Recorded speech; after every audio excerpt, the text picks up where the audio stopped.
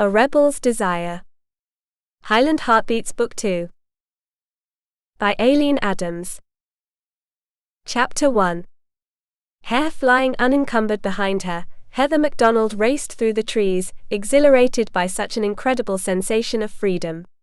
Never in her life, before the incident at least, would she ever have imagined herself behaving in such a manner.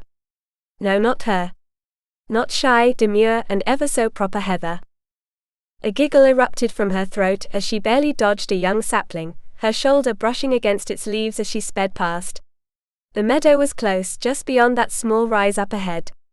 In another few seconds, she would reach the top, and as always she would pause in her tracks, taking in the sight of that meadow strewn with blue, yellow, and orange wildflowers. She couldn't name the flowers, but she was sure that her sister could. Sarah the healer, recently wed to Philip Duncan of the Highland Duncan clan. That was something Heather would never have imagined, either. It had happened not quite a year ago. Her sister had been kidnapped by the very same man she would end up falling in love with and marrying. Heather hadn't known any of that at first. She hadn't known that Sarah had been kidnapped. Then all she knew was that her sister had disappeared. She didn't know if Sarah had died from a fall, gotten attacked by a boar, or if she had been injured and unable to get back home, lying out there all alone for days before she succumbed to her injuries or the elements. Those torturous days had been the longest and saddest that Heather had ever experienced. Sarah had walked out the door that morning with her basket to collect her herbs, roots and flowers, like she did almost every other day. But that day, she had not returned. Within just a few hours passing, Heather had known something was wrong. Dreadfully wrong. Fear and terror had coursed through her. She had gone looking for her sister, older by 2 years, but couldn't find her anywhere. She did find her basket on top of the cliffside overlooking the ocean. The same location where their mother had died when they were young children. Not wanting to but feeling compelled, Heather had slowly inched toward the edge and looked over just in case. She had gone limp with relief when she didn't see any sign of Sarah down there at the bottom, broken and crumpled as their mother had been all those years ago. She hadn't known what to do nor whom to turn to. Certainly not their stepfather, Patrick. A drunkard, who had allowed a formerly lucrative smithy to languish while he spent his time drinking and carousing in nearby Kirkcaldy, sprawled along the southern Scottish coastline. The days that followed Sarah's disappearance had been the most horrible Heather had ever experienced, save the death of her mother. She had been very young then, but had learned to rely on Sarah. Sarah was the brave one, the one who stood up to their stepfather's abuse, the one who protected Heather as much as she could against it. Sarah had taken many beatings in order to safeguard Heather. When Patrick returned home later that day, drunk as usual, his nose red, his eyes bloodshot, demanding to know why supper wasn't on the table, Heather had told him that something had happened to Sarah. She hadn't returned from gathering herbs. Perhaps she had hurt herself in the woods? Been attacked by a wild boar or a wolf? Patrick had merely shrugged, ordered Heather to put supper on the table or feel the back of his hand. At that moment, Heather hated her stepfather as never before. Sarah had been gone for days.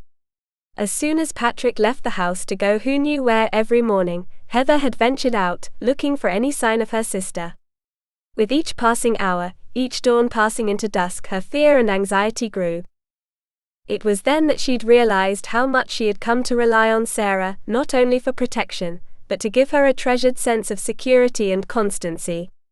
Sarah was not only her sister, but she personified the characteristics of a mother, protective, loving, always there to comfort and support. But that had been nearly a year ago. Now Heather approached the edge of the Highland meadow, and stood sheltered in the shade of the towering pines, watching the way the breeze gently tugged at the long meadow grass and prompted the flower heads to bob and sway. A butterfly landed on one of the flowers, flapped its wings twice, and then flitted away. The bird sang. Heather heard the chattering of 2 squirrels, either playing or scolding. Beyond the meadow the mountains rose gradually, wild, rugged, filled with ravines and rocky crags. The Scottish Highlands were now her home. She leaned against the tree, as she contemplated the beautiful sight of the meadow against the backdrop of the mountain. The sun shone warmly today, but autumn faded fast. The leaves had already changed their colors and begun to fall. The nights grew chilly. In a few more weeks the weather would change still more, the temperature would fall, and bitter cold would thread its icy fingers over the land. Until then, Heather would take advantage of her opportunities to hone her skills. Not the skills of her sister, a healer with expertise to make medicines, tinctures and potions with nature's bounty. Not the skills to birth a baby or mend wounds. No. Not at all. Not for Heather. Heather wanted something different. It had taken the incident to make her realize what she so yearned for. It had been hard to grasp at first.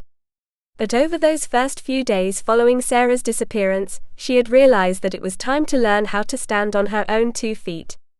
To be independent. To defend herself. To stand up for herself. It had taken Sarah's disappearance and reappearance to teach Heather that. Sarah had been gone for nearly 2 weeks before a roguishly handsome man had ridden up to Heather's door, asking for their stepfather, Patrick MacDonald. Her surprise at seeing the stranger at her door had disappeared instantly when she noted the look on his face, a glowering, impatient expression.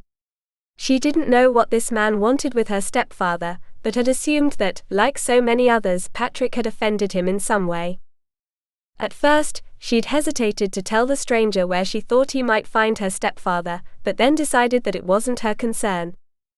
Patrick MacDonald didn't care about anybody but himself. Why should she care about him? Heather had told the man where he might find Patrick, at one of the local pubs, even in the middle of the day. She had then gone about her chores. Perhaps an hour later, the man had returned, ordering her to come with him. She had protested, until he told her that Sarah was waiting for her in the forest nearby.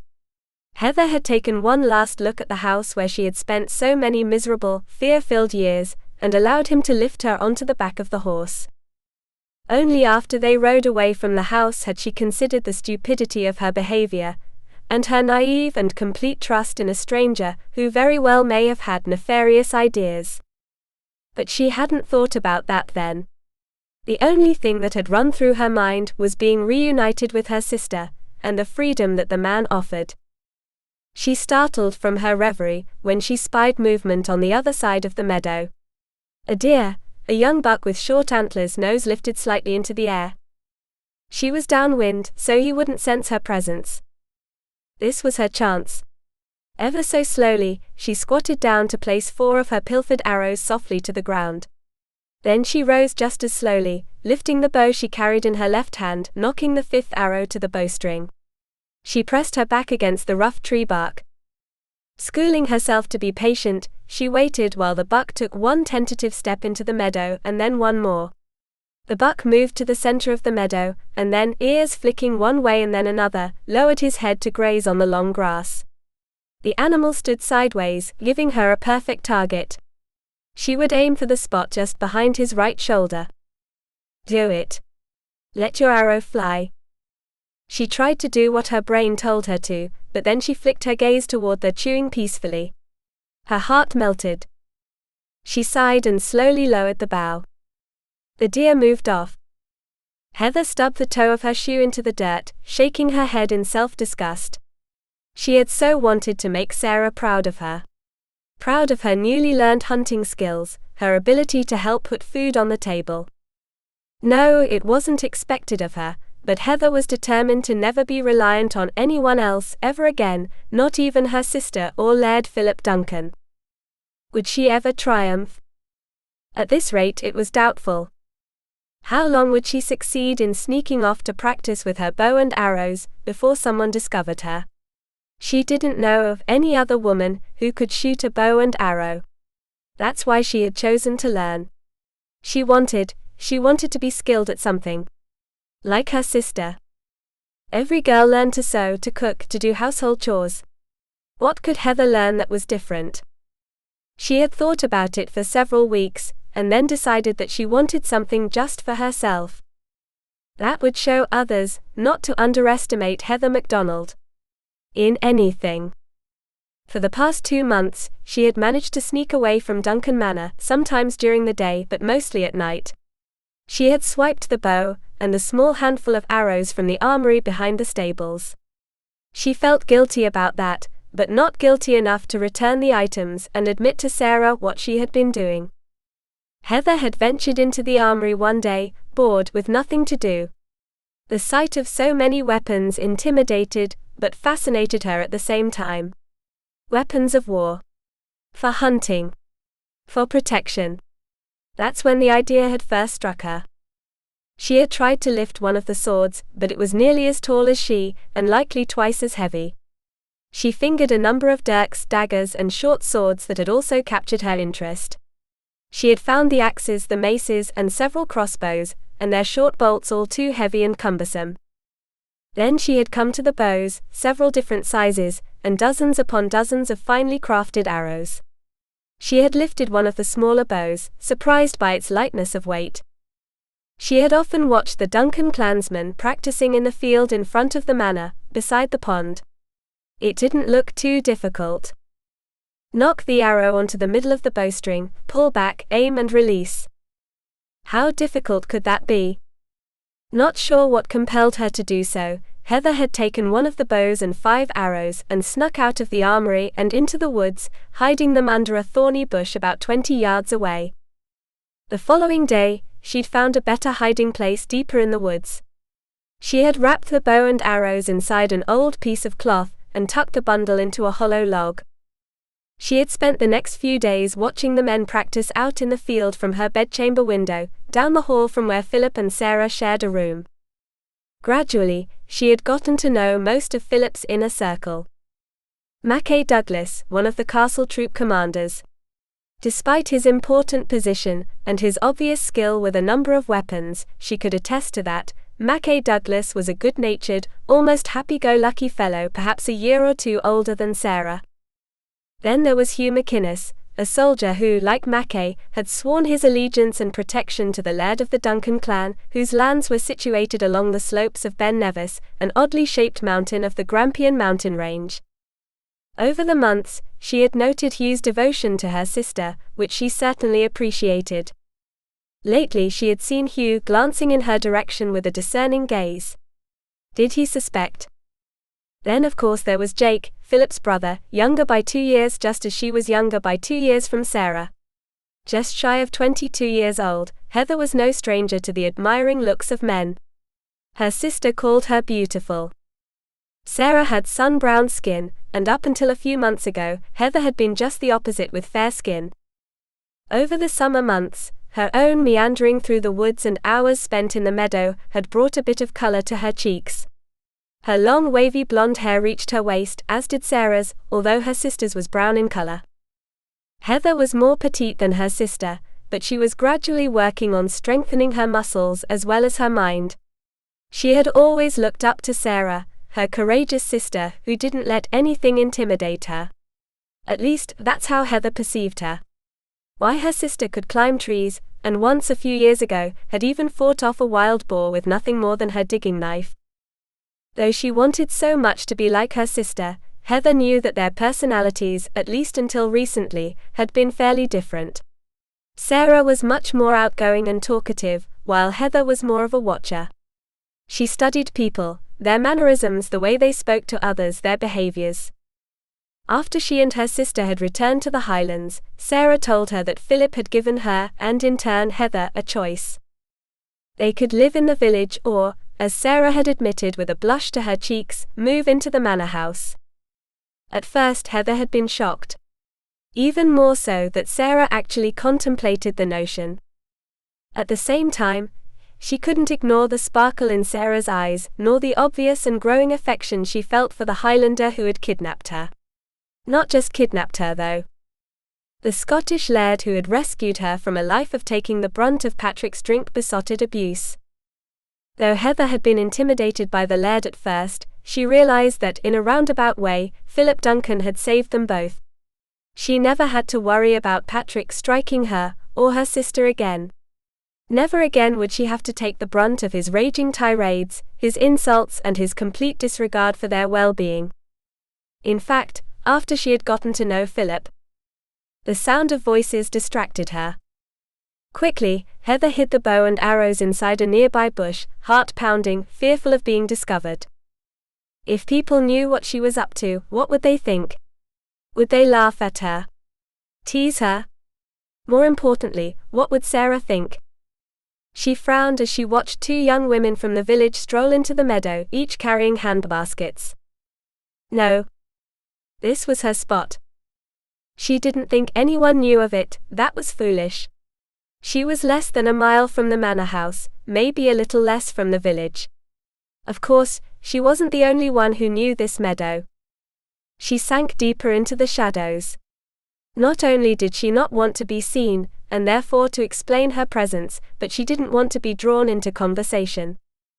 The woods grew still as the two young women entered the clearing, their voices animated. Heather didn't mean to eavesdrop, really she didn't, but with leaves on the ground and the thick brush around her, she knew that if she retreated they would likely hear her. So she remained where she was. She looked upward into the tree branches, watching a squirrel scamper on a limb high overhead. She smiled. But he's so handsome. Heather glanced from the squirrel to the clearing, immediately curious. Who were they talking about? I don't find him handsome at all. Not nearly as handsome as his brother. Who? Who were they talking about? I wouldn't mind him warming my sheets at night. One of them giggled. Heather barely stifled a gasp of shock. But he's lame now. It's doubtful he'll be soldiering anymore, said the other one, reaching down to pluck some flowers. At that moment, Heather had no doubt about the man's identity. They were talking about Jake, Philip's brother. He had been wounded in battle last spring, the mitigating factor as to why Sarah had been kidnapped in the first place. From what Heather had gathered from the story Sarah told her, the village healer had failed to heal Jake's battle wound. In fact, Jake had nearly died. Philip, desperate to save his brother's life, had ridden all the way to the coast to kidnap Sarah. Her reputation as a healer had traveled far and wide. Sarah had saved Jake's life. His terrible wound had healed, but some said he was not the man he used to be. He walked with a limp now. Heather couldn't understand why that would matter. When it came to warming someone's sheets, how rotten of them to think that Jake was less than a man just because he limped. Heather secretly liked Jake, despite his often gruff demeanor. Moodier than his brother, he wasn't much of a talker, but he had a relatively good sense of humor. A rather wicked sense of humor, she had learned. Heather had been the brunt of it herself, sitting at the dinner table with her sister, her brother-in-law, and Jake. And while she secretly harbored some affection for Jake, thinking him terribly brave and loyal, especially to his brother and her sister, he had never spared her a second glance. In fact, most of the time he seemed intent on ignoring her. When she was present around him, she felt invisible. While she didn't much care, not really anyway, she wondered what was wrong with her.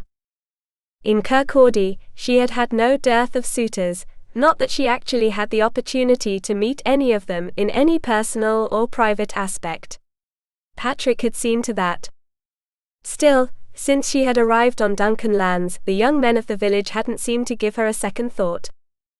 Not that she was in any hurry to wed, but she knew that she wasn't getting any younger. Why, even Sarah had married, something that she never thought her sister would do. She sighed again, and while the gossiping women moved off, Heather remained where she was, leaning back against the tree trunk, her face lifted to the warmth of the sun threading through the pine boughs, her eyes closed and a soft smile turning up the corners of her mouth as she thought of Jake. Who cared if he limped? Who cared if he wasn't the most handsome creature on the face of the earth? Chapter 2. Jake meandered slowly through the forest surrounding the acreage behind the manor house, ever watchful of intruders. The Duncans, one of the most powerful clans in this part of Scotland, were often the target of other clans hoping to usurp their lands, attack the village, or take out their revenge on Philip or even himself for perceived past wrongs. He made a face, thinking about Sienna Cameron. Even after so many months had passed, he couldn't get over the fact that the woman had tried to poison him. Poison him. because he had lost interest in her. He gazed through the trees, not seeing anything that captured his interest. Spiteful woman. He had never declared more than a passing affection for her. He had never officially asked for her hand in marriage. He'd never promised her his devotion nor his loyalty. And she had tried to kill him. Thankfully, Philip had taken matters into his own hands and kidnapped Sarah MacDonald. Jake knew that wasn't right, the kidnapping part, but his brother had done so to save him. And she had saved his life and gained a husband in return. They made a good pair. Sarah was a good match for his brother, something Jake feared he would never find for himself. He had not thought Philip would ever find a good mate, always so serious, so burdened by the responsibilities of a clan leader that he put the needs of everyone before his own. But then Sarah had come into their lives. Against her choice at first, but she had changed her mind after Philip had promised to save her sister, Heather. Jake himself had grown quite affectionate towards Sarah as his sister-in-law over the past months. Thinking about Sarah and Philip got him to thinking about her sister, Heather. That young lass was, in many ways, the complete opposite of her sister. Shy, quiet, often burrowing into the background, he nevertheless sensed that she was more than aware of everything going on around her. She was a watcher, that one. One who studied people, who thought things through. She often kept to herself, seemed content with remaining in the background. Sometimes he cast surreptitious glances at her while they gathered around the table. More often than not, Heather's gaze remained lowered on her plate. It seemed to him that she ate as quickly as possible so she could excuse herself. If she was asked a question, she answered politely, but didn't encourage conversation. Did she feel uncomfortable with Philip and Sarah, or perhaps feel that she wasn't giving the newlyweds enough privacy? Or was it him? Did she find him so damaged or ugly that she couldn't bear to be around him for long? He scowled and glanced down at his leg, resisting the urge to shout his outrage.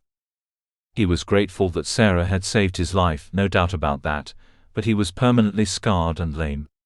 He would always have a limp. Infection, poison, a drawn-out illness, and recovery had taken its toll. It had taken him months to accept the fact that he would likely never venture into battle again. Often his leg pained him greatly and ached with a fierceness that nothing eased. On chilly, damp evenings of late he pulled his chair as close to the fireplace in his room as he dared, relishing the warmth that soaked into his damaged, scarred thigh muscles. Even so, the heat only slightly eased the throbbing. The past winter had been nearly excruciating, and it had taken much of Jake's willpower to hide his pain. He knew he wasn't fooling Sarah. She watched him. He had brushed off several of her attempts to offer sympathy for his plight. He didn't need, nor did he want, anyone's pity. Despite his gruff responses to her attempts, she had told him to gently massage the muscles while he sat in front of the fire. She had given him poultices, and once a broth that had him falling asleep mere minutes after he'd consumed it. The first restful night of sleep he had enjoyed in weeks. He didn't talk about his pain. He didn't want to explain that his often gruff manner and behavior were the result of the constant ache and the pangs that shot through his thigh muscles as he ascended and descended the stairs to his bedchamber or from there to the main room. The heated throbbing often caused him to catch his breath when he walked for long periods without resting. Jake refused to show weakness. Hoping to mollify him, and his inability to return to battle, Philip had put Jake in charge of the safety of not only the manor, but the village and the Duncan lands. Together with Mackay Douglas and Hugh McInnes, the three were responsible for the safety of the inhabitants of the region. Jake took the responsibility to heart. Maybe not as thrilling or invigorating as battle, but he took his duties to protect their people seriously. He heard the sound of voices followed by soft laughter coming from the meadow a short distance away. Maybe a half-mile from the manor, the meadow was one of his favorite places to think. He hadn't been here in a while. Not since the last time he had brought Sienna here, and they had enjoyed a bit of kissing, some fondling, and despite Sienna's urgings, that was where it had ended. He, Sienna, and Philip had grown up together. While she had blossomed into quite a beauty, he'd felt uncomfortable pursuing a relationship with her. The plain fact of the matter was, he was jealous of the glances that she got from other men. Not just their glances, but the smiles she always sent in return. As if she welcomed their flirtations. Even in his presence, she hadn't bothered to hide her giggles or obvious pleasure at being ogled by other men. It hadn't taken him long to realize that perhaps Sienna was more interested in his position in the Duncan clan than merely himself. Sienna had made no secret of the fact that she aspired to a better position and status than she had been relegated by birth. It didn't matter to her that she came from a long line of healers who were greatly respected and honored among the clan. While Jake didn't blame Sienna for aspiring to a loftier position in life, he knew that she was not well suited to such a position. He didn't get that impression when it came to Sarah. Sarah was a kind, compassionate, and devoted soul. She loved Philip and therefore his clan. As a healer, she would not only look after their physical well-being, but Jake had no doubt that she would also be a strong compatriot when it came to their needs, just as Philip was. Far from arrogant or conceited, Sarah was nevertheless a woman who didn't hesitate to speak her mind, something that Philip often found aggravating but a good trait in a laird's wife. Since they had married, Sarah had come to Jake several times asking for his advice on how to deal with his brother's moods and sometimes obstinacy. He had laughed and wished her well, but Sarah seemed to be finding her place well enough. The household and others who took care of the manor, the stables and the armory liked her. The villagers liked her as well. Once again, his thoughts drifted to Heather. She was of marrying age, even heading past it. While several eligible bachelors from among Duncan troops and the villagers stared at her with interest in their eyes, none had yet approached the laird or his wife in regard to courting her. He wondered why. Was there something about her that he didn't know? Some aspect of her personality that was off-putting? He couldn't imagine what it could be. He neared the edge of the meadow, and happened to glance over to his right. He did a double take, surprised to find Heather standing under a tree, leaning against it, her face lifted to the sunshine, a smile on her lips. He stood stock still and felt a twinge of what? She was very pretty. Not as beautiful as Sienna, but that didn't count for much, did it? He looked around carefully. What was she doing out here? Why was she standing there like that? He continued to watch her, his eyes taking in every aspect of her figure. The way the sunlight brought out the corn silk colors in her long blonde hair, today captured and tamed in a long braid that was pulled over her shoulder and reached down to her waist. He eyed her delicate features, the exquisite profile, the fine bone structure of her cheeks and jawline. Her lips, so pink and inviting. He felt the stirrings of arousal but tamped it down with a scowl. Though it had been a while since he had been with a woman, he was surprised at the feelings which Heather evoked within him. He shook his head, scolding himself. She was Sarah's little sister. Well, not so little, and only a couple of years younger than her sister. In fact, he and Heather were much the same age. Had she been talking to herself? Is that what he had heard? He looked around the meadow, and to the other side, but didn't see anyone. Come to think of it, he realized that Heather slipped away often. Not that he paid strict attention, but he did notice that one minute she would be someplace, and the next she would be gone. Is this where she came? He took several steps closer, careful not to step on branches to alert her to his presence. He managed to close the distance between them but then paused, so close that he saw the pulse of blood in the bluish-tinted vein that threaded up the side of her long, slender white neck. "What are you doing here?" She startled, hands tightly pressed against the tree bark as she quickly glanced around to determine the source of the intruding voice. Her eyes passed him but then returned, widened in dismay. In an instant, her dismay transformed into irritation. She frowned, staring at him. "Are you spying on me? Now why would I do that?"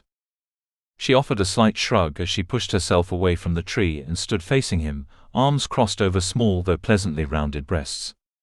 Her face wore an image of defiance, as if she had been caught doing something unseemly. He took a step closer, but she backed away. He frowned. "What are you doing out here?" he asked again. "Does it matter?" He glanced around. Was someone out here with her? A secret tryst? It's not a good idea to be traipsing around by yourself in the forest. That's all. I can take care of myself. Her attempt at bravado amused him, and he grinned. "Can you now?" To his surprise, a flush of color swept up her neck and into her cheeks. Adorable. "Heather, what are you doing out here?" "Trying to enjoy some peace and quiet, do you mind?" For a moment, he was flabbergasted. What had gotten into her? Usually so quiet, now she had her hackles up. "You'd better go on back to the manor." "Why?" "Why?" Didn't she understand how dangerous it was out here in the forest by herself? "You do remember what happened to your sister last year, don't you? She ran into the forest and ended up getting kidnapped." "Again?" "What?"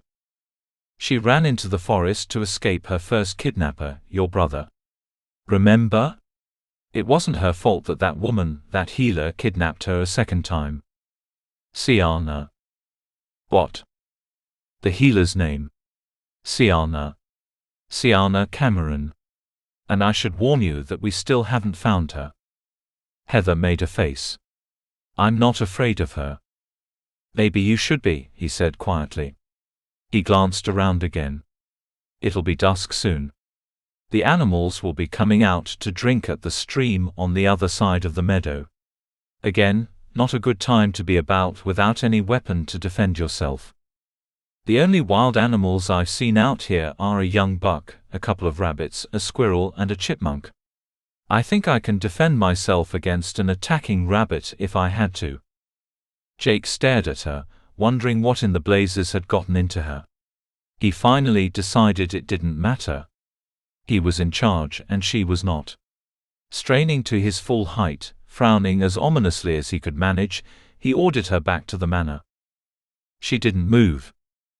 He resorted to blackmail. "I'll tell your sister." "Go ahead." She shrugged. "Fine." He turned around, prepared to return to the manor and do just that when she spoke up. "All right, I'm going." She brushed past him, mumbling, "I don't know why I can't go any place just to be by myself without being harassed by interlopers." He watched, shaking his head with amusement as she disappeared, her mumblings growing fainter as she headed back toward the manor house. He followed, albeit at a slower pace, thinking that it was probably the longest conversation the two of them had had since she and Sarah had arrived. Her looks were deceiving. She might be daintier than her sister and a bit more withdrawn and shy, but she certainly could speak up when she had a mind to. He smiled, nodding with satisfaction. Perhaps he had underestimated her. It was that very thought that had him growing more curious about her. He wondered why she was out here.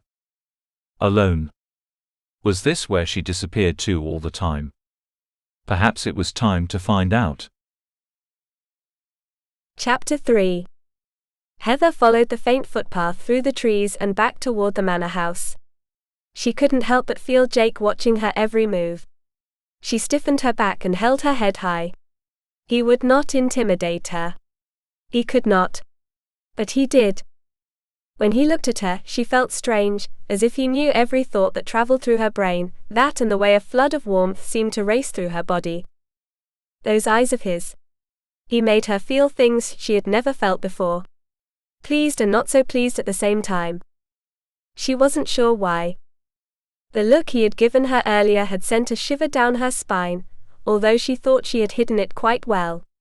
He might be lame now, but he was still impressive. His bulging muscles, his huge hands still strong, capable, and... She shook her head. Stop it. She shouldn't be thinking of Jake in this manner. And why the concern about her being out in the woods? Those two women had been by themselves. The thought that crept into her mind nearly had her stopping in her tracks. Was he following her? Spying on her? Did he know what she did when she slipped off and disappeared into the woods? She certainly hoped not. If he did, wouldn't he have spoken up about it? Possibly even challenged her. She frowned. Why would he care? He was busy protecting Philip's lands. He, Hugh and Mackay were always about, patrolling, checking with sentries, venturing beyond the village and deep into the woods, the forest, and even up into the mountains, looking for danger. Sometimes she thought Philip was paranoid, but deep down she knew that wasn't true. He was just very protective of his people. She wasn't used to that. She wasn't used to anyone being concerned about her safety, comfort, or well-being. Not Philip, not Jake. By the time she got to the manor house, and dared a glance back over her shoulder, she didn't see any signs of Jake. Good. She went inside and ventured into the kitchen. Maggie, the cook, stirred something in a pot hanging over the low-burning fire. Millicent, the housekeeper, Agnes's daughter, kneaded dough on one side of a large table in the middle of the room. Catherine, the cook's helper, chopped vegetables on the other side of the table. Heather asked if she could help with anything, but was quickly shooed away. The Laird's family was not expected to assist with chores. She was more than willing to help, but her new status as the Laird's sister-in-law was also something she was struggling to get used to. She knew Sarah felt much the same. The two of them were more than familiar with taking care of themselves, cooking their own food, cleaning and sewing. Here, Philip, Agnes and other staff in the manor house insisted that Sarah and Heather come to the staff with any of their needs. Sarah told her to enjoy being pampered once in a while, but Heather felt embarrassed. So, determined to rely on only herself, this new situation was incredibly difficult to adapt to. She needed to learn. She knew that she couldn't stay at the manor house forever. Sarah and Philip would someday start a new family. She didn't want to be the maidenly aunt. The unmarried spinster the family took pity upon and allowed to live with them. Someday she wanted to find what her sister had found. Love. In her quiet moments, lying in her bedchamber at night, listening to the sounds of the house as everyone settled in for the evening, the fire glowing softly in her small fireplace, she felt envious of her sister. She wasn't proud of it, but she wasn't going to deny it. Sarah had always been strong and independent. Why couldn't Heather be more like her sister? Oozing with confidence with everything she did. Her sister had a valuable skill, one that would always be respected. What did Heather have to offer a man? Or the villagers in her new home? She knew that she could never go back to Kirkcaldy. Not after what happened. No one there knew what became of Sarah or Heather. Just as well. Let them think what they would. Let Patrick think what he would. He had probably not spared either of them a thought, in all the months they had been gone. The Highlanders were not nearly as brutish as she had been led to believe. She didn't interact with many of them, but maybe if she pushed herself, she could become more involved with the villagers. Help them in some way to improve their lives. She made a face, staring up at the ceiling. What did they need from her? The Laird took good care of them. Sarah would take care of their physical ailments, and the local priest took care of their spiritual needs. She rolled onto her side, staring at the dying embers of the fire, contemplating her value. She knew what she wanted to do, had thought about it since she was little, but she also knew she had to keep it secret. Sarah would be shocked if she knew. Probably refuse to support such an idea. It was a secret that Heather had kept hidden deep in her heart for many years, especially after their mother had remarried. She had been so young when her mother died. After that, all she had known was Patrick's disdain. But she did remember her father, Gregory. He'd been a soldier, like Jake. She had vague memories of his booming laughter, the way he would toss her up into the air as she squealed with delight, her mother scolding him not to be so rambunctious with his children. There one day, gone the next, never to return. "I will avenge you, father," she whispered into the darkness. That was the secret she held so close to her heart. She wanted to learn how to fight. By springtime, she would know enough to venture north and join the battalions of soldiers and warriors fighting under the King of Scots against the Norse. She would avenge her father's death. She would succeed too, if she had her way about it. No one knew that she snuck away from the manor to train with her bow and arrows. Weeks ago, she had enlisted the help of a village lad of 15 who was training under one of the soldiers. Kevin was large for his age. She had seen him training with one of the Duncan soldiers in the meadow beside the pond, learning how to wield the weapons of war. He was especially gifted with the short sword, but was also adept at archery. She'd watched him for days, saw that he rarely spoke to others and ventured to and from the training ground by himself. She had followed him one day, and in the forest near the outskirts of her meadow, she had approached him. She tentatively broached the idea and made him a deal. He was startled at first, maybe even afraid that the Laird would find out, but she quickly assured him that she wanted to keep her plan a secret. She bribed him well to keep it, and over the past 6 weeks he had. She asked that Kevin teach her archery and how to handle a short sword. When he had asked why, she told him that was for her to know. It was better that way. Of course he was curious, but the food she snuck out of the kitchen to pay him seemed to settle his queries. He lived with his blind grandmother. The extra food was a blessing. The sword she practiced with was a wooden one, for now. The battle swords in the armory were much too heavy for her. She was better with the bow and arrows than the wooden sword, as she found the movements for thrusting and parrying and slashing very confusing. How was she supposed to anticipate what an opponent was going to do? With a bow and arrow, she didn't have to get so close. Preferable by far. She and Kevin had agreed to meet one day at the end of every week, after his training at the meadow before dark.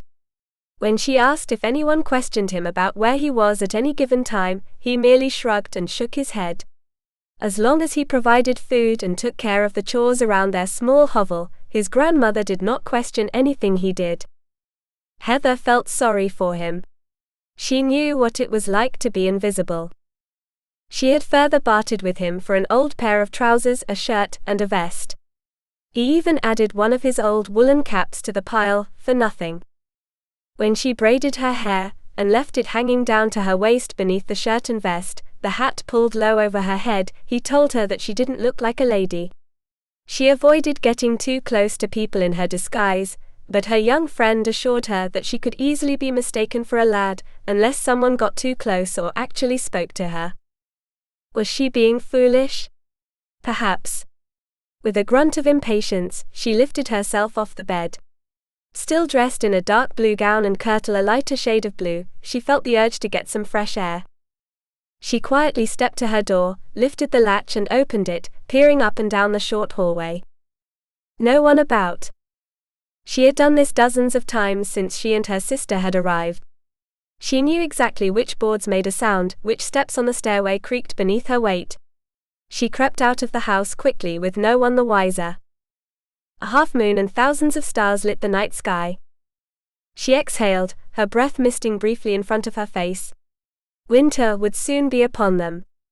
It would be much more difficult to encourage Kevin to venture outdoors, away from his warm fire for training. She knew she wasn't ready yet. She would have to offer him some reward for his continued teaching, but wasn't sure what. Grumbling with dissatisfaction and a sense of impatience, she quickly rounded the manor house and headed for her meadow. And that's how she thought of the place. Her meadow. It was incredibly peaceful, especially late at night. A good place to think and contemplate her future. In a matter of minutes, she approached the clearing. Listening carefully, sure that no animals were about, she slowly walked into the middle of the open area, gazing up at the moon and the myriad of stars blazing brightly overhead. With a pleased sigh, she sat cross-legged and gazed upward, finding familiar constellations, feeling that at least some things never changed. After a few minutes, she lay back in the grass, legs outstretched, feet crossed at the ankles and arms crossed behind her head. A cool breeze wafted through the grasses, eliciting whispers of sound. A cricket chirped nearby. She shivered slightly, thinking that the next time she ventured out, she would have to wear warmer clothing. She didn't need. "What are you doing out here?" She bit back a scream as she jolted upright, searching for the source. Her heart pounded and her head roared. She felt her stomach harden into a knot when she spied the looming shadow approaching from the edge of the clearing. She recognized the walk, the limp. Jake. He was following her. She didn't know whether to be insulted or flattered. "Jake Duncan," she hissed, hoping she sounded more angry than terrified. "What do you think you're doing, frightening me like that?" His ensuing chuckle surprised her. "I've been watching you, lass. You've been sneaking about for some days now. What are you up to?" Days. He had only noticed her sneaking off a few days ago. Good. Her secret would still be safe. He stood with legs braced slightly apart, hands on his hips. "I was looking at the moon. You can't see it from your window." She groaned low in her throat. "Can't I do anything without you lurking about? If you must know, I like to come out here when it's dark and look at the moon, the stars, and find the constellations." He looked upward into the night sky. "Do you know them all?" "No." She bit back a gasp of surprise when he abruptly sat down beside her. She heard his barely audible groan as he stretched his bad leg out in front of him, so close to hers that she felt its heat. "I do," he grunted, face upturned. She couldn't see his expression, but she couldn't help but admire his profile. She never knew that Jake was a stargazer as well. "Why are you following me?" He turned from the sky and looked at her. She still couldn't see his expression. "I told you it wasn't safe to be wandering about alone. As I said, I've been watching." "Why?" she interrupted softly. "Curiosity." She tsked. "About what?" "You," he said simply. She thought about that. She believed that her sneaking about had generated curiosity on his part, but she wasn't about to tell him her secret. "Well, you don't have to worry about me," she said. "I don't need you watching after me, as though I were a baby. I've been charged with the safety of everyone in the manor house and the village, and all the Laird's people. What do you do, sneaking off at all hours of the day? Where do you go? How often do you come here in the middle of the night? That's none of your business." It is." She bit off a sigh and turned her face to the sky. He made her uncomfortable, in a strange way. Not afraid of him, but... "Does your sister know what you're up to?" She glanced at him. "There's no need for her to know. I'm not doing anything wrong." She gestured. "I'm looking at the stars. Why does that matter to you?" He didn't reply but stared at her. Though she couldn't see his eyes, she knew that he studied her. Her heart skipped a beat. The breeze carried his scent toward her, of horses, pine and leather. And something else. What was that? Sandalwood. For an instant, and an instant only, she felt a surge of attraction. Quickly tamped it down. "It matters to me because I'm responsible for you." "No, you're not. I'm responsible for myself." "No, you're not, Heather." He paused. "Your sister would have my hide if she knew I was aware of your sneaking off, and didn't tell her." "You're going to tell her?" For the first time, she realized that Jake did in many ways have control over her movements. If Sarah found out what she had been doing, or if Philip or Jake discovered the truth, they would severely curtail her ability to move about freely. She had no doubt about that. She couldn't let that happen. "Maybe." "What do you mean maybe?" she asked. "You tell me what you're up to. If I believe you're not putting yourself in danger, I may just turn a blind eye." "So once again, a man telling me what I can and cannot do," she grumbled. "Will it always be this way?" She returned her attention to the stars. "Tell me, Heather. Where have you been sneaking off to? What are you up to?" "Nothing," she insisted. Frustrated and irritated that he had interrupted her solitude, she moved. She rose to her knees, prepared to stand, but caught her feet in the fabric of her gown. With a startled cry of dismay, she toppled right into Jake's arms. She froze. Her bosom pressed against his chest, her hands braced against his broad shoulders. His arms had reached up to prevent her from falling. She found herself half lying on his lap. Mortified, she tried to push herself away and scramble to her feet, but her knee found the tender parts of his groin. He bit back a garbled curse. "Damnation. I'm sorry," she stammered, trying to reposition herself. This time her hand landed on his rock-hard thigh, but unfortunately it was his injured one, and he yelped in pain. Again, she stammered a profuse string of apologies. He cut her off. "Hold still. Don't move." She froze, afraid to move, afraid to hurt him again. While she didn't want him interfering with her solitude, she felt guilty about causing him pain. She cringed, empathetic, frozen in an awkward position, her hands still clutching both of his shoulders, her face upturned mere inches from his own. His body had stiffened in pain, and she waited for it to pass. Then, before she could even understand what was about to happen, he looked down at her. She felt the warmth of his breath on her face. She smelled mint. He slowly lowered his face toward hers, his arm beneath her shoulders lifting her slightly upward. Their lips touched. She was so startled, she didn't know how to respond. His lips were soft and warm, gentle as he kissed her. She felt the rough stubble on his chin against her cheek, a myriad of feelings rushing through her, startled by her own reaction, the blood throbbing through her veins, the tingle that raced down her spine. She felt flooded with warmth. She had never been kissed before, never even imagined it could be like this. For a moment, she succumbed to the sensations flowing through her. Pressed her lips harder against his, but then she realized what she was doing. She was in a clearing in the middle of the woods, in the middle of the night, kissing Jake Duncan. She made a sound low in her throat, but to her horror it sounded like a soft groan which could easily be mistaken for a moan of pleasure. Her fingers tightened on his shoulders, and she pulled her head back, instantly missing the warmth of his lips but knowing. "You don't have to be afraid of me, little rabbit," he said. He also pulled his head back, and gently set her on the ground next to him. "I'm not a rabbit," she muttered.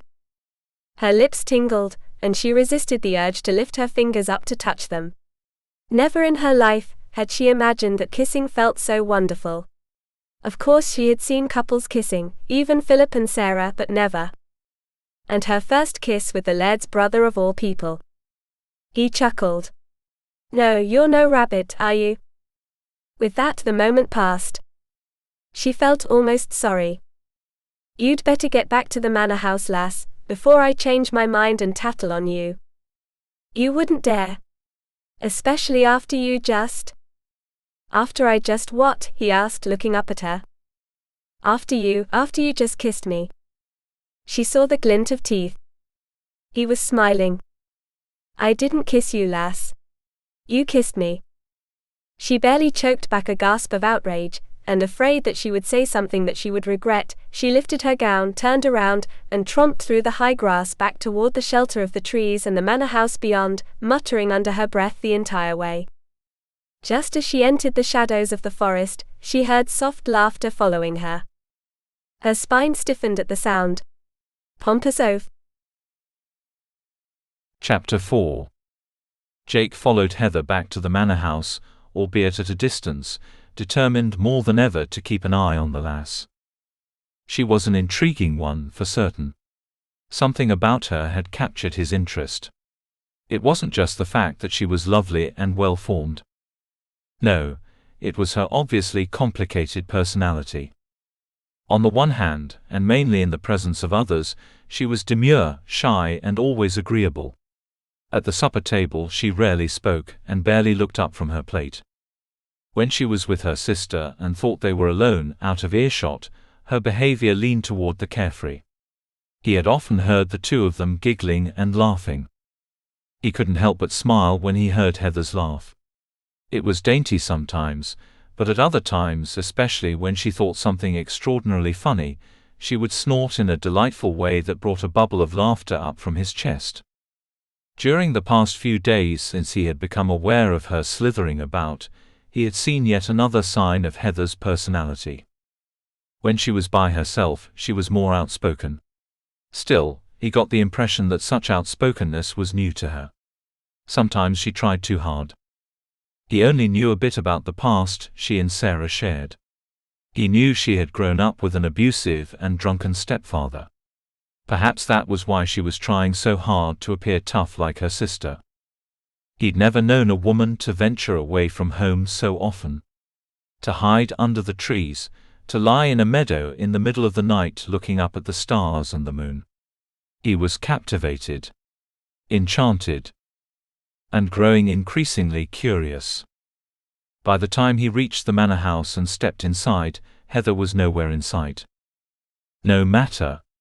He had things to do. He found Philip in the small room near the back of the main hall that he used to handle business affairs. He told himself to keep his mind focused on protecting the people over which he was responsible. In his spare time, however, he vowed that he would find out, eventually, what Heather was doing. Why she was sneaking off so. "Philip," he said, stepping through the doorway. "Hugh told me earlier today that you were looking for me. Where have you been off to so late in the evening?" Jake pondered, then decided that for now he would keep Heather's secret. He shrugged. "Just roaming?" Philip eyed him doubtfully. "Your leg hurts, doesn't it?" Without waiting for an answer, he continued. "Why don't you swallow your pride and allow Sarah to make you a tincture to help ease the pain? It won't affect your ability to do your job, you know." Jake frowned. Not necessary. He would not have his brother, nor anyone else in the Duncan clan, believing that he was less of a man than he used to be since he'd returned from battle. And for that, he blamed Sienna and her wicked attempt to poison him. She had allowed the infection to seep into his wound.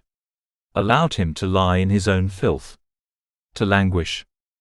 Someday he would have his revenge. Fine, have it your way. He glanced pointedly at Jake's leg and then up again. "I want her found."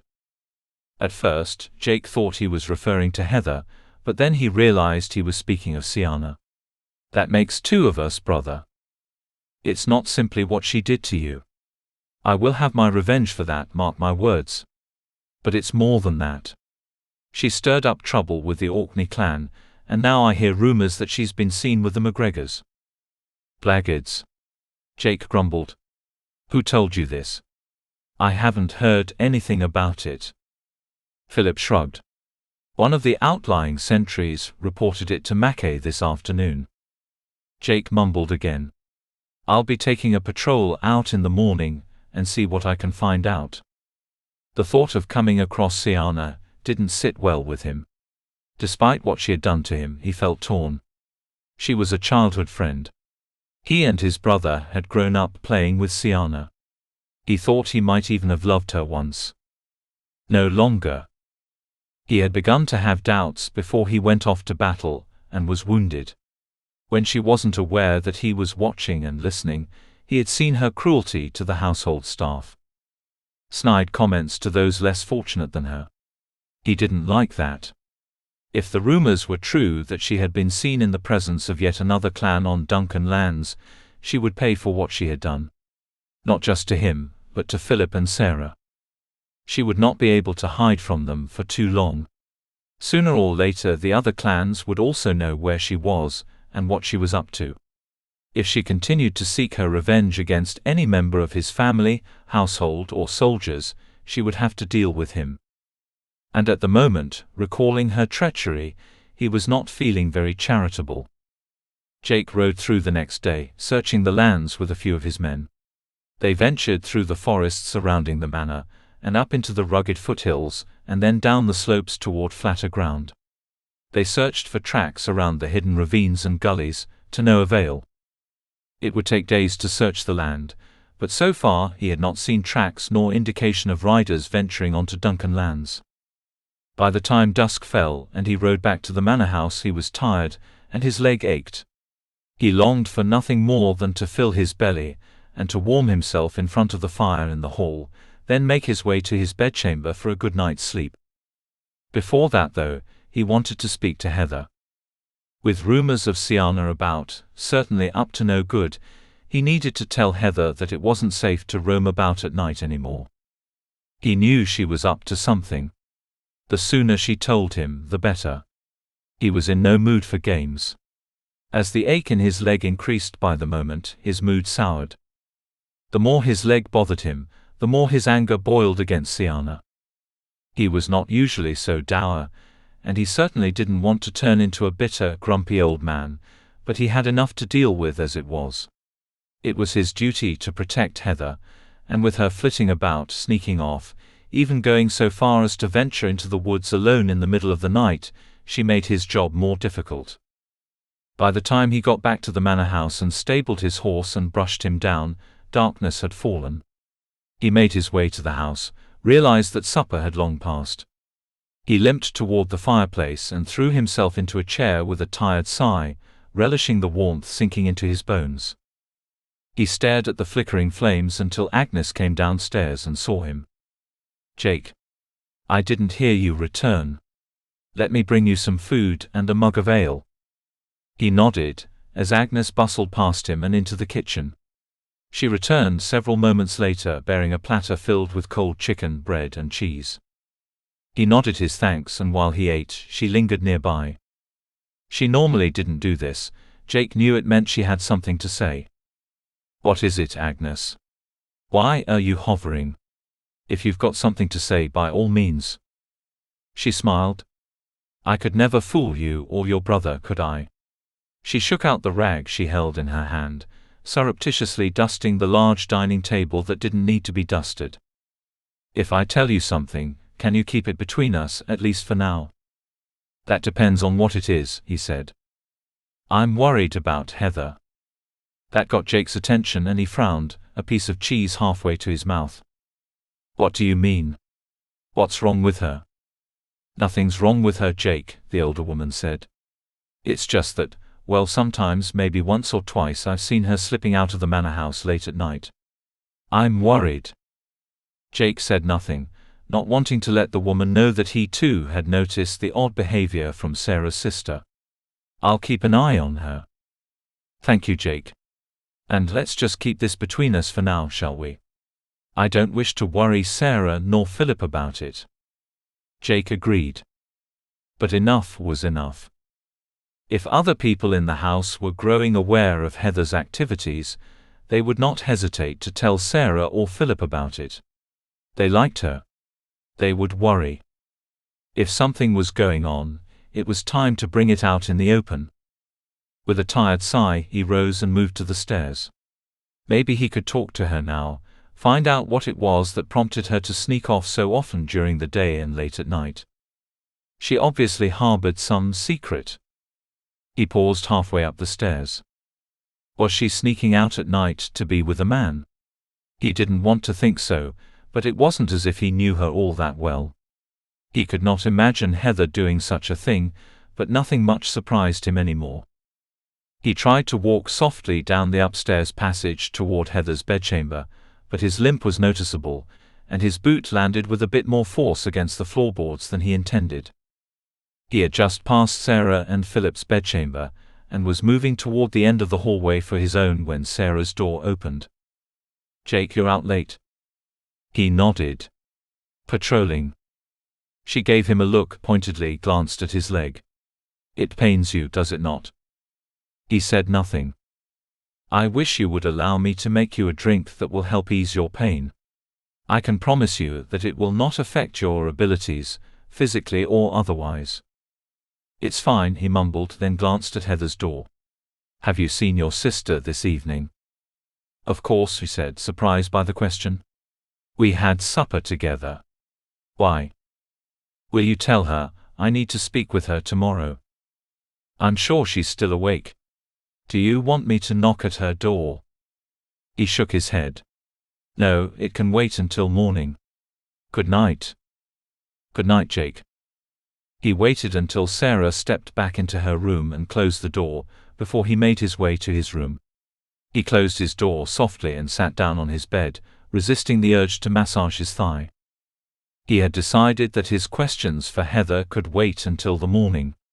He longed for nothing more than a good night's sleep. Rest was the best thing for his leg anyway.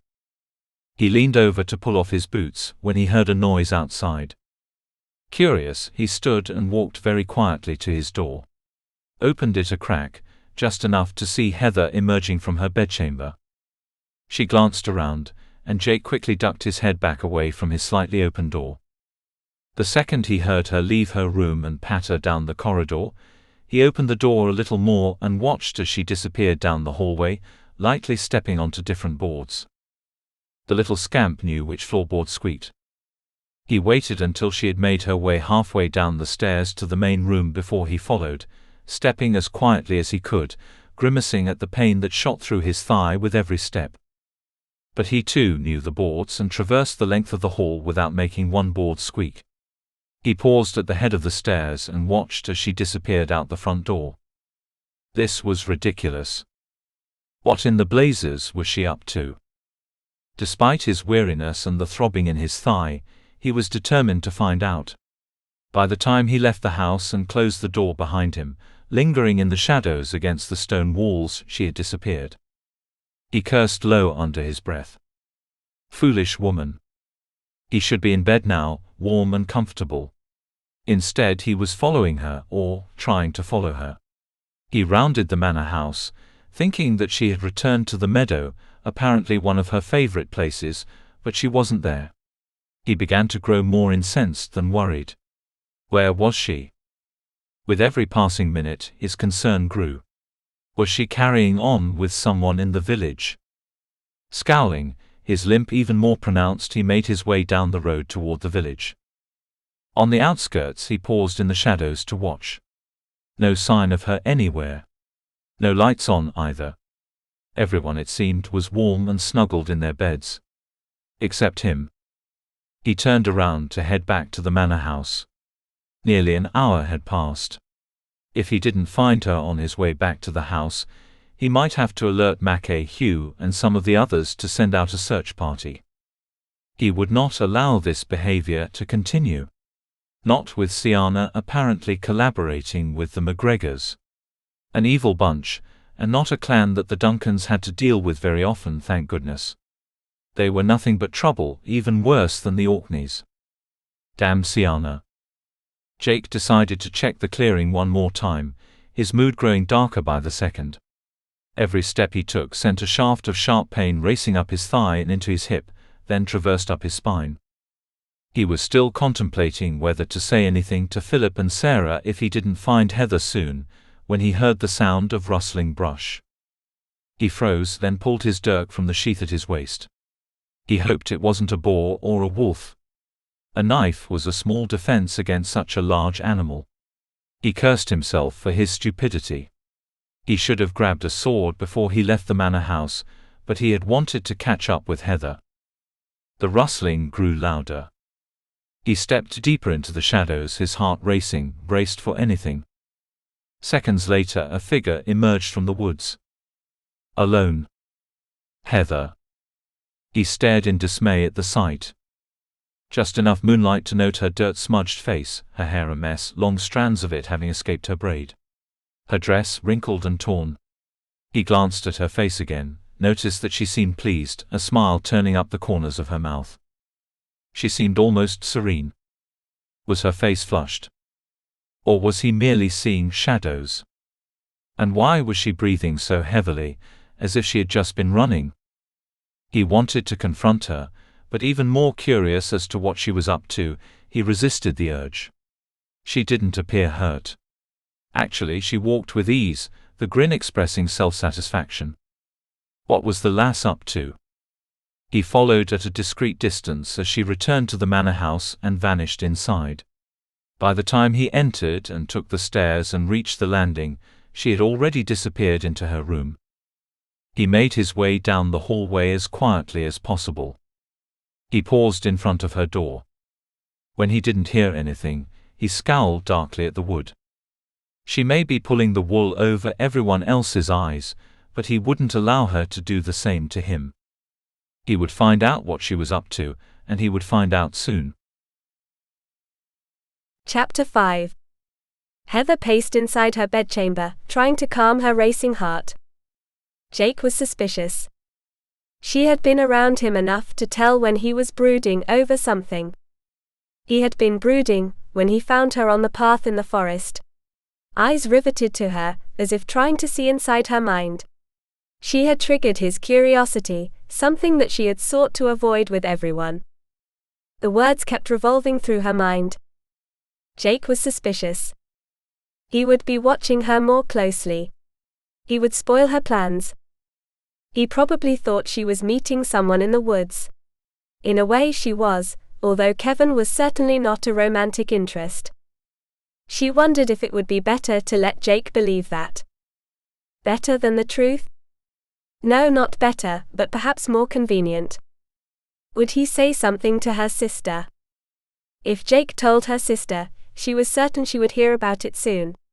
She didn't think she could lie to Sarah, but she also knew that if her secret was discovered, Sarah would put a stop to it.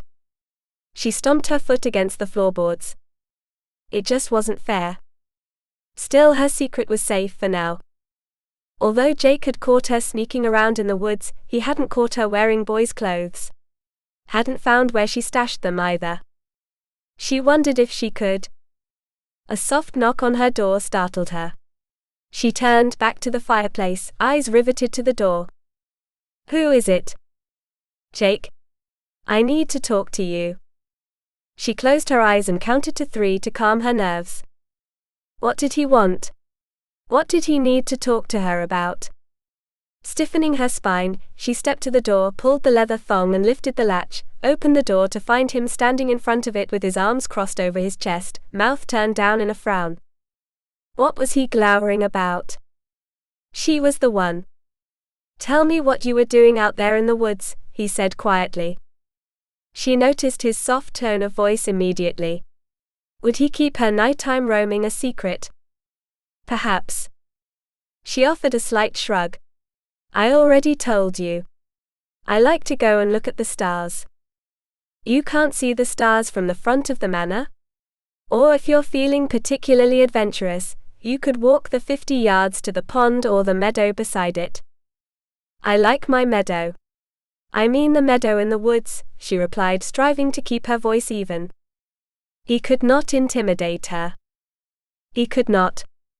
What kind of soldier would she be if she allowed a man, any man, to intimidate her? Besides, I'm not bothering anybody.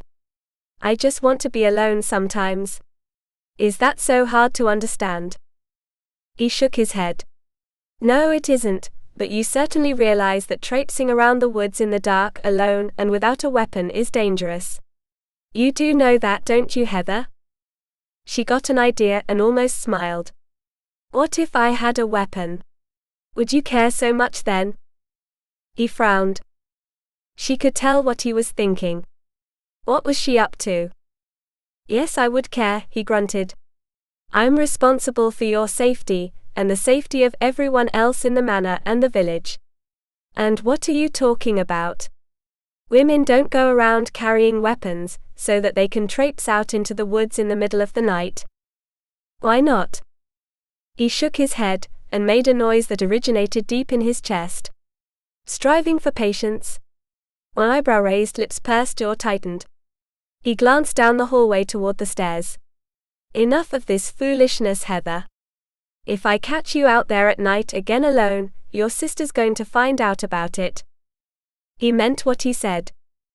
She placed her hands behind her back, crossed her fingers and quietly promised him that she wouldn't go off by herself. She didn't say anything about not meeting Kevin for her training sessions. After all, she would be with somebody, so she wasn't really lying. Jake gazed down at her, his gaze disconcerting, lingering longer than necessary. She felt a warm flush creep into her cheeks. She barely stifled her groan of frustration. Why did she always flush when she was around him? It was so annoying. She couldn't pull her gaze away from Jake's, especially when quite unexpectedly he grinned down at her. What was the matter with him?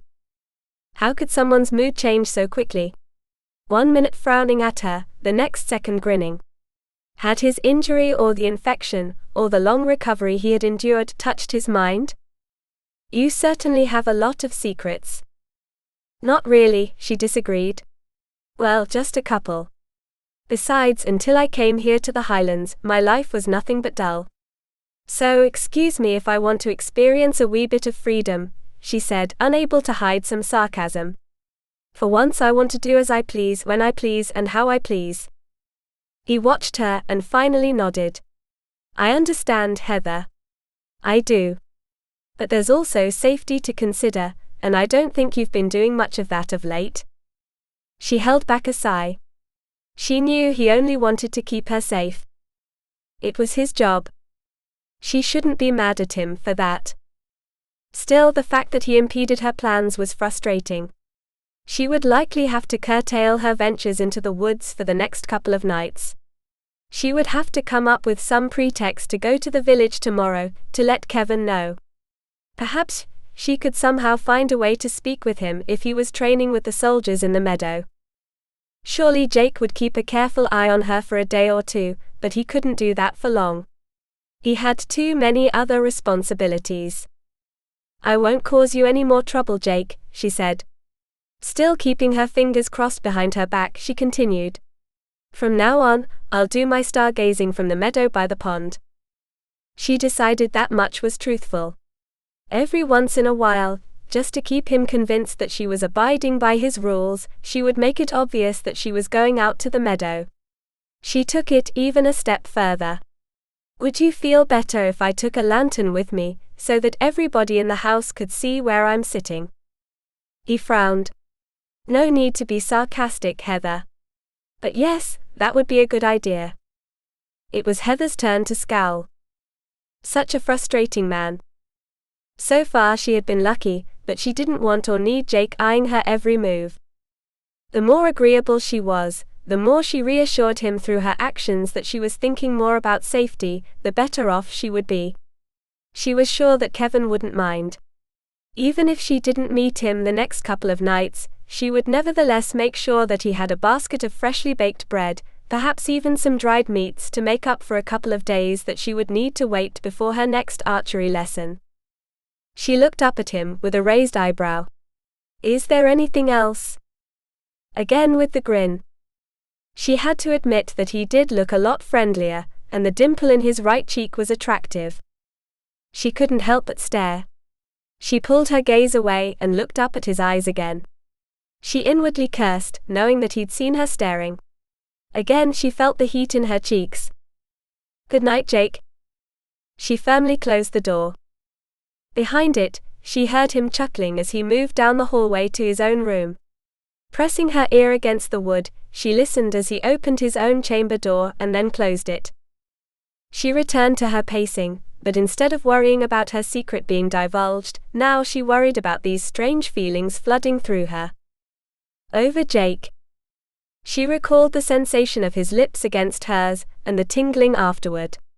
The memory prompted her to lift her fingers to her lips. She wasn't interested in Jake. She wasn't. Was she? She had always found him interesting, but not nearly as approachable as Philip, who was intimidating in his own right. The two brothers were so different. Then again, so were she and Sarah. Finally, tired of thinking about Jake, tired of trying to figure out her own feelings about him, and how she could continue her training without him finding out, she readied herself for bed. Over the next couple of days, Heather kept her promise to Jake. After all, she hadn't told him how long she would acquiesce to his demands. That's exactly what they were. Demands? She harrumphed. Just because they had been expressed politely, didn't make them anything else. She made a point to tell Sarah, or anyone else who was interested, that she was going stargazing out by the pond. She received a few odd glances but nothing more. She even lit a lantern and took it out with her. Mostly just to annoy Jake, if he happened to be looking, which she was sure he was. She had seen him shadowing her on numerous occasions over the past few days. Either Jake or his cronies Hugh or Mackay, both feigning innocence when she confronted them. They looked chagrined but unapologetic, merely offering her shrugs. After that, she ignored all three of them to the best of her ability. By the fourth night, she was fairly sure that Jake was satisfied. After supper, she told everyone she was tired and retiring early. Sarah asked if she was all right, and she replied that she was, but wanted to just climb under the covers and catch up on sleep. Jake had watched her go upstairs. She waited in her room, sitting impatiently on her bed until she finally heard footsteps coming up the stairs. Jake walked to his room. She heard Sarah and Philip talking softly as they entered their own room. Soon all sounds in the house settled. As quietly as possible, she walked to her door, and ever so slowly pulled the leather thong to lift the latch. Silently she slipped from her room, closed the door, and then hurried down the hallway, walking quickly on the balls of her feet as she headed for the stairs. She didn't make a sound. In a matter of seconds, she was out of the house. She huddled close to the walls, deep in the shadows, pausing at the corner of the house to make sure that nobody was watching. Staying in the shadows offered by the trees, she quickly darted into the woods. She had sent a note to Kevin earlier in the day, asking him to meet her at the meadow. Before she reached the designated spot, she stopped by her hiding place. Quickly glancing over her shoulder, which she had done more than once on her way here, she nimbly climbed out of her gown, kirtle, and long linen undergown. The cool night air raised gooseflesh on her exposed limbs, despite the linen knickers and thin sleeveless shirt she wore beneath the undergown. Hissing with cold, she quickly donned the boy's trousers and tied the leather belt snugly around her waist. Next, she pulled on a pair of knee-high boots. A little big, but she had stuffed some straw into the toes.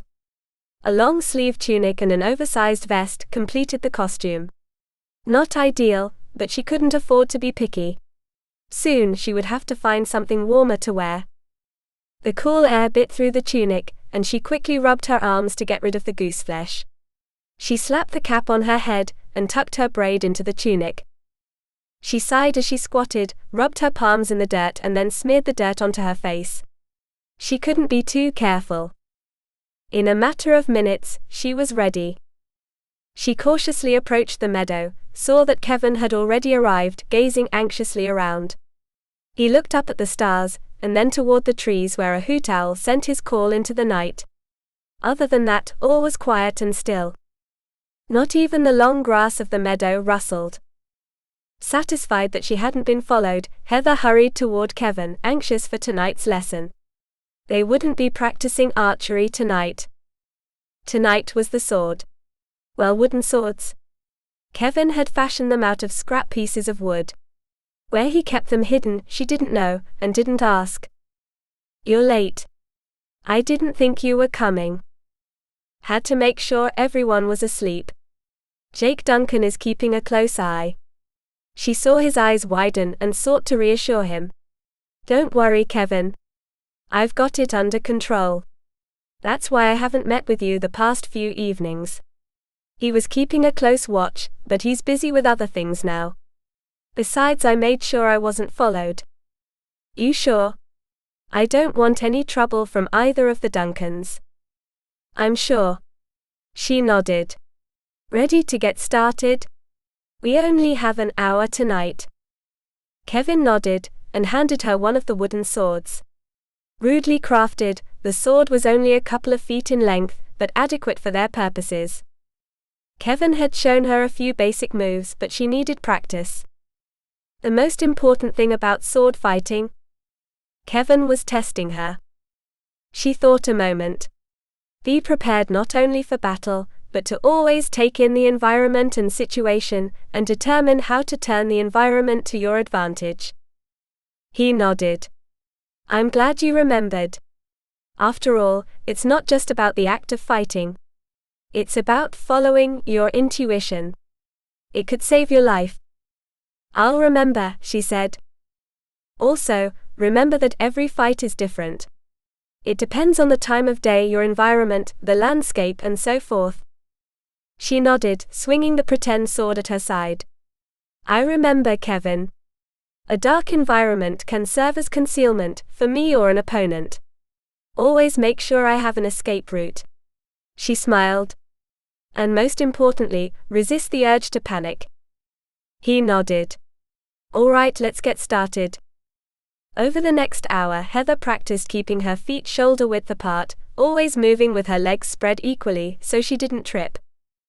He instructed her to more or less slide her feet rather than take steps, reminding her that this kind of sword fighting was not like fencing with elegant parries and thrusts and large steps. He cautioned her to keep a straight back, her torso slightly forward to help keep her balance when she slashed with the sword. He taught her how to watch his body for cues as to his anticipated movements, and not only how to counter strikes but engage in preemptive strikes. In hardly any time at all, she felt the physical activity. She began to perspire, and her breath came faster. Highly alert, she tried to watch his every move, every gesture and every twitch of his muscles. Sword fighting was not only physically exhausting, but mentally exhausting. She much preferred archery, but she knew that she had to grow more adept with different types of weapons. Finally, when her heart pounded and she felt a stitch at her side, she backed off. Kevin called a halt to their practice. "Enough for tonight. I'll be training with the soldiers again tomorrow." He extended his hand, and she handed him the wooden sword. "How do you feel?" She rotated her shoulders and clenched and unclenched her hands. "Tired, but I feel I did better tonight than I did last week. What do you think?" "You're improving," he agreed. "But don't get ahead of yourself now. There's still much to learn." She agreed. "Tomorrow I'll make sure there's a basket outside your house.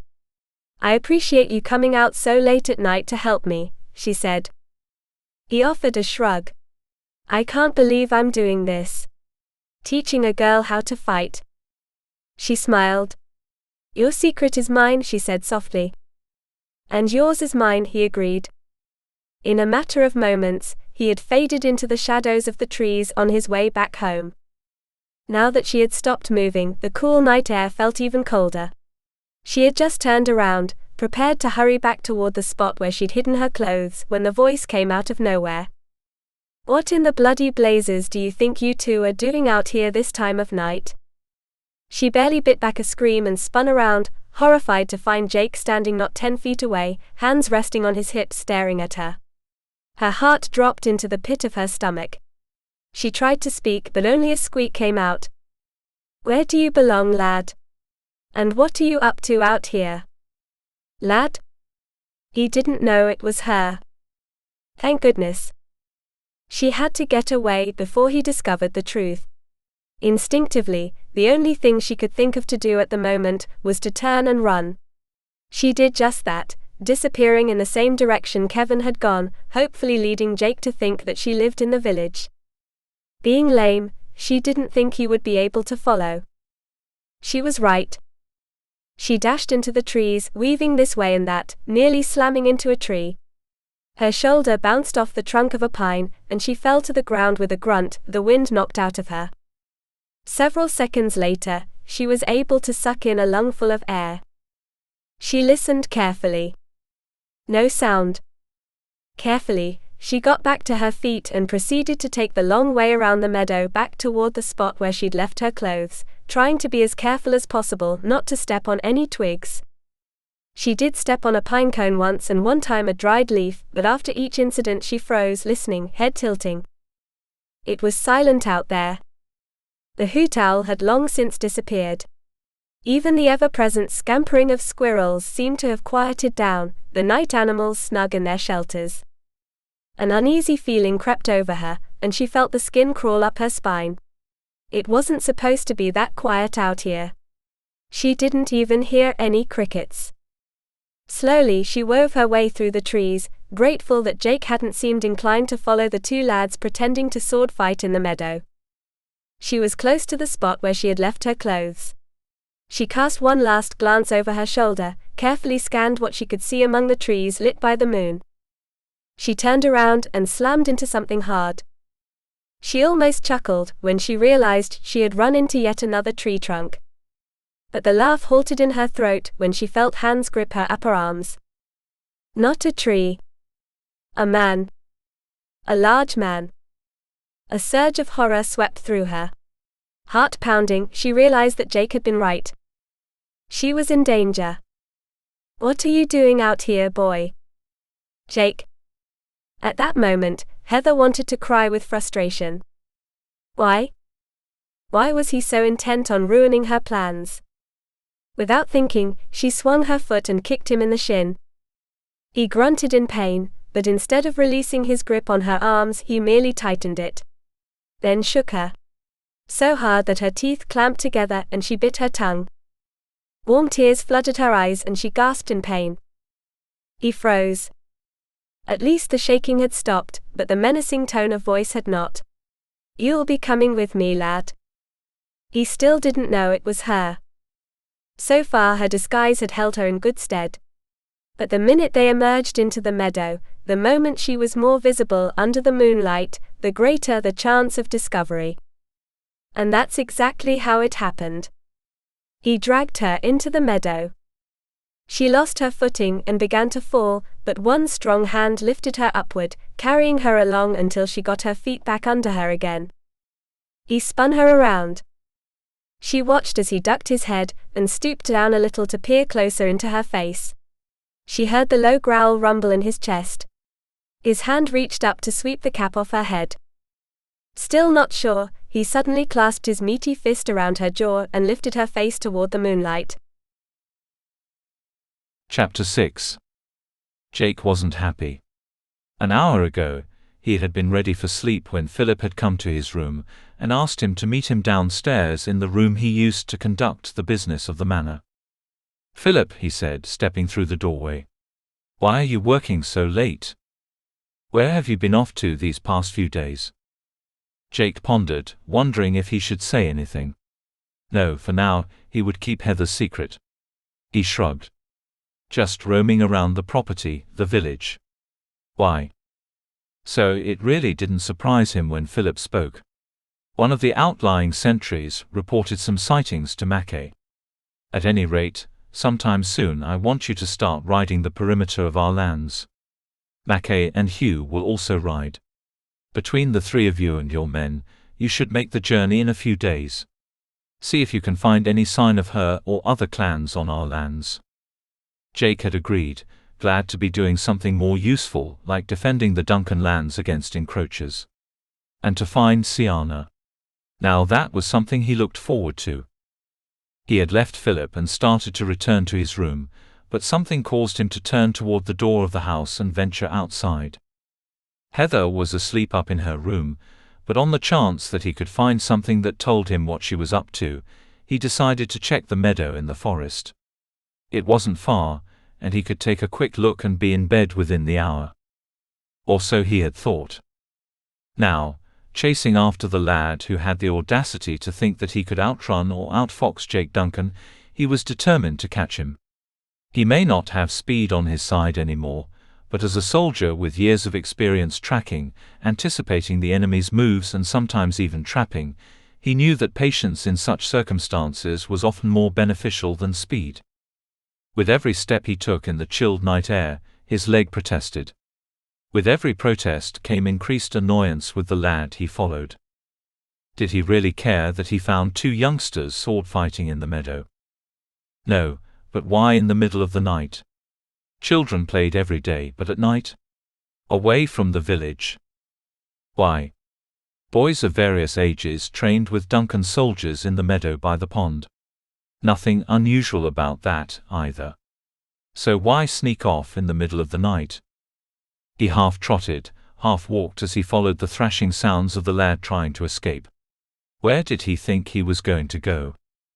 The boy may not realize it, but he was now running away from the village and heading back toward Duncan Manor. Was he one of the household staff's children? It didn't matter. When he realized the direction the lad took, aware of it or not, he slowed to a walk, resisting the urge to grasp his aching thigh with every step. Gritting his teeth, Jake slowed his pace a little but still walked quickly. He would pay for this activity in the morning, and that rankled him even more than the fact that he was chasing a boy through the woods late at night.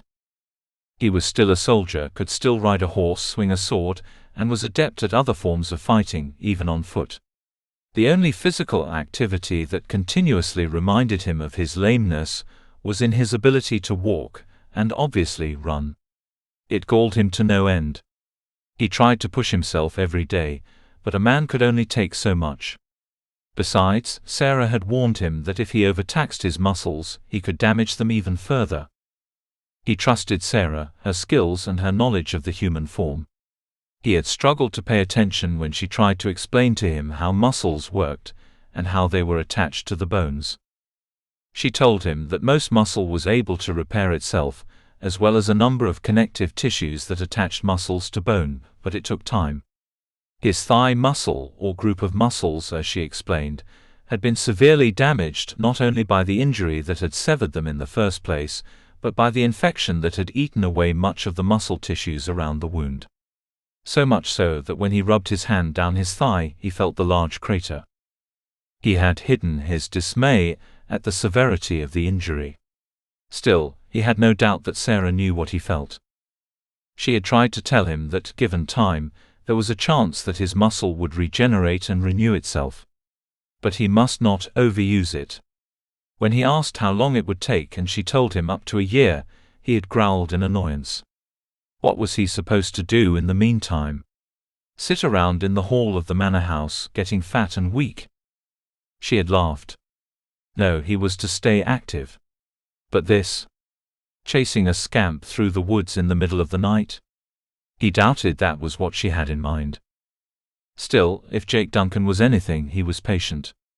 He took a shortcut, positioned himself where he thought the lad would come, and waited. He didn't have to wait long.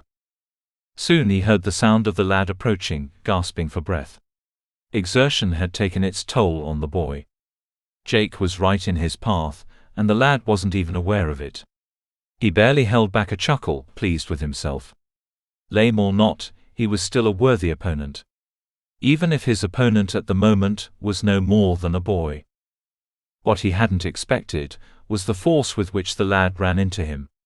Despite his preparedness, the impact nearly knocked him off his feet. He grabbed at the boy's arms while panicked sounds erupted from the lad's throat. After several moments of struggling, he literally picked the boy up off the ground by the back of his shirt and propelled him toward the meadow where he could get a better look. The boy was thrashing against him, and he shook him again. He grabbed the lad's face and lifted it toward the moonlight, but all he could catch was a shadowed profile. "Who are you?" he growled, his face so close to the lad's he smelled his breath. Odd. It smelled like mint tea. Come to think of it, the lad was rather puny, couldn't weigh much more than a sack of wet grain. "Let me go." The boy's voice cracked. The next instant, Jake felt the sting of the boy's boot on his other shin. He shook him so hard that the boy's teeth clacked.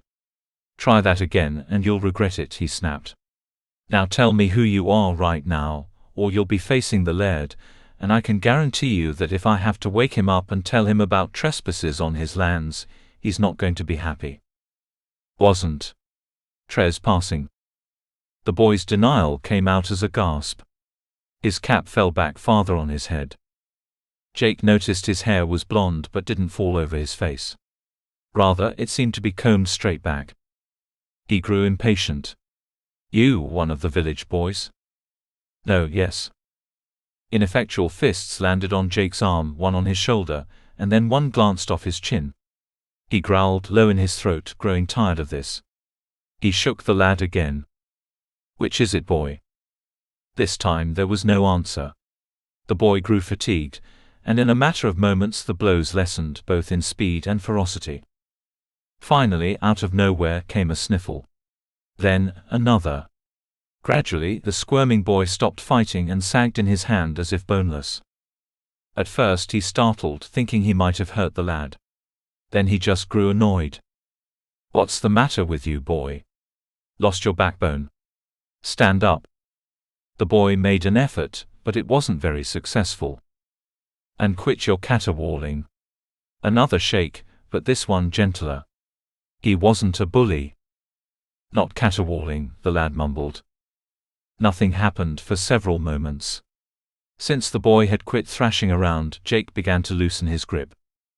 The moment he did, however, he felt the boy tense, as if he were going to try to make another run for it. "And don't think you're going to run the minute I let you go, because I swear to you right now, the next time I catch up with you, you'll be facing the Laird. Is that what you want?" The boy stilled. No. The boy shifted from one foot to the other, keeping his head down. Let me go, he muttered. I'll go right home. Promise. Jake frowned. What were you doing out here in the first place? Who was that you were with? Not telling. Jake gave the boy another shake. Who was he? The boy glanced up and spoke, before quickly turning his face to the ground again. Why does it matter? The lad's voice sounded different now, more belligerent than frightened. The sniffling had also stopped. Still holding on to the lad's arms, he bent down farther, ignoring the pain in his leg as he did so. Who are you? At that exact moment, the lad looked up. The moon caught the reflection of pale skin. A niggling sensation ran through Jake. No. It couldn't be. Muttering under his breath, he straightened, swiped the cap completely off the boy's head, surprised to find a clump of long blonde hair that had escaped the back. He frowned and reached for the clump, realized it was a braid. Thinking it was a better way to keep hold of the boy anyway, he then realized it didn't stop when he expected it to. It was quite long. The boy froze as Jake pulled the braid from beneath the boy's tunic, realized what he was holding, and gently tugging on the braid, and lifted the boy's face up higher. He let loose with a string of old Gaelic curse words. Heather MacDonald, what in bloody blazes do you think? His words choked in dismay and anger, rendering him absolutely speechless. Finally, he managed to find his voice. Heather, what are you doing out here dressed like that? Sword fighting? He shook his head. Realizing he still had a very tight grip on Heather's arms, he eased up slightly, but not enough to let her go. Still holding on to one arm, he quickly gathered his thoughts. I'm going to let you go. You're not going to run from me. You understand? Nothing. He gave her a small shake. Do you understand me, Heather MacDonald? Yes, she snapped. Tentatively, not sure that she would keep her word, he released her. She remained standing, her only movement to rub her arms where he had grabbed her. He felt bad about that and hoped he hadn't left bruises on her tender skin, but by the gods it served her right. His anger burgeoned again. Would you mind telling me what you're doing out here in the middle of the night, playing with wooden swords? I wasn't playing. I was practicing. Why? For the life of him, he couldn't imagine what had gotten into her. Why was she doing this? He asked her that. She didn't say anything for several moments, but then finally, and quite abruptly, she sat down on the ground. Cross-legged, she began to idly pluck at the grass. Muttering under his breath, Jake laboriously sat down next to her, stretching his throbbing leg out in front of him and gently massaging his thigh muscles. He didn't press her. Whatever her reasons, it was something important enough to her to entice her to sneak around, even put herself in danger. Finally, after what seemed like an interminable delay, she spoke.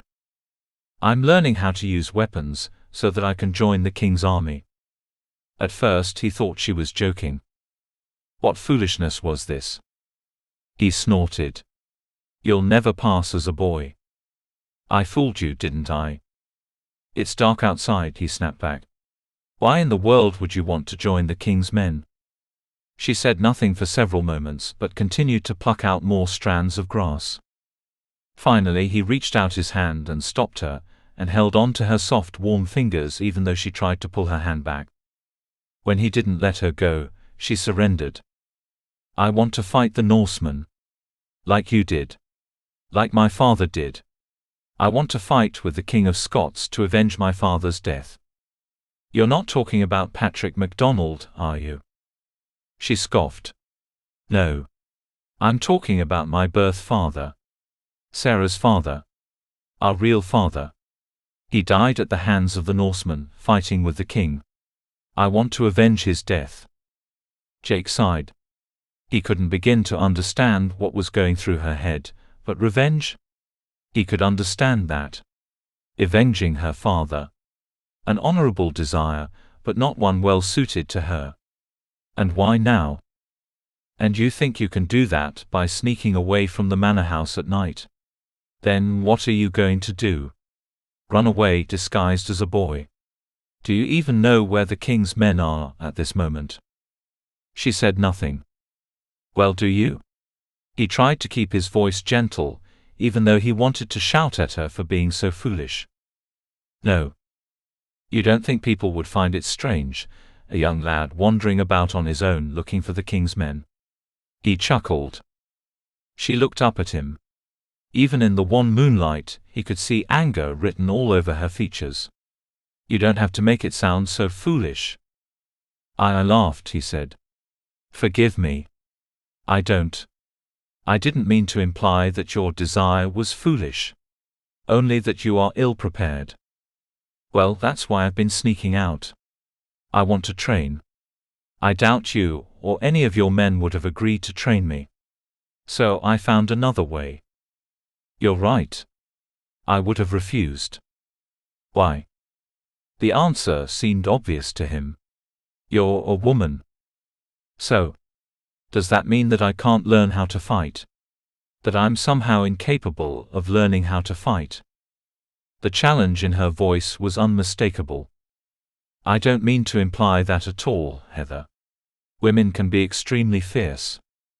He scowled as he recalled Sienna and her thirst for revenge. This brought him back to the task that Philip had charged him with. He had enough to do with just trying to find Sienna and bring her to justice. He didn't have the time nor the patience to be dealing with Heather's plans. At the same time, he liked her. Maybe this was an opportunity. An excuse to spend more time with her. Please don't tell my sister what I'm planning, Jake. Please. He was fascinated with her. Imagine that, dainty, petite, demure, well-mannered Heather MacDonald wanting to learn how to fight so she could sneak off and join the king's army and fight against the Norsemen. Incredible. And more than a little amusing. Not that he doubted her emotions or her tenacity. Does Sarah have any inkling that you feel this way about avenging your father? No, she said softly. But it's something I've dreamed of ever since my father died. She looked up at him. My mother loved my father very much, but when he died, and with 2 young children. I understand, he said. He did. I've always despised Patrick. He was never nice to Sarah or me. Nothing like our real father. I miss him terribly. I was very young when he died, but I remember some things about him. She glanced up at him. It wasn't until I saw the way that Sarah and Philip are so well suited to one another, the way he looks at her, the way he protects her, that prompted me to recall the injustice of it all. Seeing them together only reinforces how much I miss my father. Jake said nothing but allowed her to talk. Only now do I understand how my mother must have felt when my father went off to war. I see the way that Sarah looks at Philip, and the way he looks at her. I'm sure my mother had the same kind of love for my father. His death should be avenged. It's only proper. Jake agreed. But it is a man's job to do the avenging. And if there is no man? Then what? She challenged. Do you believe that my feelings would be any different than your own? That I can't hold on to anger or a desire for retribution? How would you feel if you were me? Likely the same way that you feel right now, lass. He meant it. She said nothing for several moments, but then looked up at him. You're not going to tell my sister, are you? He shrugged, hiding his grin behind a swipe at his chin. I can keep a secret for the right price. He almost laughed at the look she gave him. In what way do I have to bribe your silence? Food? Clothing? You have all those things. Now, he understood that she had bribed one of the village boys to teach her. Likely one of the lads training with the soldiers in the meadow by the pond on a daily basis. No matter. There's one thing I don't have. What? She grumbled.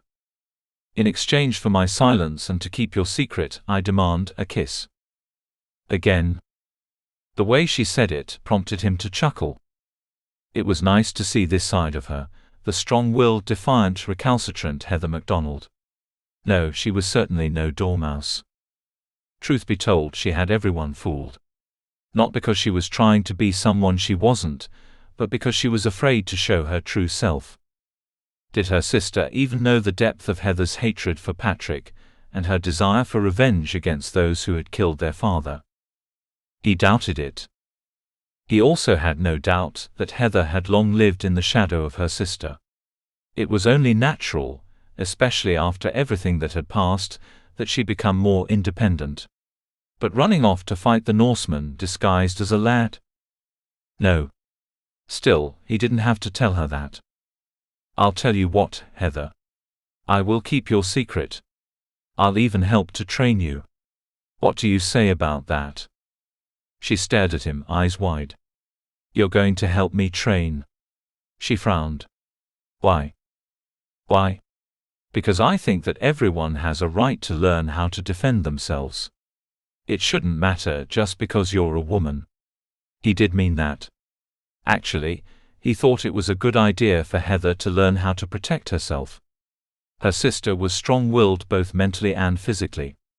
She was more headstrong than Heather, but still, Sarah had succumbed to kidnapping and even capture by members of the Orkney clan. No woman should be defenseless. She sat up on her knees, voice tempered with excitement, but then her shoulders sagged and she sat back on her heels. And what is it I have to do to guarantee your silence and to have you train me? He chuckled. All I demand in payment is a kiss. She frowned, contemplating. Finally, she nodded. Leaned forward, lips pursed, ready for his kiss. But it never happened. At least not that moment. I get to choose the time and the place, Heather, he said. He held back his smile. She looked disappointed. Almost. And with your promise of a kiss, we have a pact, Heather. I will teach you how to fight, and how to use a wide variety of weapons. And that kiss? That's all I have to do. He nodded. That promise of a kiss had been enough to convince him that he wanted to see more of her. If he had to sneak about and do it, so be it. Of course, he had no intention of allowing her to go off and fight the Norseman. He could see to it that she never left the boundaries of the Duncan lands. But he could placate her. It wouldn't hurt to teach her how to defend herself. Actually, he thought it a very good idea. So much so, that he might even suggest it to Philip. Perhaps the women under the Laird's protection could at least learn the rudiments of self-defense from the warriors who defended their lands. In the meantime, his pact with Heather would allow him to spend more time with her. He wanted to get to know her better. She was captivating, and he was intrigued by her. His surprise at what lay beneath the surface of Heather MacDonald was not only sufficient to encourage his curiosity, but to increase his desire to kiss her. And with that thought came another. He wanted to spend time with her. He wanted to know everything there was to know about Heather MacDonald. First, it had been merely idle curiosity. Now it was much more. He would keep her secret for now. He would placate her, teach her how to fight, and in the end, whenever that might be, maybe she would see him as more than the Laird's younger brother. The cripple. Not quite the man he used to be, but man enough for her. Chapter 7. Over the next couple of weeks, Heather and Jake met at the meadow on numerous occasions. At first, she was filled with trepidation. He was so much bigger than Kevin. More powerful. Definitely more experienced. On occasion, his leg gave him trouble, but even so, he was always a formidable opponent. While Kevin had been able to show her the rudiments of archery and sword fighting, Jake told her that battle preparedness required more than mere knowledge of how to use weapons. To her dismay, he informed her that in the next few days, he would start teaching her how to defend herself in hand-to-hand combat. He certainly didn't expect her to have to fend off an attacker in close quarters with a weapon, but the more he practiced with her, the more he seemed to stress the fundamentals of self-defense. He continually reminded her of what had happened to Sarah in the woods. Not only when she was kidnapped by Philip, but when Siana and a couple members of the Orkney clan took her as their captive. He stressed the importance of watching and assessing her situation. when it was beneficial to fight or run, and at other times to wait and be patient. Over and over, he had repeated one of his most important rules. It's important to know when to stand and fight, and when to run and hide. She wasn't sure about that. I don't suppose you've ever run from anything in your life, Jake, nor hidden from anything. Don't bet on it, he said. Her curiosity had gotten the better of her, and she asked him to explain. He proceeded to tell her about a time when he had been fighting with the king's men, and his small group of soldiers had been confronted by a smaller group of enemy warriors, though better equipped. Without hesitance or any sign of embarrassment, he informed her that he and his men had promptly turned around and run. But why? You and your men were armed, weren't you? Aye, we were. But despite our caution, they appeared out of nowhere and on higher ground. Finding high ground is one of the best strategies for mounting a defense. We were not in that position. We knew it would be better to retreat, regroup, and find a better position to defend ourselves. She understood. The more she learned from Jake, the more she realized that strategy, planning, and careful thought went into battle. It wasn't merely a matter of two sides clashing. It was more a matter of advance and retreat. Much like fencing. Thrust forward, step back. Parry. The more time she spent with Jake, the more she appreciated not only his strength and knowledge but also his wisdom. She began to realize that there was much more to Jake than she had ever imagined. Most of the time, he was very patient with her. Sometimes, however, when he felt she was not focusing as she should, or when he had to repeat himself more than a couple of times, he scolded her. She tried very hard. It was physically grueling, much more demanding than her lessons with Kevin. Perhaps not so surprising, based on the difference in skill levels, confidence, and years of experience. One evening she slipped out of the manor house after everyone else had gone to bed, as usual, knowing that Jake would be close behind. She never grew careless. Just because Jake was aware of her movements, didn't mean anyone else was, and she certainly had no intention of being caught. She arrived near the edges of the meadow, and because it was a bright moon, she waited in the shadows for Jake. The minutes passed, interminably slow. Where was he? Why did he keep her waiting?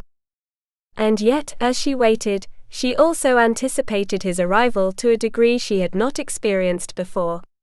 She was developing quite a deep affection for the man. Not just as a teacher. Not as a soldier. But as a man. She looked forward to. Something brushed up behind her, then grabbed her about the waist. A hand clamped over her mouth, another wrapped around her middle, flattening her back against a rock-hard chest. She couldn't even scream, could hardly even breathe. Panicked, she began to thrash and squirm. She lashed out with her feet, but whoever had grabbed her was standing so she couldn't make contact with her feet.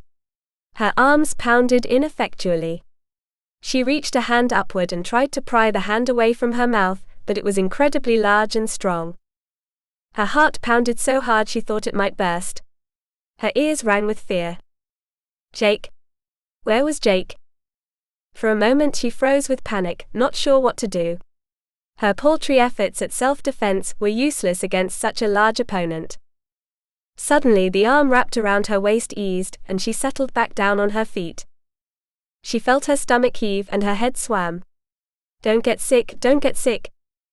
Don't scream, Heather. It's me. It took her several seconds before she recognized and acknowledged the voice over the buzzing in her ears. The voice belonged to Jake. She sagged with relief in his arms, counting on him to hold her up, because her knees were so weak, she knew that she would drop to the ground if he didn't. He turned her around in his arms, gazing down at her, concerned, his hands firmly gripping her shoulders. And that's why it's important to learn how to defend yourself. She stared into his face, torn between throwing up and shouting at him. What? Why did you do that? She finally stammered. You scared me half to death. Because I want you to realize that danger can approach from any direction, at any time. I was watching you. You were not focused on what was happening around you. You didn't notice that the crickets stopped chirping, did you? Thinking about it, she realized he was right. She shook her head. You weren't listening to the sound of the breeze through the trees, or the way the branches rustled. I deliberately stepped on a twig, but you didn't react. I didn't. She didn't recall any sound of a twig snapping, and she knew why. She had been too busy daydreaming about Jake, rather than paying attention to her surroundings. He frowned and looked down at her, placing his index finger under her chin to lift her face up toward his. This is no game, Heather. You're the one who wants to go off and fight, remember? I fear, due to your inexperience and inattentiveness, you wouldn't get much beyond the borders of Duncan lands before something terrible happened to you. She wasn't sure why she felt such a surge of disappointment. She had let him down. She had let herself down. She took a deep breath, sought to calm her still racing heart and looked up at him. I'll do better, Jake. I promise. He didn't look too certain. She tried to convince him. I want you to sneak up on me again, she said. You can try, but next time, I'll be ready for you. He still didn't look like he believed her, but he nodded and gestured toward the meadow. She realized he wasn't carrying any weapons. Weren't they going to have a lesson tonight? Tonight, I'm going to show you some moves that you can use to defend yourself, even against a much larger opponent like me. She felt doubtful. Why? She barely came up to Jake's shoulder. He weighed twice as much as she did, and his muscles could easily overpower her. Defend myself against someone like you? Impossible. He smiled and shook his head. No, Heather, it's not. I'll show you. During the next hour or so, Jake showed her exactly what he meant. Standing in the meadow but fairly close to its edges, he stood close behind her, telling her what to do when he grabbed her from behind. She tried to concentrate on what he was telling her, but all she could think of was the warmth emanating from his body. The scent of sweat, horse and leather that wafted into her nostrils. It was oddly intoxicating. Ready? His voice jolted her out of her reverie. Ready? She nodded. Before the sound of her voice faded, he had clamped his forearm against her throat, her chin resting near the crook of his elbow. Firmly, but not enough to choke her. Trying to remember everything he told her, she stomped the heel of her foot onto his instep, and then allowed her body to go limp. Even that slight movement pulled him slightly off balance, prompting him to lean forward to adjust to the different weight distribution. The movement gave her just enough room to turn her shoulder into his chest, slide a hand up between her jaw and the crook of his elbow, and twist away. She tripped over her feet and fell to the ground, but she still smiled. I did it. That you did? He nodded. Now let's see if you can do it again without falling on your ass. So they repeated the maneuver several times, each time successful and increasing Heather's confidence. This was exciting. All right, let's try something just a little different. When he told her what he was going to do and the moves she needed to make in self-defense, her eyes widened, and she felt the heat of a blush rising in her cheeks. I'm not sure I can. You'd better. In a matter of seconds, he had her in another headlock, but this time his other arm was wrapped around her waist. Because her arms were pressed down against her sides, she couldn't reach up with either one of them to loosen his grip around her neck. She began to struggle. Do it, he ordered, his voice gruff. The thought sent waves of embarrassment rushing through her body, but she did it anyway.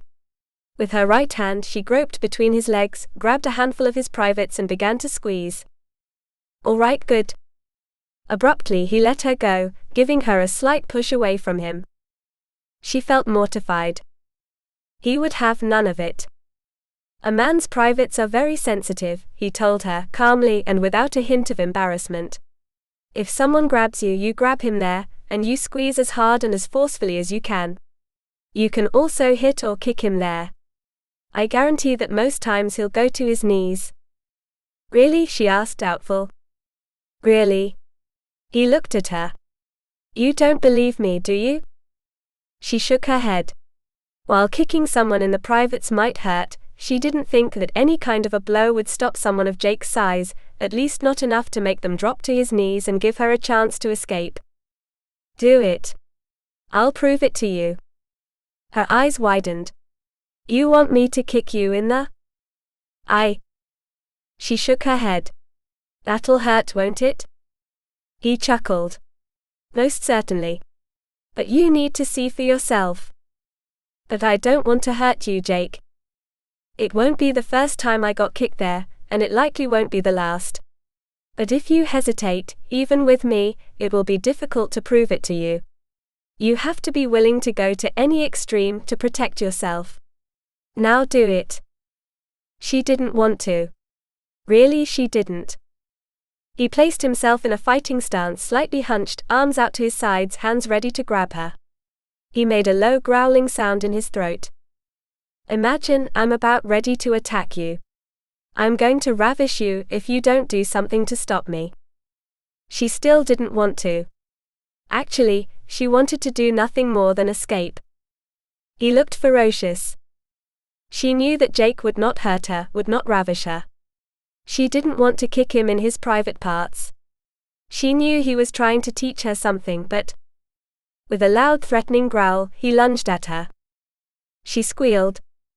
He managed to swipe one hand across her shoulder. She yelped in dismay and started to turn and run, but stopped herself. Her heart pounded. Even though it was Jake, and she was certain he wouldn't hurt her, she knew enough by now to recognize that he wouldn't quit until she did as he told her. If you don't defend yourself, you're going to get slapped.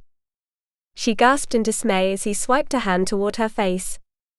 She managed to spin away from a wide swing of his arm, and knew then that he wasn't joking. She couldn't go back to the manor with a mark on her face. Such would initiate questions and demands to know what had happened. He wouldn't. He couldn't. He had no intention of hurting her, but was forcing her to defend herself. He lunged at her again. I'm an outsider. I came upon you in the forest, alas, out in the middle of the forest alone. Where you have no business being alone. You're just asking for trouble, aren't you? What are you going to do about it? His words and the tone of his voice startled her. Enough so that she felt a shiver of fear race up her spine. He was trying to make her afraid and angry, and to a certain degree he was succeeding. This was Jake, but still. He lunged at her again. His crippled leg didn't make him any less intimidating, any less powerful. Those hands reaching for her were real and strong. She glanced once at his crotch and then back up at his face, startled by his angry expression. His mouth turned down in a snarl, his brows lowered over his eyes. He looked mean. Her heart skipped a beat. He lunged at her again. Without hesitating, and with every ounce of strength she could muster, she swung her leg up between his and made contact. It felt funny, not like striking his shin. Softer. A garbled sound escaped his throat. He dropped to his knees, cupping his hands over his groin. The suddenness of it startled her. He hunched close to the ground, moaning low in his throat. Gagged once. He froze for several moments, and then finally he raised his head and spoke, his voice tight with pain. If any man ever comes at you and you have a chance, you kick him just like that. Understand? She nodded, fighting back the tears. She had really hurt him. Why had he made her do it? Why? She surged forward, crouching down on the ground in front of him, placing her hands on his shoulders. Jake, are you all right? Did I kick you too hard? He uttered a half growl, half laugh. And then suddenly his arms were wrapped around her, and he toppled backward with her on top of him. At first, she was alarmed, thinking this was another lesson in self-defense, but he was chuckling, his arms gentle as they cradled her back, pressing her against the length of him. Sensations thrummed through her. So too did emotions, so many that she felt a mixture of dismay, attraction, and equally fear and hesitance. But then he was laughing, a soft laugh that she could actually feel rumbling upward from the depths of his chest. She smiled, her forehead pressed against his neck. Without thinking, she pressed her lips against the pulse there. He froze. It had seemed the most natural thing in the world to do, to kiss that pulse, and she did, reveling in the texture of his skin, its warmth and its slightly salty taste. She relaxed into his embrace, allowing her weight to sink against him. She felt his heart beating beneath the palm of her hand. Heard the quick intake of his breath. Reality returned with a rush, and she realized what she had just done. She tried to scramble off him, but his arms tightened around her waist. "Jake, I'm sorry, I didn't mean." Her words ground to a halt. Was she apologizing for hurting him, or for kissing him? She wasn't quite sure, but before she could figure it out, he turned his head and his lips found hers. Kissed her. The pressure of his lips against hers was exquisitely soft at first, but then deepened, provoking a surge of sensations. She returned pressure, enjoying the feel of their lips touching. She felt the warmth of his tongue, gently tracing the contours of her upper lip. The tender gesture nearly took her breath away. She swallowed a gasp of wonder. Were the feelings surging through her normal? Did everyone feel this way when they were kissed? It was something she might have to ask her sister. Someday. A low sound erupted from her throat, a sound of pleasure, she wasn't quite sure. Nevertheless, it was enough to bring them both back to their senses. Jake broke off the kiss, cleared his throat and gently set her away from him. They both sat up. She brushed her fingers over her hair, while he slowly rose to his feet. "Lessons over," he said quietly. She nodded, uncertain whether she had offended him. "Jake? We won't have any lessons for a while," he said. "I need to take a patrol around the perimeter of the Duncan lands." He helped her up and then clasped her arm gently in his grasp. "I want you to promise that you won't sneak off while I'm gone." She said nothing, and he repeated his request. No, it wasn't so much a request as it was a demand. Softly spoken, but a demand nevertheless. Was he worried about her? "I mean it, Heather. There have been some sightings of another clan venturing onto Duncan lands. Until I assess the situation, I want you to stay close to the house." She looked up at him, admiring his profile in the moonlight, while most of his face remained in shadow. Nevertheless, she felt his gaze on her. She nodded. "All right, Jake. I'll stay close." He nodded. Without saying another word, he gestured for her to take the path back to the house. He followed. Neither of them said a word, but the tingling in her lips had her thoughts racing the entire way. Chapter 8. Jake had left the manor earlier in the day. His leg ached, more than likely due to the extra activity with Heather. While he had no intention of allowing her to prance off to war, he was pleased with her progress. She might be a girl, but with the proper training and practice, and any weapon other than the heavy sword, she would likely become as adept with a number of weapons as any of the young men training with the clan. The day was pleasantly warm for this time of year, for which he was grateful. He didn't look forward to the coming winter, and the long nights when his throbbing leg would constantly remind him of his injury.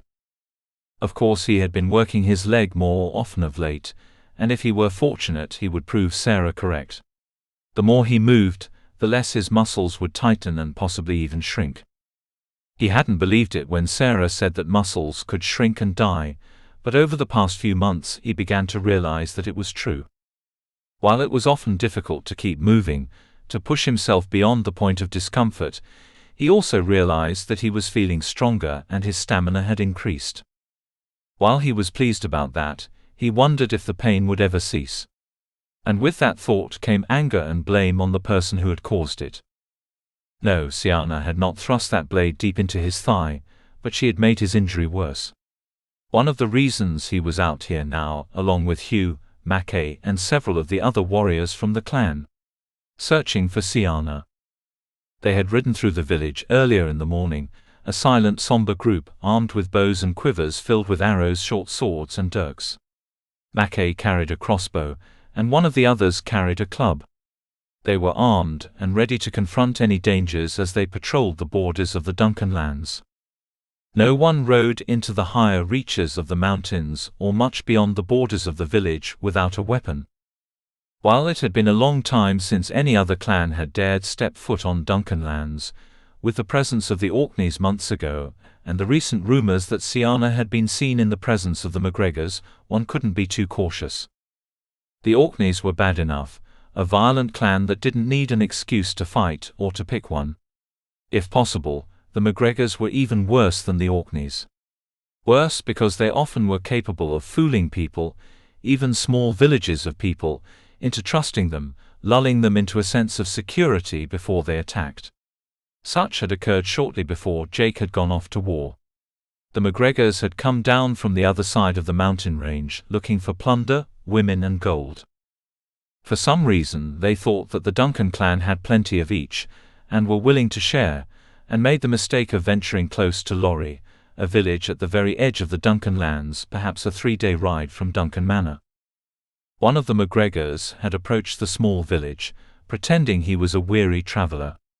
A local blacksmith had invited the man into his home for a hot meal, a roof over his head and a good night's sleep.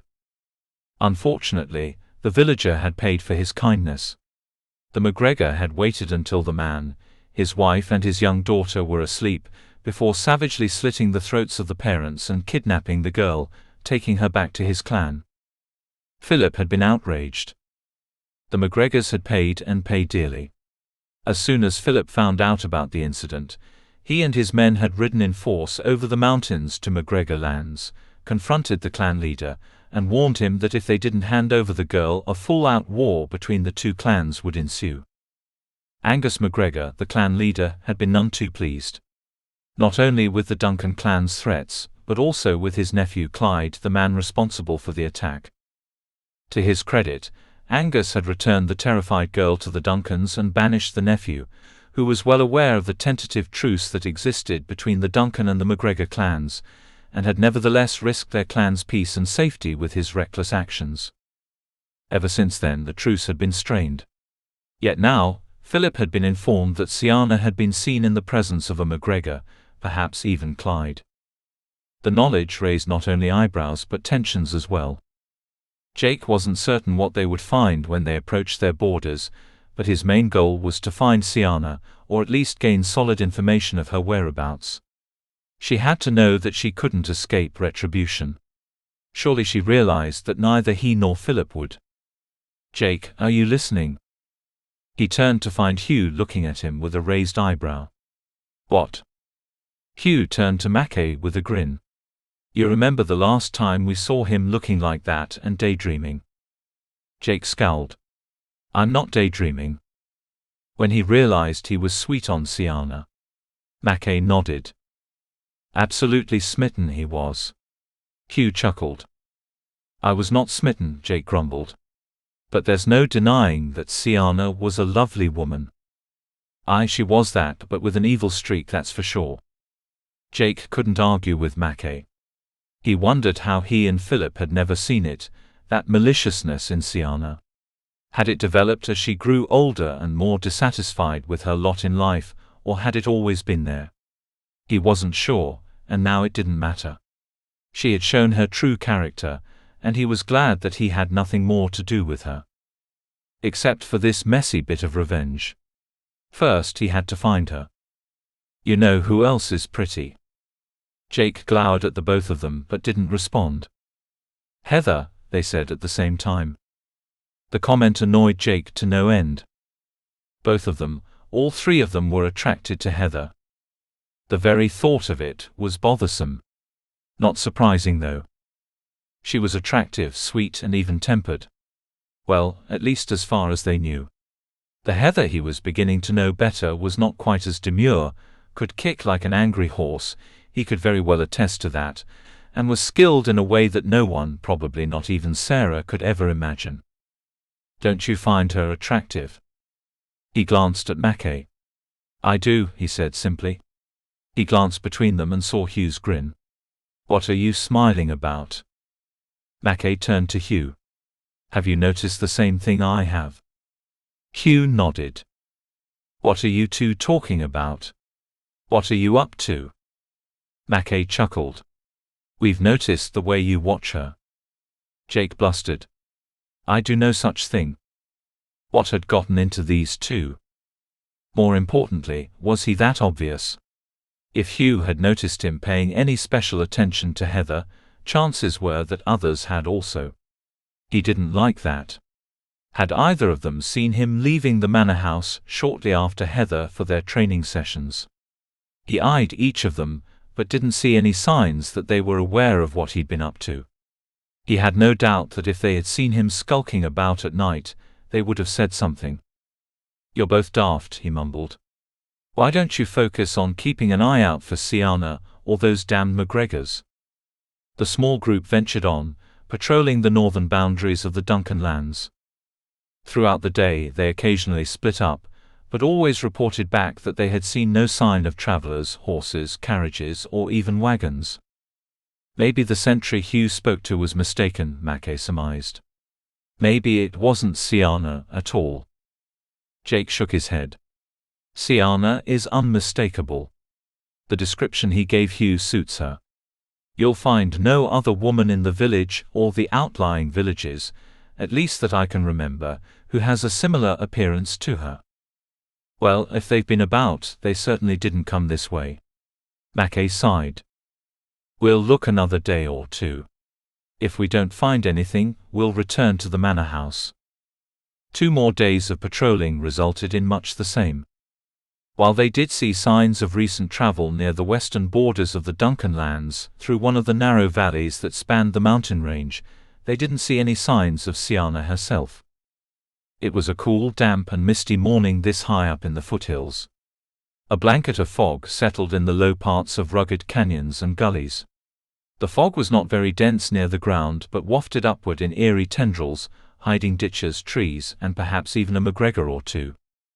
Jake's leg ached, but he resisted the urge to clench it with his hand. He refused to display any signs of weakness, nor show either of the men riding with him that he was in pain. Still, the throbbing was incessant, keeping time with his heartbeat.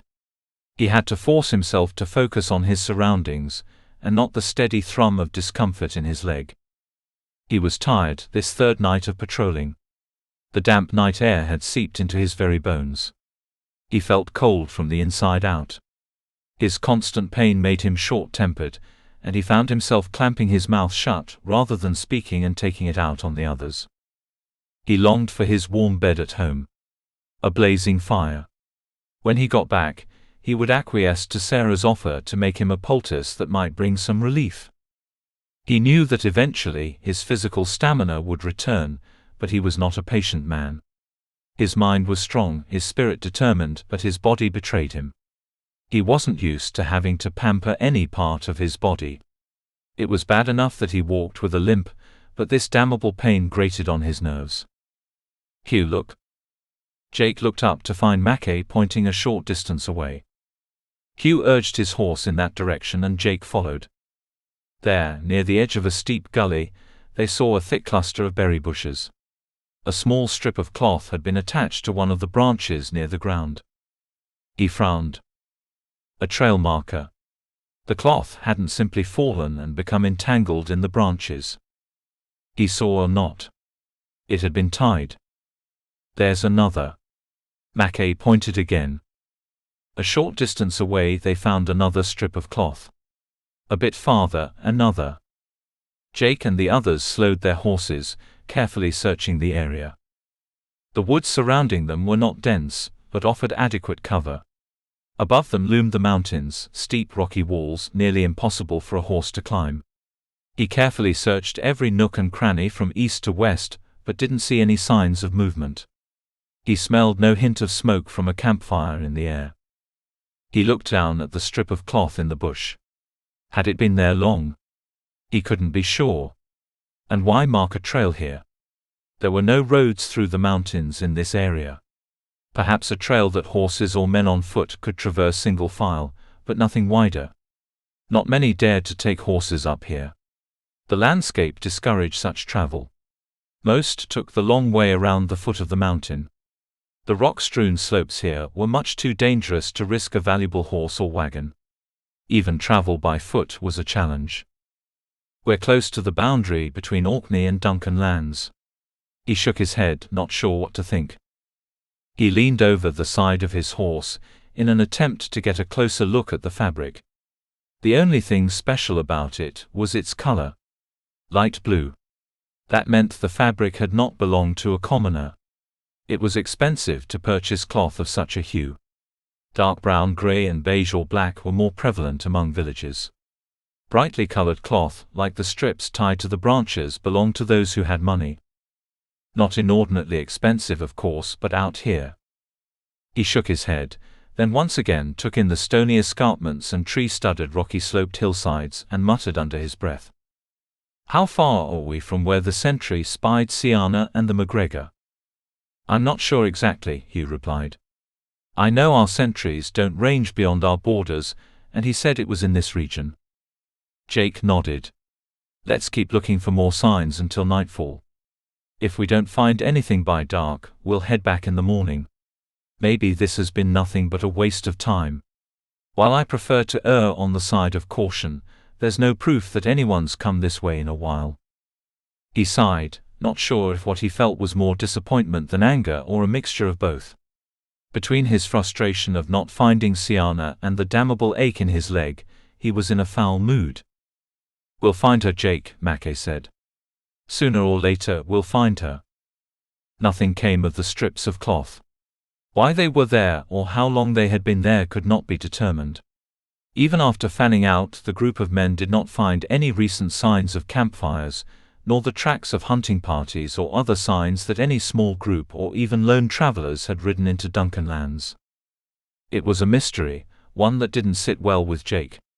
Still, without a clear indication of enemy patrols, he suggested that they return to the manor by a southerly path along the southwest borders of their lands to see if they could find anything else. Several small villages could be found along the southwestern and southern edges of Duncan lands. They would be able to ask around and provide the villagers with Siana's description, and let them know that the Laird was not only looking for her, but would offer a fine reward for anyone providing information of her whereabouts. It took another 2 days of travel to complete the circuitous route and head north and back to the manor. It was growing toward evening by then, and Jake gritted his teeth against the pain that shot through his leg with every hoof fall of his horse. They would reach the manor by late afternoon tomorrow if they were not delayed.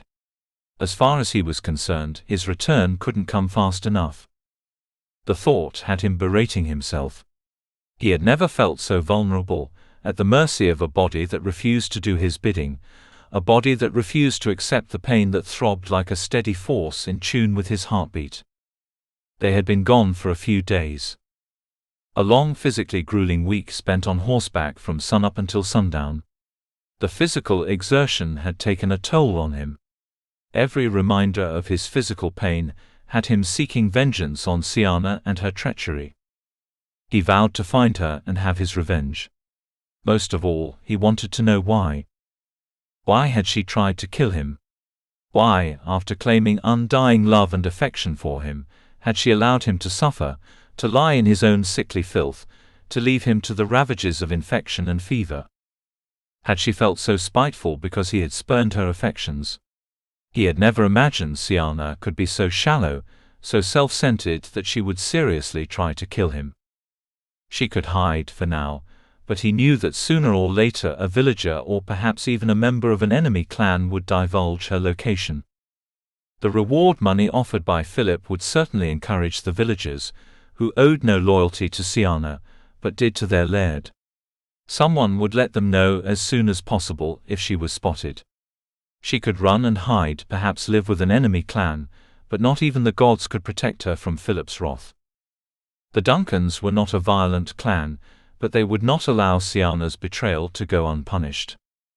Philip was not cruel, nor was Jake, but justice must be served.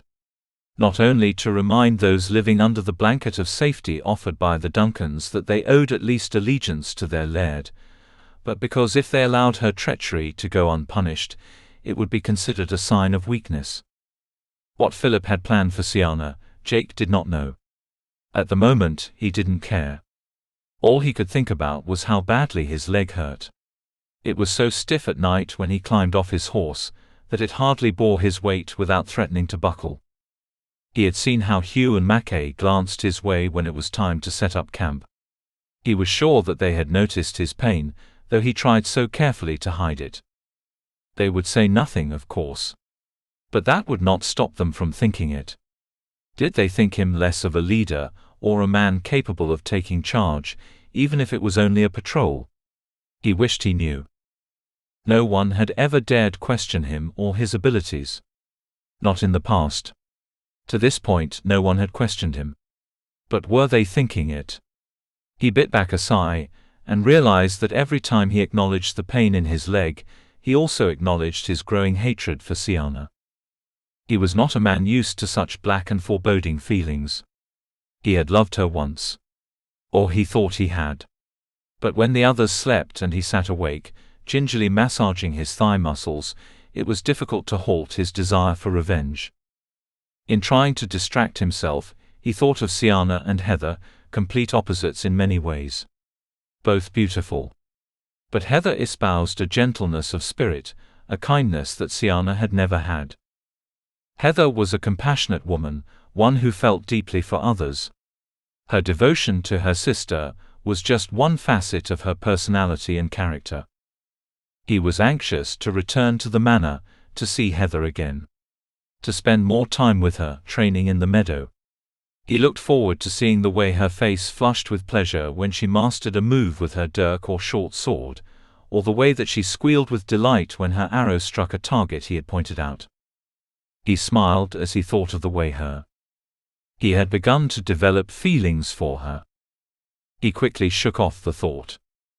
Surely Heather was not interested in him. The only thing she wanted from him was his help in training her in the use of weapons. She had given him no indication that she thought of him as anything other than a mentor. He shook his head, realizing the foolishness of his imagination. Heather would not be interested in a cripple. She deserved a man who was whole, not one who was now lame, unable to go into battle, to ride with the Duncan soldiers. He could patrol, provide security for the inhabitants of the manor and the village, but so too could Hugh or Mackay. No, he was nothing special. Not any more. Still.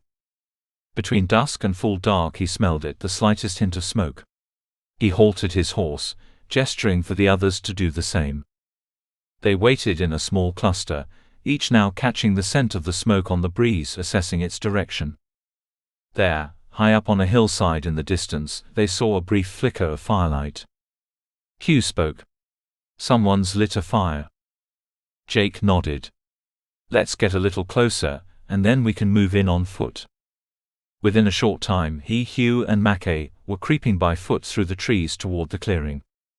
Two others walked along the flank, a little farther away. The last man in their group had stayed behind to guard the horses. They had not seen any sentries posted, but approached the campfire slowly and carefully. Still within the shelter of the trees, Jake paused behind the trunk of one, and then slowly stepped slightly to the side of it. Anyone looking in this direction from the campfire would see only shadows. If he moved slowly enough, his shadow would not be discerned from any other. Three figures huddled around a small campfire. They all wore cloaks with hoods pulled up. He saw no profiles, no faces to determine their identities. From where he stood he heard low voices. Occasionally, the wood of their small fire crackled or popped, but otherwise it was silent. One held what looked to be a rabbit on a stick over the fire. In the far distance beyond the campfire an owl hooted, its cry echoing down the narrow valley. Hugh approached the campfire on the left, Mackay on the right, both a short distance away. Not close enough to communicate in a whisper. They didn't need to. They stepped quietly toward the three strangers, close enough for each of them to get a better look at the trio huddled around the fire. Wrapped in their cloaks, hunched over the fire, nearly knee to knee, trying to hide the flames from view without much success. Jake was about to approach when he heard a sharp snap. He cursed inwardly. Hugh or Mackay must have stepped on a stick. He was not the only one to hear it. The trio, huddled around the fire, stiffened. Without an instant of hesitance, the three immediately stood, and then ran into the darkness. A moment later Jake heard the sound of horses' hooves. "Damnation," he growled, approaching his limp severe. Hugh, go get the horses. Hugh hurried to do his bidding, while he and Mackay approached the fire. Mackay kicked dirt over the fire and the half-cooked rabbit until it lay under a pile of smouldering ashes. Hugh returned with the horses and the others. By the time they all mounted and rode in pursuit of the three strangers, the moon had just risen over the treetops. There. Mackay pointed. Perhaps a half-mile away he saw three riders, their horses in a full run disappearing around an outcropping. Just before they disappeared, the hood of one of the riders slipped and fell backward. A flash of red hair and a white face, as the rider turned to look over her shoulder. Siana. They sped in pursuit of the riders, but by the time they too had rounded the outcropping and headed down the slope, it had grown too dark to follow. To continue in the darkness over such rough terrain would prove foolish, not only for their own safety but that of their horses. Did you recognize the men with her? Aye, Jake replied to Mackay's question. He had not been the only one to recognize Siana. Mackay, you ride back to report to Philip. Hugh and I will scout around a bit and follow first thing in the morning. Mackay prepared to ride off, but Jake stopped him and gestured for a private word. He spoke softly to him for several moments. Mackay listened, his eyes growing wider with surprise. Finally, with a grin, he nodded and rode off. Chapter 9. Heather paced in her room, anxious for Jake to return. She had missed nearly a week of training, and kept telling herself that was the reason she wanted him back.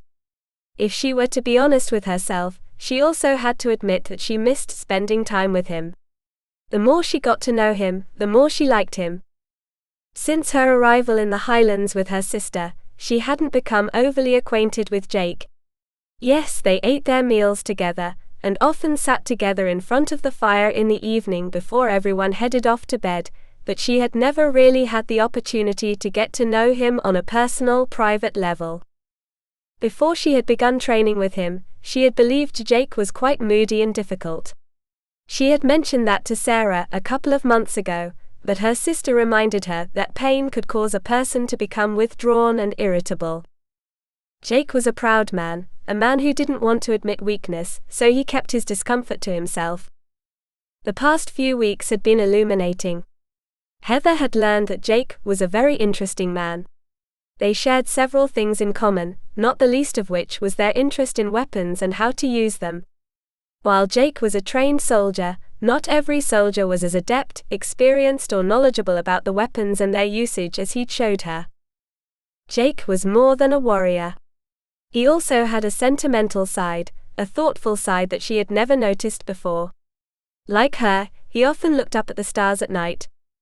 She had watched him on numerous occasions since they had begun their secret training sessions. Once, she had looked down at him from her bedchamber window as he stood in front of the manor house, legs spread and arms akimbo, staring up at the moon. What did he think about when he looked at the night sky? Did he think about how small and finite they were under such a vast expanse of wonder? He shared her fascination and curiosity with the placement of the stars and the way they traveled through the night sky. She never would have thought Jake Duncan was a stargazer. A dreamer. A man with a vivid imagination that roamed far beyond her typical and biased opinion of a soldier. While Jake was not interested in politics, and didn't have the patience Philip had when dealing with disputes among their clan, she did see on more than one occasion his concern for the villagers and those living on Duncan lands.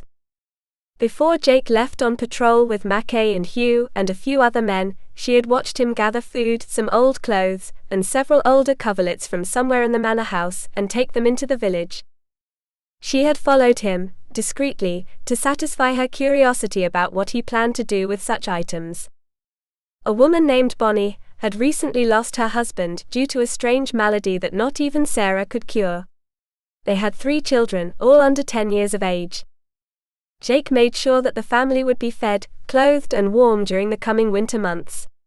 She found out later that he had even paid several of the villagers to go to the woods and chop wood for the widow, enough to last her through the winter. Another had rethatched the roof of her small home. Jake did have a gentle side, one that she had been surprised to see with her own eyes when he'd played with one of the young children of the village. Laughing, Jake had scooped the toddler up into his arms and balanced him on his shoulder. The child clutched 2 handfuls of Jake's hair and squealed with delight. So she had to admit it. Admit to herself that she had grown fond of Jake over the past few weeks. She was not terribly surprised to also admit that she wouldn't mind if he kissed her again. She paced restlessly in her room. He had not returned, and she wasn't sure when he would. The nights grew colder and damper. She could imagine that Jake was uncomfortable. When he did return, he would likely be short-tempered. Maybe even refuse to continue their training. She knew she had to be patient. If there was trouble brewing on Duncan lands, he might not have the time. The colder weather might discourage him from wanting to help her. She tried not to jump to conclusions, but it was difficult not to become discouraged. She wasn't sure what made her so impatient. One thing she did know, she needed to find her place. She wanted to feel as though she fit in here with the Highlanders. She needed to find something she was extraordinarily good at, like Sarah. She had to find something that would fulfill her sense of purpose. She wasn't necessarily interested in getting married, but the thought often crossed her mind. What would she be able to offer a husband? The ability to cook and sew and bear children. She wanted more than that. She didn't want to be an ordinary wife. She wanted to be an extraordinary one. Like Sarah. But she could only do that if she... The sound of a horse quickly approaching distracted her, and she stepped to the window and looked out. Mackay. He looked to be in a hurry, barely allowing his horse to come to a halt before he slipped off its back and swiftly advanced toward the manor house. What was that all about? Was Jake all right? What would? She heard muffled voices from downstairs. In a matter of minutes, Mackay left the house and ran toward the small barracks where the Duncan clansmen slept. She heard Sarah's voice calling something out to someone. Moments later, Philip emerged from the house, quickly following Mackay. A knock on her door prompted her to turn from the window. Heather, it's Sarah. Are you awake? Heather moved away from the window, growing alarmed. I'm awake. Sarah stepped into the room with a forced smile, a slightly pinched expression, and she was nervously biting her lip. Heather frowned. What's happening? Has something happened? Sarah stared at her for a moment, then offered a short nod. Apparently, Sienna has been spotted. Along the border of Duncan lands. Is Jake all right? She blurted. And the others with him, she belatedly added. Sarah stepped toward the bed and sat down, arms crossed over her chest, eyeing Heather. You like him, don't you? Heather didn't respond right away as her face flushed with warmth. Well, he's my brother-in-law, isn't he? Aren't I supposed to like him? Don't play coy with me, Heather, Sarah gently scolded. And you're blushing. Does the mere mention of Jake's name evoke such a reaction? Again heat claimed her cheeks. Sarah smiled, but her eyes did not show amusement. Heather, there's something I need to talk to you about. She patted the bed beside her. Sit down here with me, won't you? Your pacing is making me dizzy. Heather realized she was pacing and stopped. Standing near the fireplace, the warmth soaking into her back, she eyed her sister. Something was wrong. What's on your mind, Sarah? Are you sure everyone's all right? Are you worried about what will happen if they capture this woman? No, Sarah replied, hands folded in her lap. The woman has brought this trouble down upon herself. She tried to kill the Laird's brother. She of all people knows what kind of punishment that can bring. Heather watched her sister, tried to gauge her thoughts. Do you think they're going to kill her? I don't know what they're going to do. But Philip is a just and fair man. Sienna has been banished, but she has broken the rules. I don't think it would matter to the Duncan clan one way or the other if she never stepped foot back on these lands, but now that she has, they have to do something. Heather leaned her shoulder against the stones of the fireplace, more than familiar with her sister's expressions. Something was definitely wrong. She sensed it. What's the matter, Sarah? Her sister hesitated before answering. She glanced down at her hands, then up at Heather. Is it true? Heather felt another flush of heat. Not caused by embarrassment this time, but guilt. She knew that somehow her sister had learned her secret. Still, she tried to shrug it away. Is what true? Have you been training with weapons? Heather's heart skipped a beat, and she felt a fluttering in her stomach. Should she deny it? Yes, she replied simply. Sarah stood, hands to her sides, palms open in question. Why, Heather? Why under heaven would you be doing such a thing? That wasn't even close to what Heather had expected Sarah to say. She frowned. You don't think it's a good idea for a woman to know how to defend herself? You of all people know how vulnerable women are. Heather, you have no idea. Heather interrupted her, growing annoyed. You're right, Sarah. I have no idea what really happened when Philip kidnapped you, or how you tried to escape. Or what happened when Sienna and that man from the Orkney clan kidnapped you. I know of it, but I don't know the details. She paused and turned away from her sister, walking to the window to gaze down at the activity in front of the manor. Horses were being led out of the stables, men were gathering weapons and speaking quietly among themselves. Their sense of urgency was palpable even from her second-floor room. She turned toward her sister. Do you know how vulnerable I felt when you simply disappeared? Her eyes wide and filled with warm tears, she felt the anger, the dismay and the uncertainty that she remembered. I didn't know what had happened to you. For all I knew, you were dead and eaten by a bear in the woods. And for the first time in my life, I realized how terrified I was. How much I leaned on you, counted on you to protect me from the evils of the world. And I always will, Heather, Sarah broke in quietly, eyes wide with dismay. What's? It took your disappearance for me to realize how vulnerable I was. Heather, Sarah rose from the bed and took a step toward her sister. Heather held out her hand, growing angrier by the second. No, Sarah. You need to know. We have not spoken of what happened while you were gone. When you didn't come home that first night, and Patrick came home drunk as usual, demanding to know where you were, I couldn't answer. And he took it out on me, Sarah. Me. Sarah dropped her hand to her side and gently shook her head. I'm sorry, Heather. I tried very hard to escape to get back. It's not your fault. I'm not angry with you. I'm angry with myself. But why? Because I've always relied on you to protect me. I should have been learning how to protect myself. She turned away from Sarah and looked down at the floor before looking back. You've always protected me, even before Papa went off to war. And so, I gradually learned to rely on you, more and more over the years. You protected me from everything, from the bullies in the village, from Patrick, always trying to make my life easier while you took the brunt of it. A tear spilled over her eye and slowly made its way down her cheek. You were always the strong one, Sarah. You're the gifted one. But I don't want to be the weak one anymore.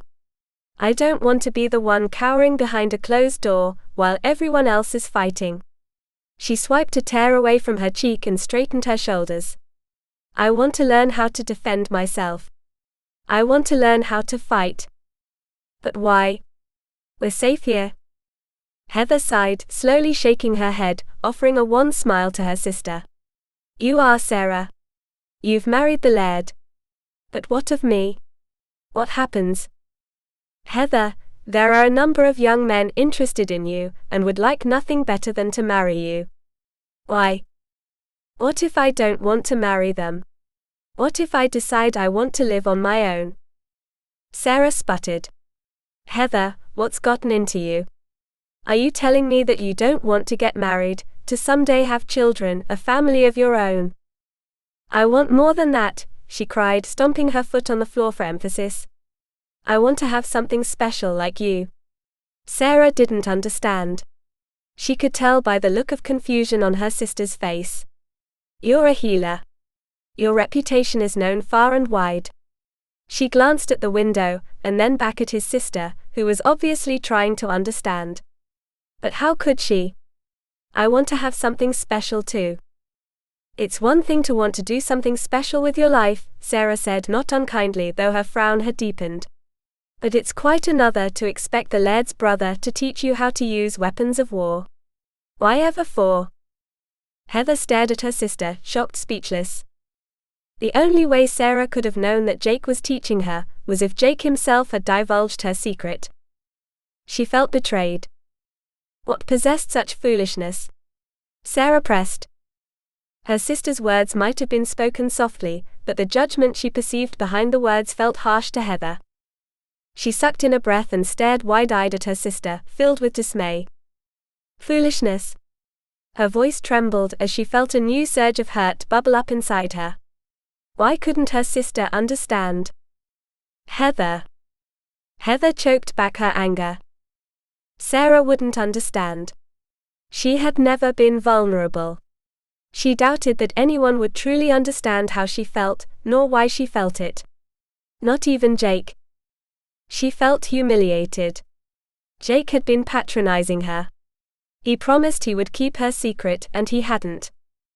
Sarah stared at her, as if trying to read her thoughts. Jake has been teaching you, hasn't he? Even so, it wasn't he who divulged the truth to us, Sarah said.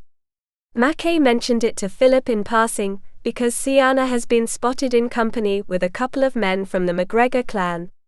Jake was concerned for your safety. I can take care of myself, she snapped, moving toward the door.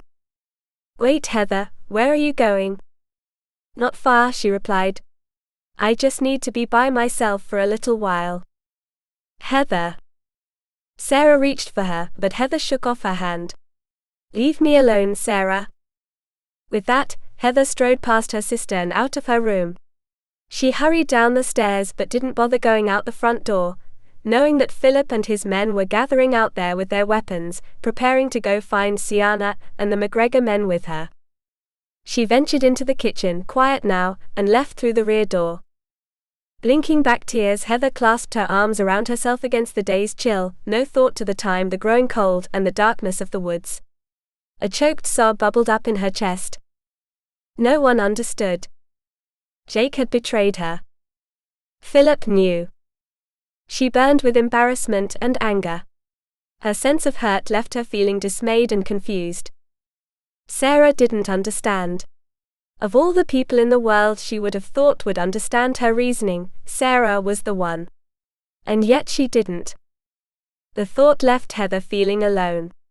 She spied a large spruce tree and crawled beneath the lowest hanging branches, seeking protection from the breeze and privacy to wallow in self-pity. She reached the trunk and then leaned back against it, knees pulled up to her chest, arms wrapped around her legs. Peering out from beneath the branches of the tree, she sensed her own isolation, physically and emotionally. For the first time since she and Sarah had arrived at Duncan Manor, she truly felt like an outsider.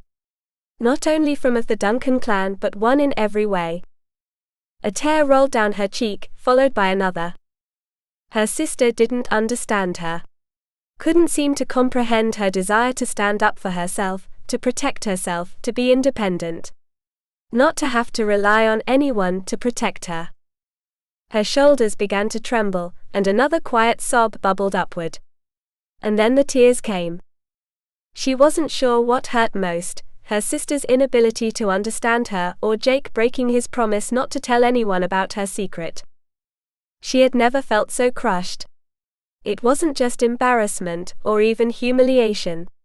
She knew enough to understand that Jake had not divulged her secret out of a sense of mean-spiritedness or to be cruel. He did worry about her safety. And that was the crux of the matter, wasn't it? No one believed that she, Heather MacDonald, could take care of herself. She was no fool. She knew that women were vulnerable. Even men were vulnerable, but she was trying to do something about it. She didn't want to feel this way. Didn't want to feel like someone always had to take care of her, to protect her, or to protect her from harm. She wanted to be independent. But how could she be? Women were considered the property of men. While she wanted to take care of herself, she had no skills that would enable her to do so. Sarah would have been able to. As a healer, Sarah could command a livelihood that she could rely on to put her roof over her head and clothes on her back. Not like Bonnie, who now needed to rely on the kindness of the laird or her neighbors to provide her with warmth, food, and shelter. And she didn't want to be like Bonnie. But what did she have to offer anyone? And how could she fend for herself if no one let her? She fell asleep, the surge of emotion and swirling thoughts leading her to exhaustion. Chapter 10. Jake rode quietly on his horse behind Hugh and the others, his emotions surging from extreme disappointment and anticipation. Philip and roughly a dozen clansmen had arrived with Mackay late the previous afternoon. After filling in the others on their discovery and sighting of Sienna, they had all spread out to engage a thorough search for Sienna and possibly at least 2 members of the MacGregor clan. Their determined efforts had failed. Other than the brief sighting, and a barely visible trail of 3 horses meandering upward into the rugged hills over the valley floor, no further sighting or indication of the presence of Sienna or the MacGregors, or anyone else for that matter, took place. They had spent yet another chilly, damp night in a small glen, Jake sitting hunched as close to the fire as he dared. The pain in his leg was close to taking his breath away, throbbing incessantly with no relief. He had pushed himself too hard. He did not want to contemplate the truth of the matter. True, Sarah had told him to be patient, but he began to worry that he would never be able to perform his duty as a soldier again. With every throb of his damaged, aching muscles, his anger against Sienna grew. He had broken her heart, and so she had ruined him. Not emotionally, but physically. He wasn't sure if he was strong enough to overcome his new limitations. The camp was still, the clansman sleeping, Philip beside him lying on his back with his arms crossed behind his head. Jake sighed, knowing that he should try to get some sleep as well. He was tired. He rearranged his position, wincing at the pain that shot up from his thigh and into his hip. He swore under his breath. "You will tell Sarah to make you a poultice when we return to the manor." He made a face and looked down at Philip, but merely nodded. No sense arguing. He couldn't hide his discomfort from his brother. "When I get my hands on that woman." "You will have to wait in line," Philip said. He spoke quietly. "Jake, Mackay told me what's going on with Heather. Are you sure it's wise to teach her the use of weapons?" Jake's head snapped up and he frowned, growling deep in his chest. Damn, he hadn't told Mackay so that he could tell everyone.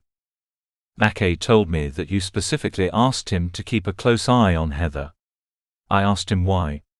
He knew better than to lie. Jake said nothing. Again I ask.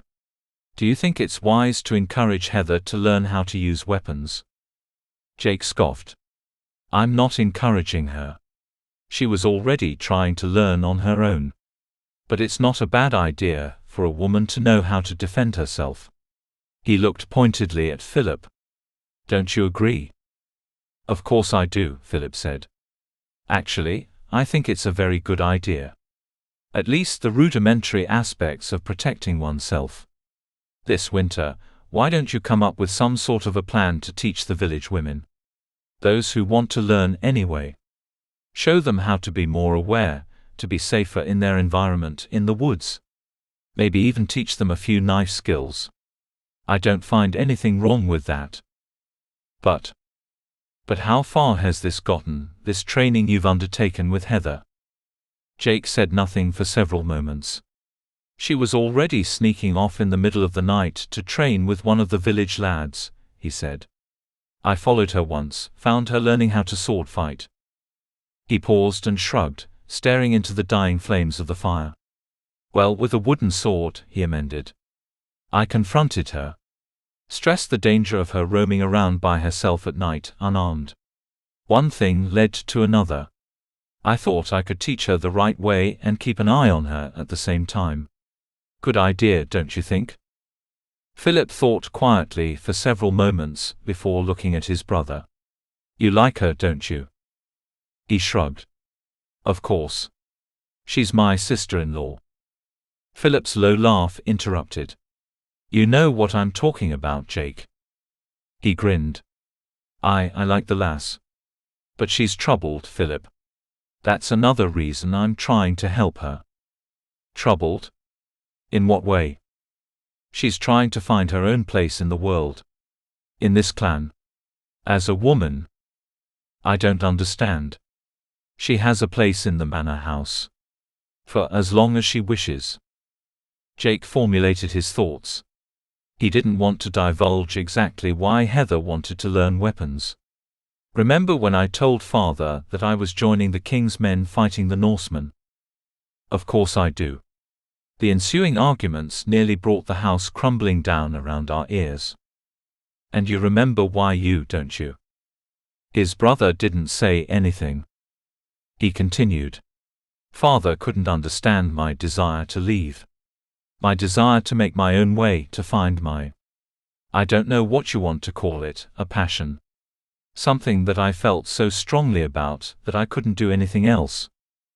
Philip nodded. He said that your place was beside me, learning how to rule the clan, to protect Duncan lands, and to make sure that the villagers were safe, productive and well cared for. But despite my position as the Laird's son and knowing that I had a place, even though you, being the oldest, would become our father's successor, I needed to, find my own place in the world. Something that I was good at. Philip slowly nodded. Heather's trying to do the same, is she? She's trying to find something that she's good at, Philip. Her sister is a healer with a reputation that knows no borders. Heather's simply trying to be different, to be independent. You do know that in any place other than our home, your teaching Heather how to fight with weapons would be considered quite scandalous. Jake scoffed. I don't give a rat's ass what anybody else thinks. If learning how to fight with weapons is what gives Heather a sense of confidence and self-worth, what's the harm in it? Philip said nothing. As they rode back toward the manor to the north, their horses slowly picked their way along the rock-strewn bogs and marshlands, over the soggy soil of the hillsides, and the increasing cloud cover that heralded an approaching late fall storm. He tried to distract himself from the increasing pain in his leg. While disappointed that they had not managed to capture Sienna, he was a bit relieved. At least this way, Philip would be the one who decided her fate. He didn't want to carry hatred of her in his heart, but every bolt of pain that shot through his thigh served as a blatant reminder of her treachery. She needed to pay, but with her life? That was not up to him. His inner conflict left him feeling discouraged and uncertain. He and Philip had grown up with Sienna. They had played together, laughed together and sometimes even fought together. Her parents had died long ago. Maybe that's why she had begun to pay him more attention before he went off to fight the Norsemen with the king. She was seeking security. Why hadn't he seen that then? Because he'd been too busy strutting around with his chest puffed out, proud that the beautiful healer had made it clear to everyone whom she was attracted and attached to. Then again, that attachment hadn't stopped her from flashing her smile or cocking an eyebrow at any other male who showed her a bit of attention. It was during his first visit home after joining the king's men that he noticed how demanding Sienna had become. She was not shy about hinting that he should marry her. He realized now that she had felt the need to solidify her position as his woman, his wife. He didn't understand what was so important about that. Not then and not now. As a healer, Sienna had been respected. She came from a long line of healers. She may not have had the extraordinary skills that Sarah had, but she was effective. Looking back, he realized that despite her skills, Sienna was insecure. She always wanted something just beyond her grasp. She had chosen him. At first he had been flattered, but his instincts had told him eventually that their match wasn't as ideal as he thought. As he gradually pulled away, she became more aggressive. Not physically, but many times she had tried to use her womanly wiles and her beauty to her advantage. Sometimes he succumbed. Other times he hadn't, and when he didn't bend to her will, he caught the first glimpses of her true nature. Eyes that lost their luster and turned cold and empty. That disapproving downward turn of her lips, not a pout but close to it. Narrowed eyes. The way her fingers would clench into tiny fists by her side, as if resisting the urge to strike out. As he thought about it, he realized that in many ways both Heather and Sienna were dealing with the same issues, uncertainty and lack of self-confidence. But they dealt with it in two different ways. Heather sought to improve herself. Sienna had turned bitter. He felt he could help Heather. The fact that he was attracted to her, even though he tried to hide it, didn't hurt. Heather didn't need him for anything, except to teach her how to use weapons. She had made no demands of him beyond that. Did he want her to make any? He grunted. He wished it weren't so, but he was no good to anyone in his present state. Lame and damaged. Heather was a beautiful, kind woman. She had a good heart. She deserved more than he could offer. While the thought was sobering and frustrating, he accepted it. It was late afternoon, near toward dusk by the time the riders approached Duncan Manor. Jake needed to find Heather, to tell her that he had not intended to divulge her secret, but with Sienna and possibly members of the McGregor clan in the area, he wanted to make certain that she stayed put, and didn't roam off into the woods at night or venture alone in her meadow. Her meadow. He wasn't surprised that he thought of it that way. Just thinking about her standing in the meadow under the moonlight brought a smile to his face. The smile faded from his lips when he realized that she would likely be angry with him. He had told Mackay to keep an eye on Heather, not to spread it about. When Mackay had asked why the extra scrutiny, he had felt obliged to let him know that Heather was rather fond of sneaking off at night to train with weapons in the meadow behind the manor house. Unfortunately, Mackay had told Philip. If Philip knew, then chances were that he had said something about it to Sarah. And then Sarah would ask Heather about it. If that had happened, Heather would certainly believe that he had betrayed her trust. He needed to speak with her, to assure her that what he had done had been out of concern for her. She might not feel that way, but that's simply the way it was. He hoped she wouldn't do something foolish. Still, the closer they got to the manor house, the more he realized that Heather was most likely going to refuse to speak to him. Of course she would believe that he had betrayed her, maybe even told others about her aspirations. Perhaps she believed the Duncan clansmen would laugh at her, that villagers would point and snicker as she passed. He needed to talk to Mackay, make him promise that he would tell no one else about this. The same with Philip. He needed to reassure Heather that no one else would know, but he sighed. He wasn't sure what to feel about it all. He felt bad, but he didn't feel guilty.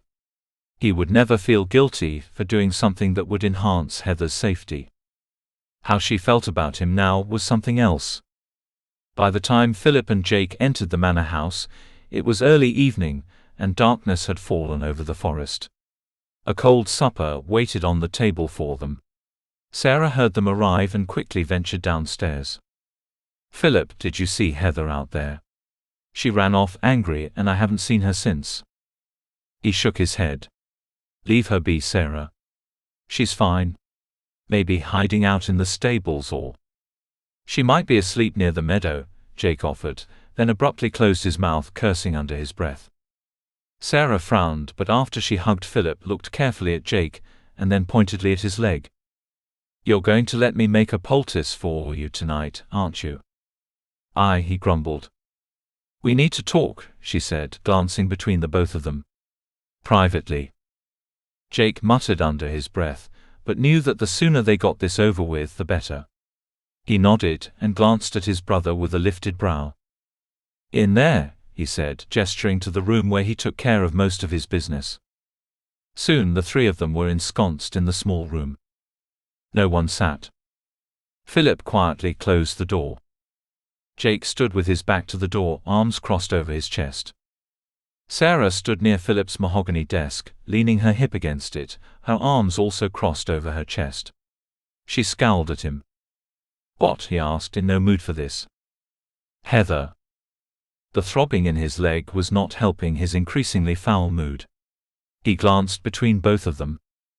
"Fine. Apparently, Mackay told Philip that I was teaching Heather to use some weapons, and how to defend herself in the meadow behind the manor. And he told you. Once again, he glanced between the two of them. Jake cast an accusing look at his brother. That message was meant for Mackay alone. It was not his place to tell you. Philip shrugged. I told Mackay to take another group of armed men and patrol the northern borders. He seemed hesitant. I asked him why. Only then did he tell me what you had directed him to do. Jake wasn't happy about it, but he knew that Mackay had only told Philip of Jake's concerns about Heather's safety because he would not be remaining at the manor house. And of course you told Sarah. It wasn't a question but a statement.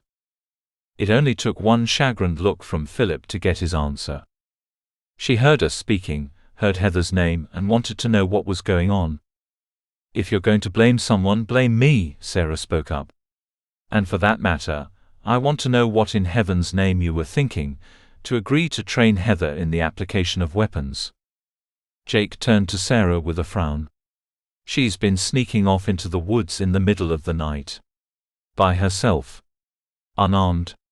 What would you have me do? Ignore it. Why didn't you come to me when you discovered her behaving in such a manner? If you must know, I wanted to discover what she was up to. And you discovered that she was pretending to fight out in the meadow with one of the village lads? Who? Does it really matter?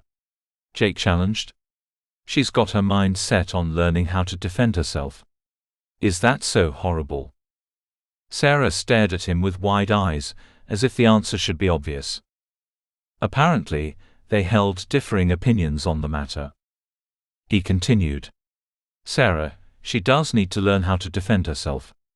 Wouldn't hurt for you to take a few lessons either, nor for any of the other village women. Sarah opened her mouth ready to disagree when Philip held out his hand. Let's not argue about this. He glanced at his wife. Actually, Sarah, that in itself is not a bad idea. Sarah said nothing, but offered a terse nod. I agree. But why in heaven's name has she been sneaking off to learn how to fight? She knows that she's protected here, that she's safe. Jake heaved another sigh. She feels quite strongly about it. Yes, I spoke to her. Jake turned toward her, eyes wide with surprise. Did she tell you why she wanted to learn how to use weapons? It was obvious that Sarah did not want to say. Well. Sarah lifted her chin. She did not. But I do have to say that I don't appreciate you sneaking around behind my back. Now that's not fair, Sarah. I felt that if anyone was going to teach her the proper use of weapons, it should be me. And if I was the one teaching her, I know that she'd be safe at the same time. Sarah's shoulders drooped. I know that you're just doing what you can to look after her. I'm appalled at the thought of her sneaking out of the house in the middle of the night, venturing through the woods on her own, alone and without any weapons. But why is she so bent on this? Did she tell you why she feels this desire to learn how to fight? What is she planning? Jake didn't answer, but he felt it wouldn't hurt to divulge a few facts. Actually, she's quite good with archery, and at defending herself with a dirk. I've even shown her how she might defend herself against an attacker without any weapons at all. Indeed? She asked, an eyebrow raised, a foot tapping impatiently on the floor.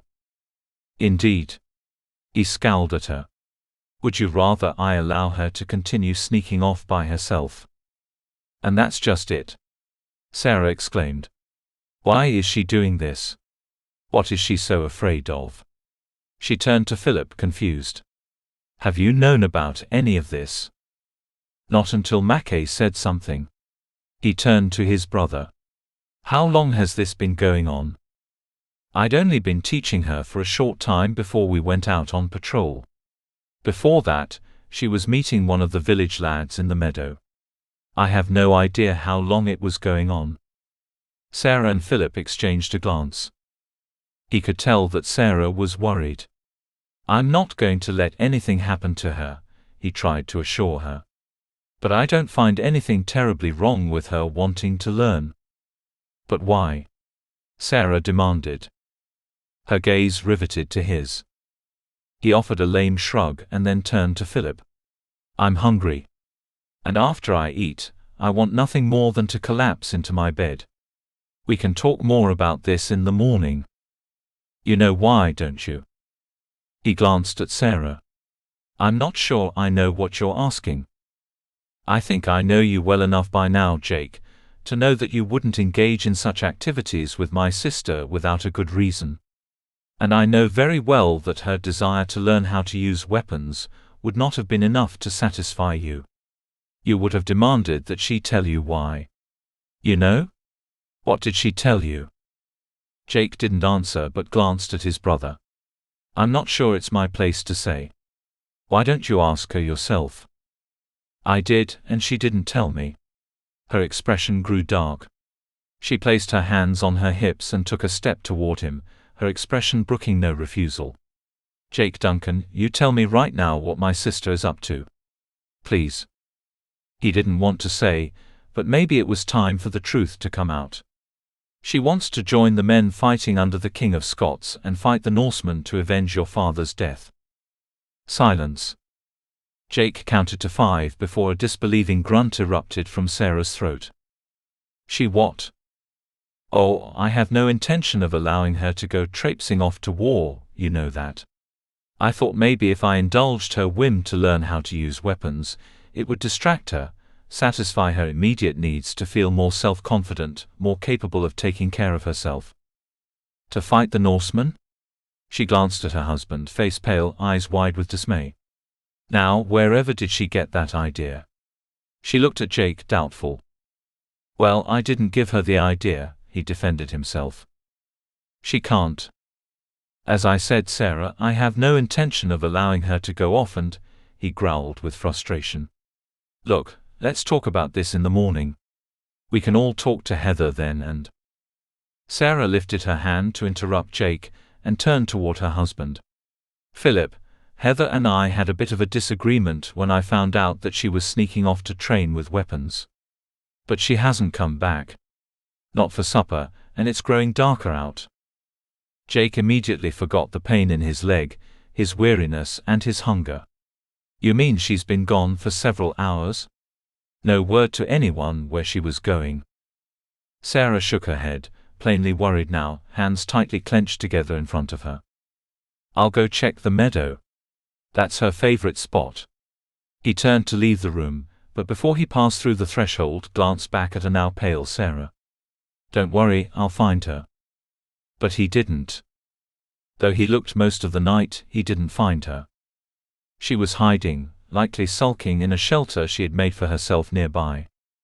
The pain in his leg had nearly become unbearable. With a growl, he returned to the manor. She would sneak back in when she was good and ready. If not, he'd go out at first light looking for her again. And when he found her, he would give her the tongue lashing she deserved. Chapter 11. Heather was lost. She wasn't sure how it had happened. Yes, she was. She had been distracted, true, but to the point where she had no idea where she was. She had fallen asleep under the tree. Just before dawn, still angry and feeling betrayed, she had crept from beneath the boughs and simply began to walk.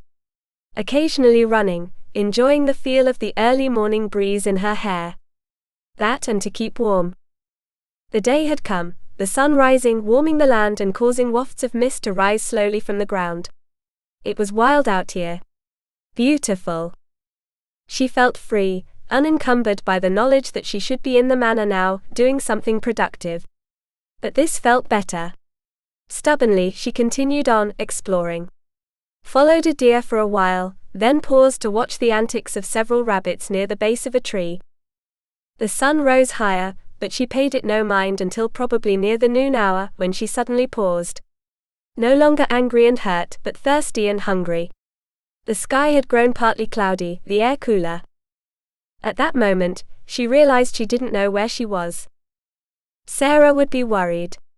Had she already ventured into Heather's room to give her a scolding, only to find that she had not returned home the previous night, snuggled under her bedcovers?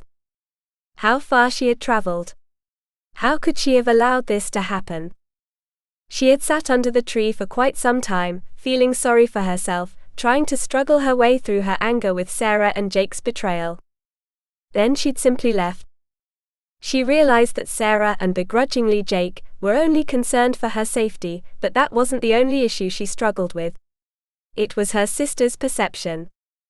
Sarah didn't know what it was like to be uncertain. If she did, she never showed it. Did she know what it was like to be afraid? Constantly afraid? Maybe she was wrong. Maybe Sarah didn't know the depth of her feelings. Maybe she couldn't understand, because she'd never experienced them. Her conversation with her sister earlier that afternoon had caused her to wonder about so many things. Some that deeply concerned her, while other thoughts were illuminating and filled her with a deep sense of pride. The first was the realization that she had grown emotionally since they'd arrived in the Highlands. That growth had been encouraged by her sense of freedom. No longer having to worry every second about doing something wrong, or attracting her stepfather's unwanted attention or anger. In the Duncan household, peace reigned. She was for the most part left to her own devices. Everyone was pleasant. No one had any expectations of her.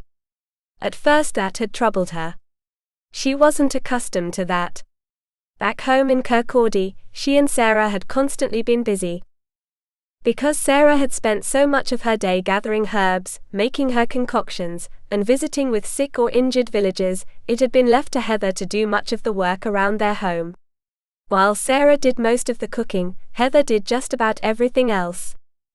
She wasn't accustomed to being idle. But with that idleness came self-reflection, and a deeper understanding of who she was and the person she wanted to become. In her bedchamber yesterday, she had poured her heart out to her sister, divulged her innermost desires. To be self-sufficient. The desire to rely on herself, and not lean on her sister, her brother-in-law or any of the Duncans for anything. It wasn't as if she intended to strike out on her own. That would be foolish. But she was no longer satisfied with being the person she had been in Kirkcaldy. Never again did she want to be that mouse, the one who cowered in fear at a raised voice or hand. She knew it was unfair to believe Sarah had never known fear in her life. She must have been terrified when she'd been kidnapped. Even so, Heather could never imagine her sister cowering, crying, pleading for her life. If she knew Sarah, she had fought with her captors, made things as difficult for them as she could. Perhaps even argued with them. A person would glean no indication of Sarah's past if they met her today. Always calm, resolute, going through her days with purpose. Purpose. Who was Heather MacDonald? What was her purpose? Would she always be identified as Sarah's younger sister, or the Laird's sister-in-law? As the noon hour drifted toward mid-afternoon, it had grown cooler. She had wandered too far, her attention captured watching the antics of squirrels in the trees, the flight of birds and occasional deer. Earlier, she had paused to watch as a beautiful doe meandered through the trees, and only belatedly noticed her standing there. The deer had stopped so close that Heather could have reached out and touched her with her hand. They had stared at one another for an endless moment. Heather smiled, thrilled by the lack of fear in the doe's large hazel eyes. Finally, the doe had blinked, and casually moved past Heather to disappear into the forest. The brief interaction had warmed Heather's heart. Such trust. The doe had instinctively sensed that Heather would not hurt her. A cool breeze had tugged at the hem of her kirtle, reminding her that the afternoon waned. She had not dressed for a long excursion, wearing only her skirt and kirtle and slipper shoes. She had not grabbed her wrap nor a cloak before she rushed outside in her highly emotional state. All she had thought about was getting away before she began to cry, her emotions overflowing. She couldn't understand why she was so temperamental lately. She seemed to continually hover on the verge of tears, sensing that in her desperation to find something she was good at, she was setting herself up for disappointment. While she had improved her weaponry skills, she knew deep down that she wasn't a warrior. She didn't want to be, not really. She would never venture off and fight with men. Jake had made her realize that she wouldn't be able to create a disguise that would hold her in good stead for months at a time. It hadn't taken him long to realize that she was no village lad. She wasn't quite sure what she had done to give herself away, but if Jake had discovered her secret in such a short time, chances were that others would too. Those who discovered such subterfuge were not likely to be as understanding or compassionate as Jake. No, as a woman she would be considered fair game, ripe for the picking. It would only be a matter of time before she found herself in an untenable situation.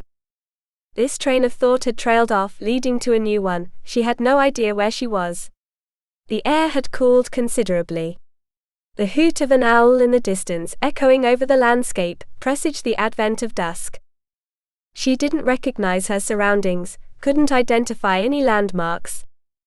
The hills rose up around her, ominous and unforgiving stone edifices, wind-blown trees, branches curved after years of taking the brunt of prevalent winds from the south. She hadn't realized that she had been climbing. Turning around, she was able to look out over the terrain, and realized she could see into a valley stretching out below. How far had she wandered from Duncan Manor? She searched the landscape carefully but saw no sign of it, nor of the village nearby. She realized she faced south when she should be looking east, based on the slow descent of the sun to the west. She couldn't see very far in that direction, the trees grew too thickly here. Perhaps if she found some high ground, she might be able to determine her orientation and make her way back to the manor house, although it was doubtful now that she would be able to reach it before full darkness. She scolded herself for her foolishness, for allowing her mind to wander. This was just the thing that Jake had warned her about. Not paying attention to her surroundings. Getting lost was a fine way to show Sarah that she could take care of herself. Running off in a fit of temper, she had succeeded at nothing but allowing herself to become hopelessly confused. She looked up at the darkening sky. Not much help in such rugged terrain. Above her, spires of rock rose like fingers reaching to the sky. The evening chill created dampness on the slopes of those rocks, making them slippery and treacherous. She followed no footpath but wound her way upward. The route she picked out was gravelly in some places, lush grass in others, and yet as she tried to climb higher, the rocks grew larger, the stones sharper. She bit back a startled cry of pain as she stepped on a particularly unforgiving rock, reaching for her injured foot. She sat down, lifted her skirt and spied the tear in her slipper shoe. She pulled the shoe off and frowned, cursing her foolishness as she eyed the now bleeding cut on the ball of her foot. She sighed, looked around, and found a high point she could manage, but she would have to hurry if she was going to make out any landmarks to the west in the growing darkness. She rose to her feet and gingerly placed her weight on her injured foot. It smarted, but it was nothing she couldn't tolerate. As soon as she got back to the manor, she would soak it. A breeze picked up, winding its way through the branches of the trees through which she made her way, the slope rising gently yet steadily upward. Another 100 feet or so, she might find a point where she could see over the trees to the west.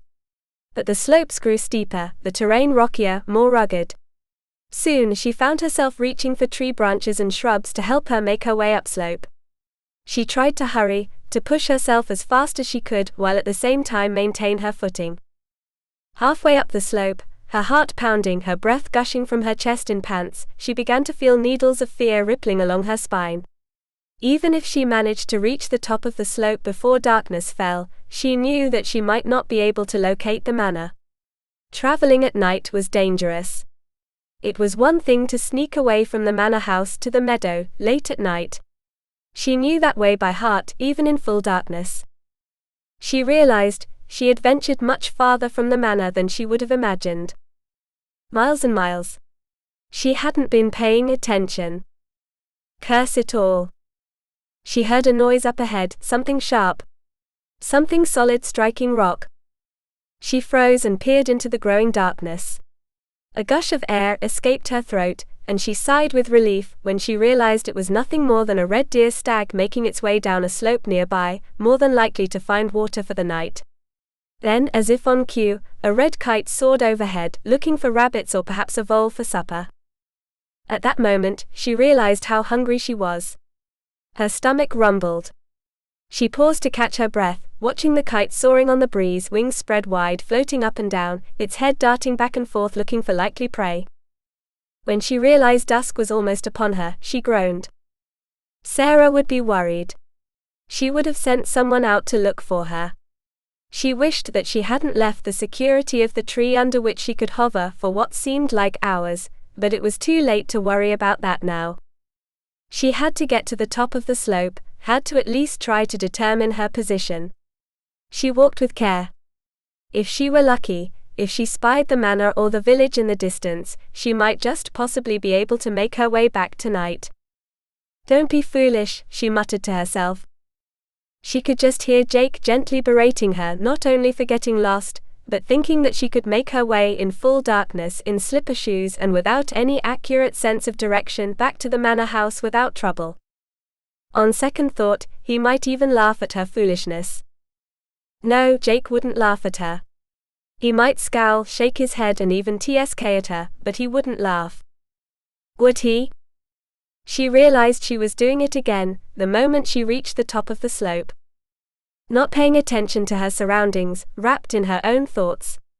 Only she didn't realize until too late that the top of the slope offered nothing more than a precariously small bit of ground that topped the spine of a steep ridge and continued to wind its way upward. Her momentum to reach the top had indeed propelled her up, but also continued to carry her forward. But there was nothing there. She had reached the apex of the ridge. Less than 2 footsteps beyond, the ground dropped precipitously. She gasped. A myriad of emotions struck: horror, fear, the sense of dismay at her penchant for distraction. She swayed for a second or two, and then instinctively swung her arms to regain her balance. Nothing to grasp onto. Just empty air. She felt herself falling. Cried out in pain as the ground rose to meet her with a bone-jarring thud before she began to slide. She landed on her right side, the side of her face, her shoulder and her hip impacting the ground. Hard. Her startled cry was broken as the air left her lungs, carrying with it a grunt of pain. She caught only a glimpse of gravel, stones, and then of darkening sky as she tumbled downward. For all she knew, she was heading for a precipice. Certainly enough of those around here. In those few seconds of heart-pounding terror, trying to clutch at anything that might slow her descent, trying to twist her body around so that she could dig her heels into the gritty soil, she prayed that she wouldn't be flung off the side of the mountain to fall hundreds of feet to her death. As suddenly as her descent began, her forward momentum came to an abrupt halt. She landed flat on her back, the air once again knocked out of her, mouth open, gasping for breath that refused to fill her lungs. At first, she didn't feel anything. Gradually pain surged through her body. She managed to gasp in a full breath. Cold, damp, mist-laden air. She didn't move, afraid that if she did, she would continue her downward descent. Ever so slowly, she felt the surface beneath her sprawled torso with her fingers, palms flat against the ground. Rock. Damp, slick rock, fairly smooth. She had landed on a ledge. How big was it? How sturdy. Amazing. She had literally topped the slope and toppled right on over, perhaps 30 feet or so. The drop and slide down had felt longer. She stared upward at the darkening sky, spying the red kite still slowly circling overhead, peering down at her. She turned her head. To the west, the setting sun shadowed the mountains and painted them a deep purplish-blue glow. Beautiful under other circumstances. Carefully, without moving her body much, she tried to assess potential injuries from the fall and hard landing. She slowly wiggled her feet. So far so good. She tried to bend her knees, but her right one protested in pain. She must have twisted it, or worse, broken her leg. She tried not to dwell on that thought, while she continued with her examination. She was able to lift both knees very slightly upward. Her right leg wasn't broken, but she had definitely injured her knee. With a sigh, she continued her small movements to gauge the presence of any other injuries. She repeated the same with her hands, her elbows and her shoulders. Her upper back hurt, and her left shoulder was awfully sore. Her face burned, and she could imagine that it was scraped, as was her upper right arm and her right hip. She assessed what she felt in those areas. Heat, throbbing, stiffness and discomfort. No horrible pain. Now to appraise her location. She had landed on a stone ledge jutting out from the cliffside. Ever so slowly she began to sit up, holding her breath, hoping that her movement didn't dislodge the ledge. Finally she was able to sit up, leaning back against her hands, her feet extended out in front of her. She repositioned herself so that her back leaned against the mountainside, but every little movement sent needles of pain shooting through her. Finally, gasping from the effort, she managed to secure a stable position. She lifted her hand and touched the side of her face. A few scrapes, likely bruised, but no alarming amount of blood. Her hands and arms also scraped, but again no severe bleeding. Bruises would form soon, she had no doubt. She looked out over the landscape, searching the near and far distance for any sign of the manor house. She didn't see anything but wilderness. No telltale smoke to indicate a house, a village, a campfire. In the distance, a low valley, and the stream running through it shone a golden red as the sun sank lower toward the horizon. The grasslands on the leeward side of the mountain dotted with brown shapes, deer. The hawk soaring above screeched, and then disappeared around the side of the mountain. The only sound now was a slight breeze ruffling the treetops and her own breathing. So wild out here. Alone. No way down, and looking upward over her shoulder, a terrifying climb back up. She doubted she could make it on her own.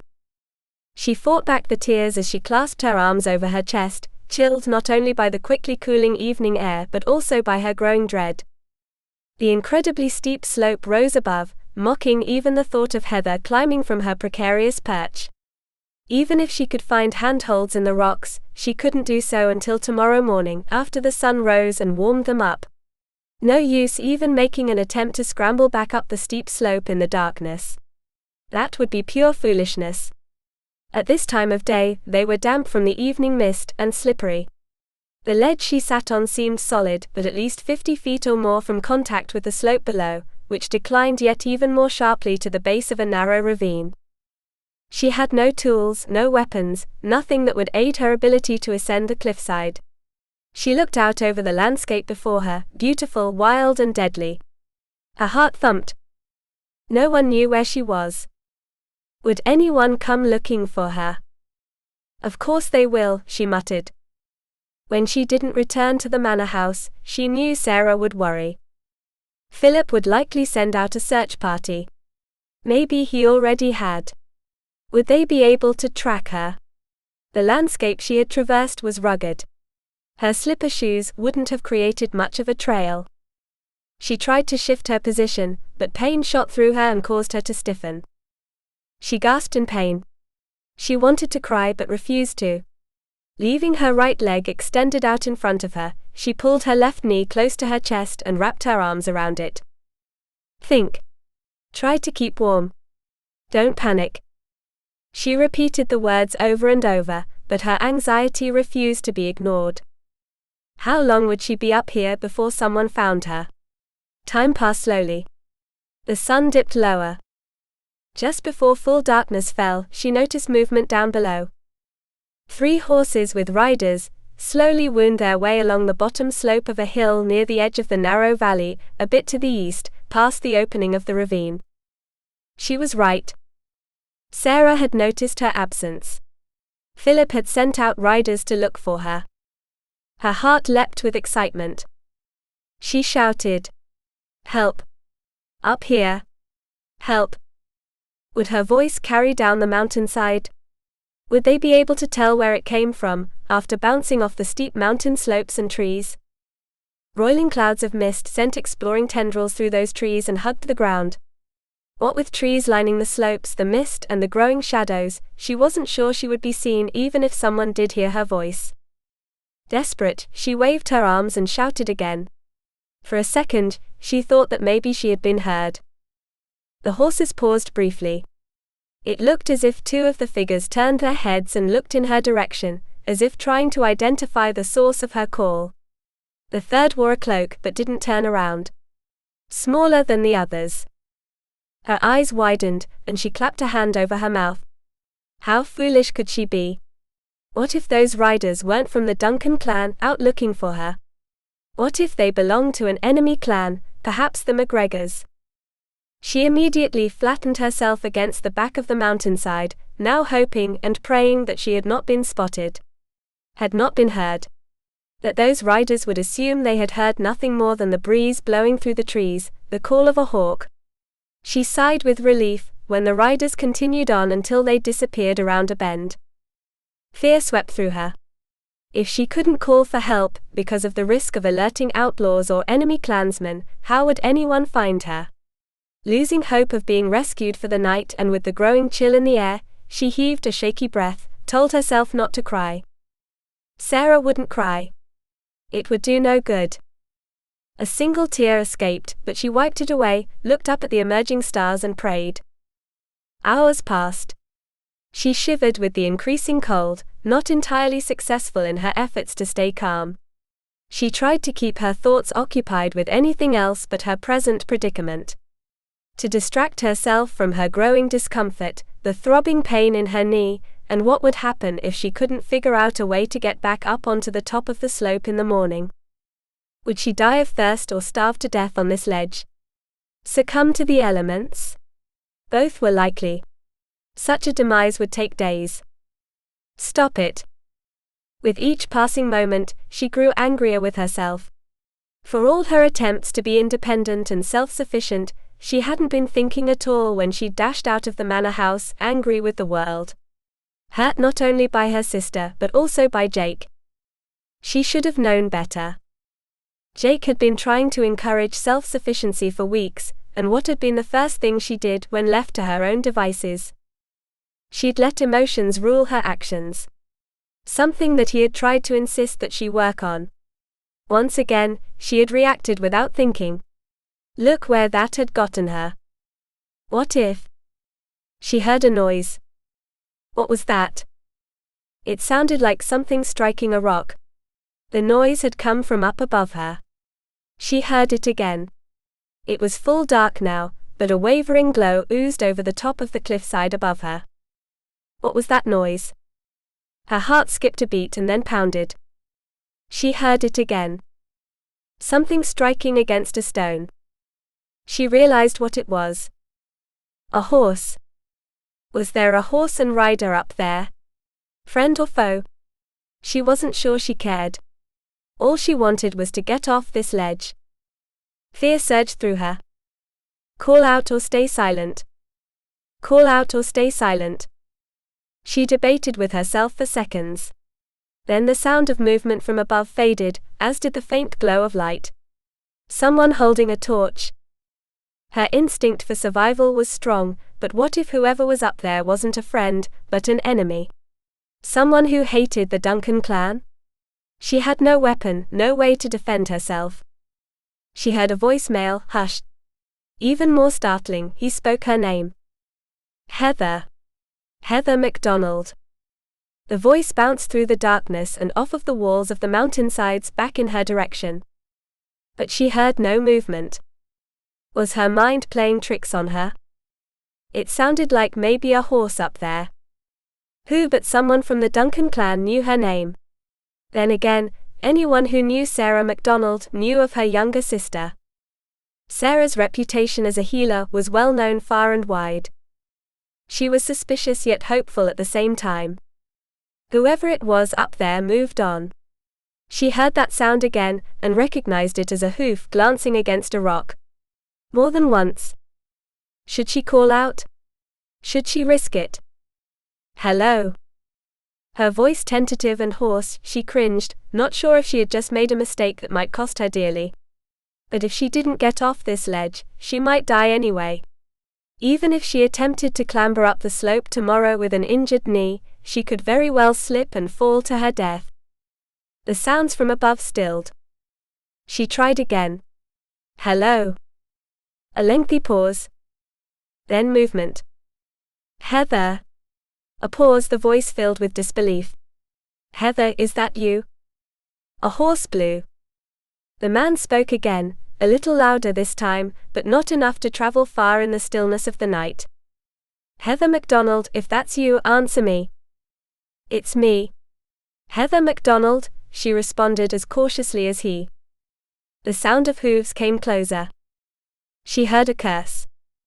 Saw the glow of torchlight near the edge of the cliff. Where are you? Down here. She tried not to scream, fought against the urge, but her voice did shake with relief. Someone was up there, someone surely from the Duncan clan who knew her and was going to help her. Please, she hissed. I'm down here. Several moments later she heard the sound of movement, then looking up, watched in dismay as a torch was held over the edge of the steep slope. The man must be lying on his stomach up there, holding the torch over the precipice. The light didn't extend down far enough to illuminate her. Where are you? Right below you, she whispered loudly, afraid that if she spoke any louder she would start screaming and never stop. Directly below your torch, maybe 30 feet down or so.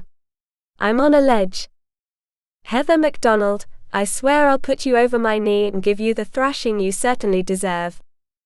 She hadn't recognized the voice until now. She nearly choked back a sob.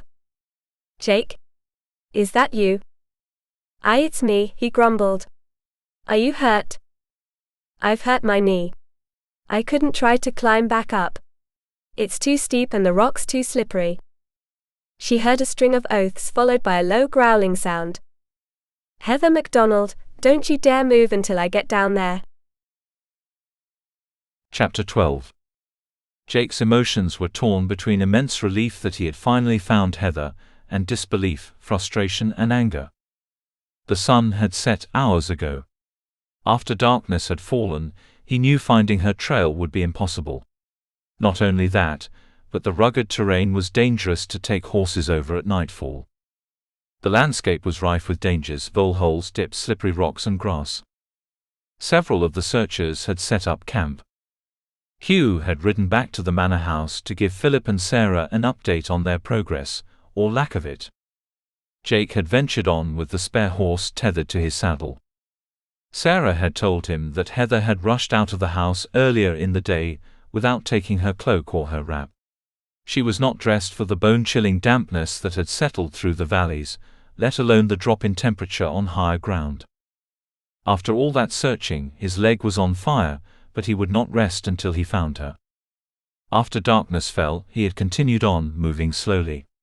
He had finally deigned to light his torch, but held it low in one hand, the other on his short sword. A perfect target for an arrow, but he risked it. He had long ago begun to imagine the worst. She had slipped and fallen, smashed her head against a rock, and lay unconscious or dead at the bottom of a ravine, her body hidden in the brush. Attacked by outlaws. Clyde MacGregor had found her on the trail and kidnapped her. His thoughts grew darker, more violent. The thought of anyone hurting Heather sent waves of fury through him. He berated himself for saying anything to Mackay in the first place.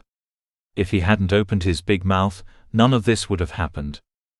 Now he lay on the ground over a steep slope, cursing under his breath as he extended the torch farther over the side of the slope. Still couldn't see her. He didn't want to say too much or too loudly. A sound could carry great distances in a narrow valley like this, and late at night, especially with the breeze. He needed to douse the flame. It could be seen for miles. Heather, how wide is the ledge you're on? He spoke in a normal tone of voice, hoping that it was loud enough for her to hear. I'm not sure, she responded several moments later, her voice more even, no longer a hushed whisper. I landed on it sideways and didn't find myself too close to the edge. Does it extend out very far from the side of the mountain? I'm sitting with my back to the wall. My leg is extended out in front of me, and I think there's at least a few feet beyond that before it drops off. He shook his head, bit back a sigh. What the hell was he going to do? Can you help me, Jake? Her voice sounded forlorn, torn between hope and resignation. He shook his head. Just don't be moving around. I'll try to find a way down to you. I think you'd be best to wait until daylight, Jake, she said. It's steep. The rocks are wet. Please don't come down here now. He knew she was right, but the thought of leaving her there all night.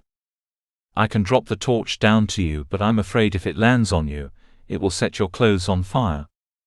"Don't risk it," she replied. "Besides, earlier, just before dark, I saw some riders down there in the valley." "Riders? How many?" "3. Heading off to the northwest. They disappeared around the bottom of the mountain, along the valley floor." He swore. The same number of individuals they had spied over the campfire toward the western boundaries a couple of days ago. Could it be the McGregors? Siana. "I'd better douse my torch then. It can be seen for miles." Reluctantly he did just that, then rose and limped back to the horses, every step sending a jolt of pain up his thigh and into his hip. He untied a bundle from the spare horse and returned to the side of the cliff. "Heather, I'm going to drop a bundle down to you. It's a blanket and some food. I need to make sure that it lands as close to you as possible." "And how will you manage that?" "I want you to hum, softly enough for me to hear you, but not loud enough for the sound to carry. Can you do that?" "Yes." He got back onto the ground, lay on his stomach and edged closer to the cliff. He heard her humming. He didn't recognize the tune, but it didn't matter. He shifted his position a bit to the right, waited, and then shifted yet again. "All right, I'm dropping it down." He let it go. "Didn't hear anything. Did it land close to you, or did it go over the edge?" "It landed right in my lap, Jake," she said with a soft laugh. "You have very good instincts and a good ear. It's not much, but it should at least help you get through the night." He doused the torch and then rolled over onto his back and stared up at the night sky. The thought of her down there alone and injured left him feeling incredibly frustrated and guilty. A blanket and a loaf of bread were not much, but it was something. It frustrated him to no end that he hadn't found her sooner. But she was right. It would be pure foolishness for him to try to make his way down in the darkness. One slip, one loose rock, and not only could he lose his life, but he could seriously injure Heather, or even worse, knock her off the ledge and send her plunging to the bottom as well. "Are you looking at the stars, Jake?" He smiled at her question, looking up at the myriad of stars twinkling above. "Yes." "You see that one directly above us, the bright star with the 3 smaller ones lined up in a row next to it?" He searched, seeking the stars she spoke of, and then once again smiled when he saw them. It was comforting somehow that they both looked at the same cluster of stars. "Yes." "What do you think of when you look at those stars?" He frowned, brought himself back to her predicament. "I'm thinking that I shouldn't be lying up here looking at the stars, and you shouldn't be trapped on a ledge down there doing the same." Silence. "I'm thinking that you're a foolish woman who allowed her emotions to control her actions. But we'll talk more about that tomorrow after I get you off that ledge and back to the manor house. I don't know how you're going to manage it, Jake, but I'm looking forward to it." And that's how they spent the night, somewhat together, though they might as well have been miles apart. The ground was cold, but he dared not light a fire. Biting off a groan of pain, he scrambled to his feet, returned to his horse, and grabbed a blanket of his own. He settled himself near the edge of the cliff, close to where he had lain earlier, knowing that it was likely directly above where Heather also sat, trapped on the ledge below. Neither of them spoke after that. He hoped that she had fallen asleep, had eaten some of the bread he'd brought along, wrapped the blanket around her. Not much, but at least something to ward off the chill. He knew she would be uncomfortable as he. And he, a warrior, a man used to spending the nights exposed to the weather. Impatiently, he waited for the hours to pass and dawn to brighten the eastern horizon. Stretching the muscles in his right thigh, he managed to attain a cross-legged position where he could keep watch. His muscles screamed in protest at first, but then gradually the pain and the tightness eased. He kept watch but saw no signs of life out there. No fires. Smelled no smoke. And so he waited, one excruciating minute after another. The eastern horizon glowed dimly, a lighter shade of darkness than to the west. Soon the sun would peek over the horizon, gradually bringing forth a new day. Jake remained seated, forcing himself to wait. To be patient. One false step would send him careening down the steep slope. He waited, until just the tip of the rising sun cast the eastern horizon into a brilliant and colorful pinkish-orange display. It never ceased to amaze him, the beauty of a sunrise or sunset. Not something that a person like him spoke about to anyone, but something that was appreciated nonetheless. Slowly he shifted his position, grimacing as pain shot through his leg. Gritting his teeth, he did his best to ignore it, and successfully, if slowly, managed to get his feet under him. He waited for the throbbing to subside. His muscles were stiff, nothing unusual after spending a night outdoors in the damp and chilly Highland air. He swung his arms across his chest and turned to the horses, both grazing peacefully, tails flicking, not a care in the world. Both horses carried his weapons, bow and quiver of arrows, a short sword, his shield made of not one but two layers of fur placed at an angle and covered with tightly stretched leather, an arm strap sewn into the padded back. A dirk tucked into a loop on his saddle, the other worn at his side. He turned back toward the cliff, as he could think of no other name for it. Too steep for a slope really, it dropped at a precipitous angle. Carefully he approached the edge, making sure he had solid footing. Testing his weight one step at a time, he leaned forward and dared a quick look over the side. There, perhaps 30 feet down as Heather had estimated, he saw the edge of the ledge upon which she was trapped. All he saw of her was her left foot, the thin slipper shoe, and a glimpse of an ankle. A delicate, finely formed ankle. He frowned at his wayward thoughts and took a step back and searched the surroundings, looking for another way to reach the ledge. She was in a precarious location. How was he going to get her off the ledge and back on top of the ridge? He didn't have a rope with him. He might be able to travel down to the ledge, but bringing her back up was another question entirely. The others in the search party had spread out in all directions last night. Most had circled around and ventured back toward the manor as it grew darker, but he had pressed on. The others would soon be searching again, but would any think to come in this direction? Most, including him at first, thought Heather would stay to low ground, heading west, but she had obviously veered deeper into the trees and lost her sense of direction. How she had ended up here, so far from the manor, he had no idea, but now was not the time to ask. Should he just wait here until one of the Duncan men found them, or should he ride back to the manor house and get help? Neither was optimal. She was injured. Another night spent exposed to the elements without food. He tried to come up with a plan to get her off the ledge without risking more danger, but nothing came to mind. He was also concerned about the riders that Heather had seen the evening before. If she had spotted MacGregor clan riders, they were likely scouting the area, assessing their defenses. They might double back. He didn't want to leave her alone on the ledge. It would take at least a few hours to ride back to the manor house, alert Philip and Sarah, collect supplies and then return. He turned to the north, scowling when he saw clouds hovering near the northwestern horizon. They would bring rain before the end of the day. Jake. Her voice carried in the stillness. She wasn't raising it too much, but it did echo, and he winced. "I'm here, Heather," he said, moving toward the edge of the slope. "Try to keep your voice down. Sounds carry great distances in these narrow valleys. Can you get me up?" "I'm thinking on it," he said. "Just try not to move around too much. Is that ledge you're sitting on pretty solid?" "Seems to be," she said, her voice subdued. He could hear the fear in it. The worry. He knew what she was thinking. Not certain if he could help her. Thinking he would leave her here alone. "I'm not going to leave you here," he said, trying to sound reassuring. He continued to glance around, looking for anything that might help him get her off the ledge, but his focus wasn't as sharp as it should be. Worried about Heather, the pain in his leg, a constant throbbing that niggled at his brain, the oncoming rainstorm, the mysterious riders she had seen the night before. "Damn it," he muttered. He glanced back at the horses, tied to shrubbery about 20 paces from where he now stood.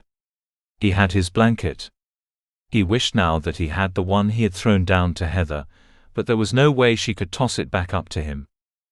He glanced at the horse's reins. Maybe he could tie them together, create a makeshift rope.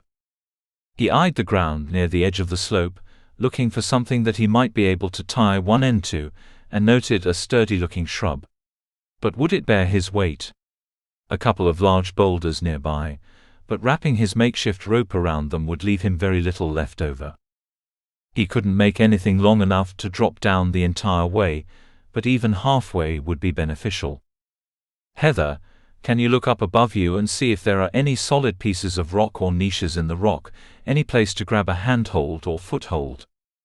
He waited for several moments before Heather finally answered. "It looks like there are some good handholds. I think I can make my way back up." "No, stay where you are," he said. He didn't want her risking it. He supposed the only thing he could do was try to get down there. Getting back up would be even more precarious. The only way he could think to do that was to have her climb onto his back. Not an ideal situation for either one of them. Before his injury, he would never have questioned his ability to climb down there or back up again with Heather on his back. But now with his leg, would it bear not only his weight but Heather's? Would that shrub hold? Would the makeshift rope he planned to make? He grumbled as he strode toward the horses. A short distance upslope stood a cluster of trees, clinging to the top of the ridge before dipping downward on the far side of the mountain. He could hobble the horses in those trees, keep them out of sight just in case. They would be content enough munching on grass and shrubs. He sighed, knowing that he had no other option.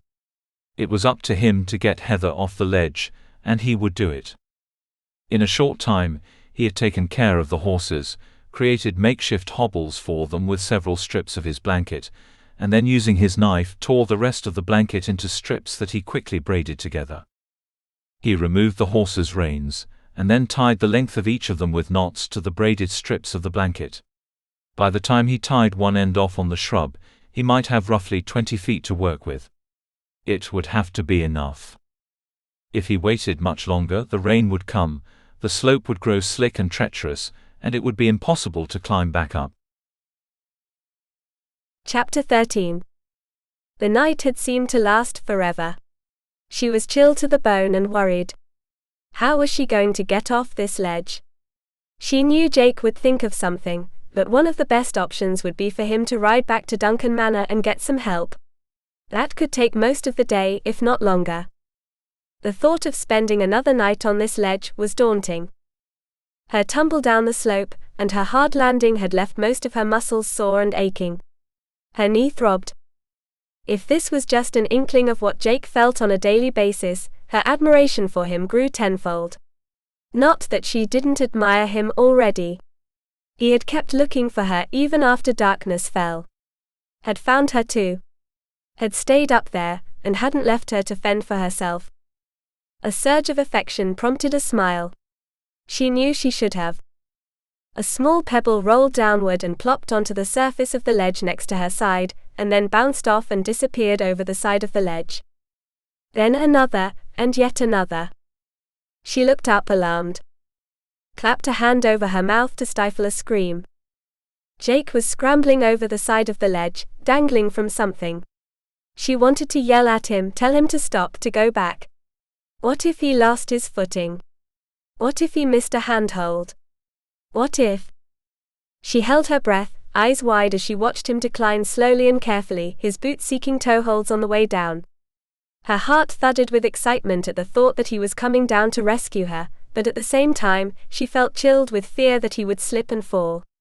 What did he think he was doing? What was he going to do once he got down here? They would both be stuck on this ledge. Had he told anyone he was heading in this direction? At first light she had cast her gaze over the landscape from east to west. No sign of village smoke, no sign of Duncan Manor, no sign of anyone. More dirt, small stones and pebbles came down. Heart pounding forcefully now, the pulse throbbing in her neck, she closed her eyes, hand still clamped tightly over her mouth, not wanting to make any sound that might distract him. All of a sudden, he stopped. His feet dangled maybe 10 feet or so above her. He was hanging on to something, but she couldn't see exactly what. She saw a flash of his face as he looked down at her over his shoulder. How far am I from the ledge? Maybe 10 feet or so, Jake. Oh, do be careful. Before the last word left her mouth, he landed heavily on the ledge beside her, feet spread shoulder-width apart, knees bent to absorb the shock. She cringed and uttered a sharp cry of distress, thinking that maybe the entire ledge would detach from the mountainside and send them both tumbling downward. It held. Didn't budge at all. And then he was crouching down beside her, his gaze searching hers, a grin on his face. Her admiration, gratitude, and pride in his bravery disappeared in an instant. Angry, shocked by what she perceived as foolishness, she scowled at him. What have you done? He looked back at her, confused. What you talking about? His grin broadened. I came to save you, lass. You did you? She asked, gesturing around and then back up to the top of the cliff. And how do you propose we get back up? Why did you come down here? Now we're both stuck. She shook her head, even as he settled himself down beside her. You should have ridden back to the manor, Jake, gotten some help, some horses, rope, something. You're not being very gracious, he scolded. After risking life and limb to come save you, this is the thanks I get? He was still smiling. I'm serious, Jake. How are we going to get out of here? You should have gone for help. I don't need any help, he grumbled. I have a plan. She lifted an eyebrow. Indeed? And what exactly is your plan? That we sit here long enough to sprout wings? He chuckled. Where is your faith, Heather? She sighed. I'm sorry, Jake. I appreciate you finding me, staying up there all night, but I don't understand why you came down here. She gestured again. There's no way down. My knee is injured. I doubt if it will bear all my weight. And your leg? My leg is just fine, he interrupted. He glanced at her leg, as if trying to see through her skirt and kirtle. Is it broken? I don't think so. But it throbs terribly, and I can't move it very much. I think I sprained it quite badly, or perhaps twisted it and tore something. Sarah would know.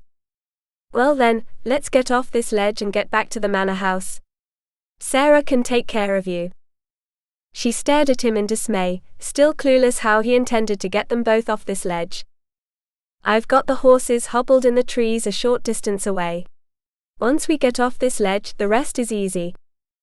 Emotions surging, she was torn between wanting to throw her arms around him and yelling at him. Quite to her surprise, the former won out. Despite her annoyance, despite her uncertainty about what they were going to do, and how they were going to get out of this, he had come for her. He wasn't going to leave her all by herself. He had risked his life to come down here to her. She flung her arms around his shoulders and pressed her face into the warm crook of his neck. Thank you for not leaving me, she said softly. Thank you for risking your life for me. She pulled her head back and looked up into his face. But you better not. Better not what? He asked, his gaze searching hers as he wrapped one large arm around her figure. You'd better not get hurt. Or even worse, end up killing yourself for my sake. Despite the pain in her knee, her aching joints, and her frustration with him, she couldn't help but feel incredible gratitude and affection. Her own foolishness had gotten her into this mess, and she wouldn't have blamed Jake for scolding her, but he didn't. At least not yet. Maybe he was saving it until they got up top and off this ledge. Maybe.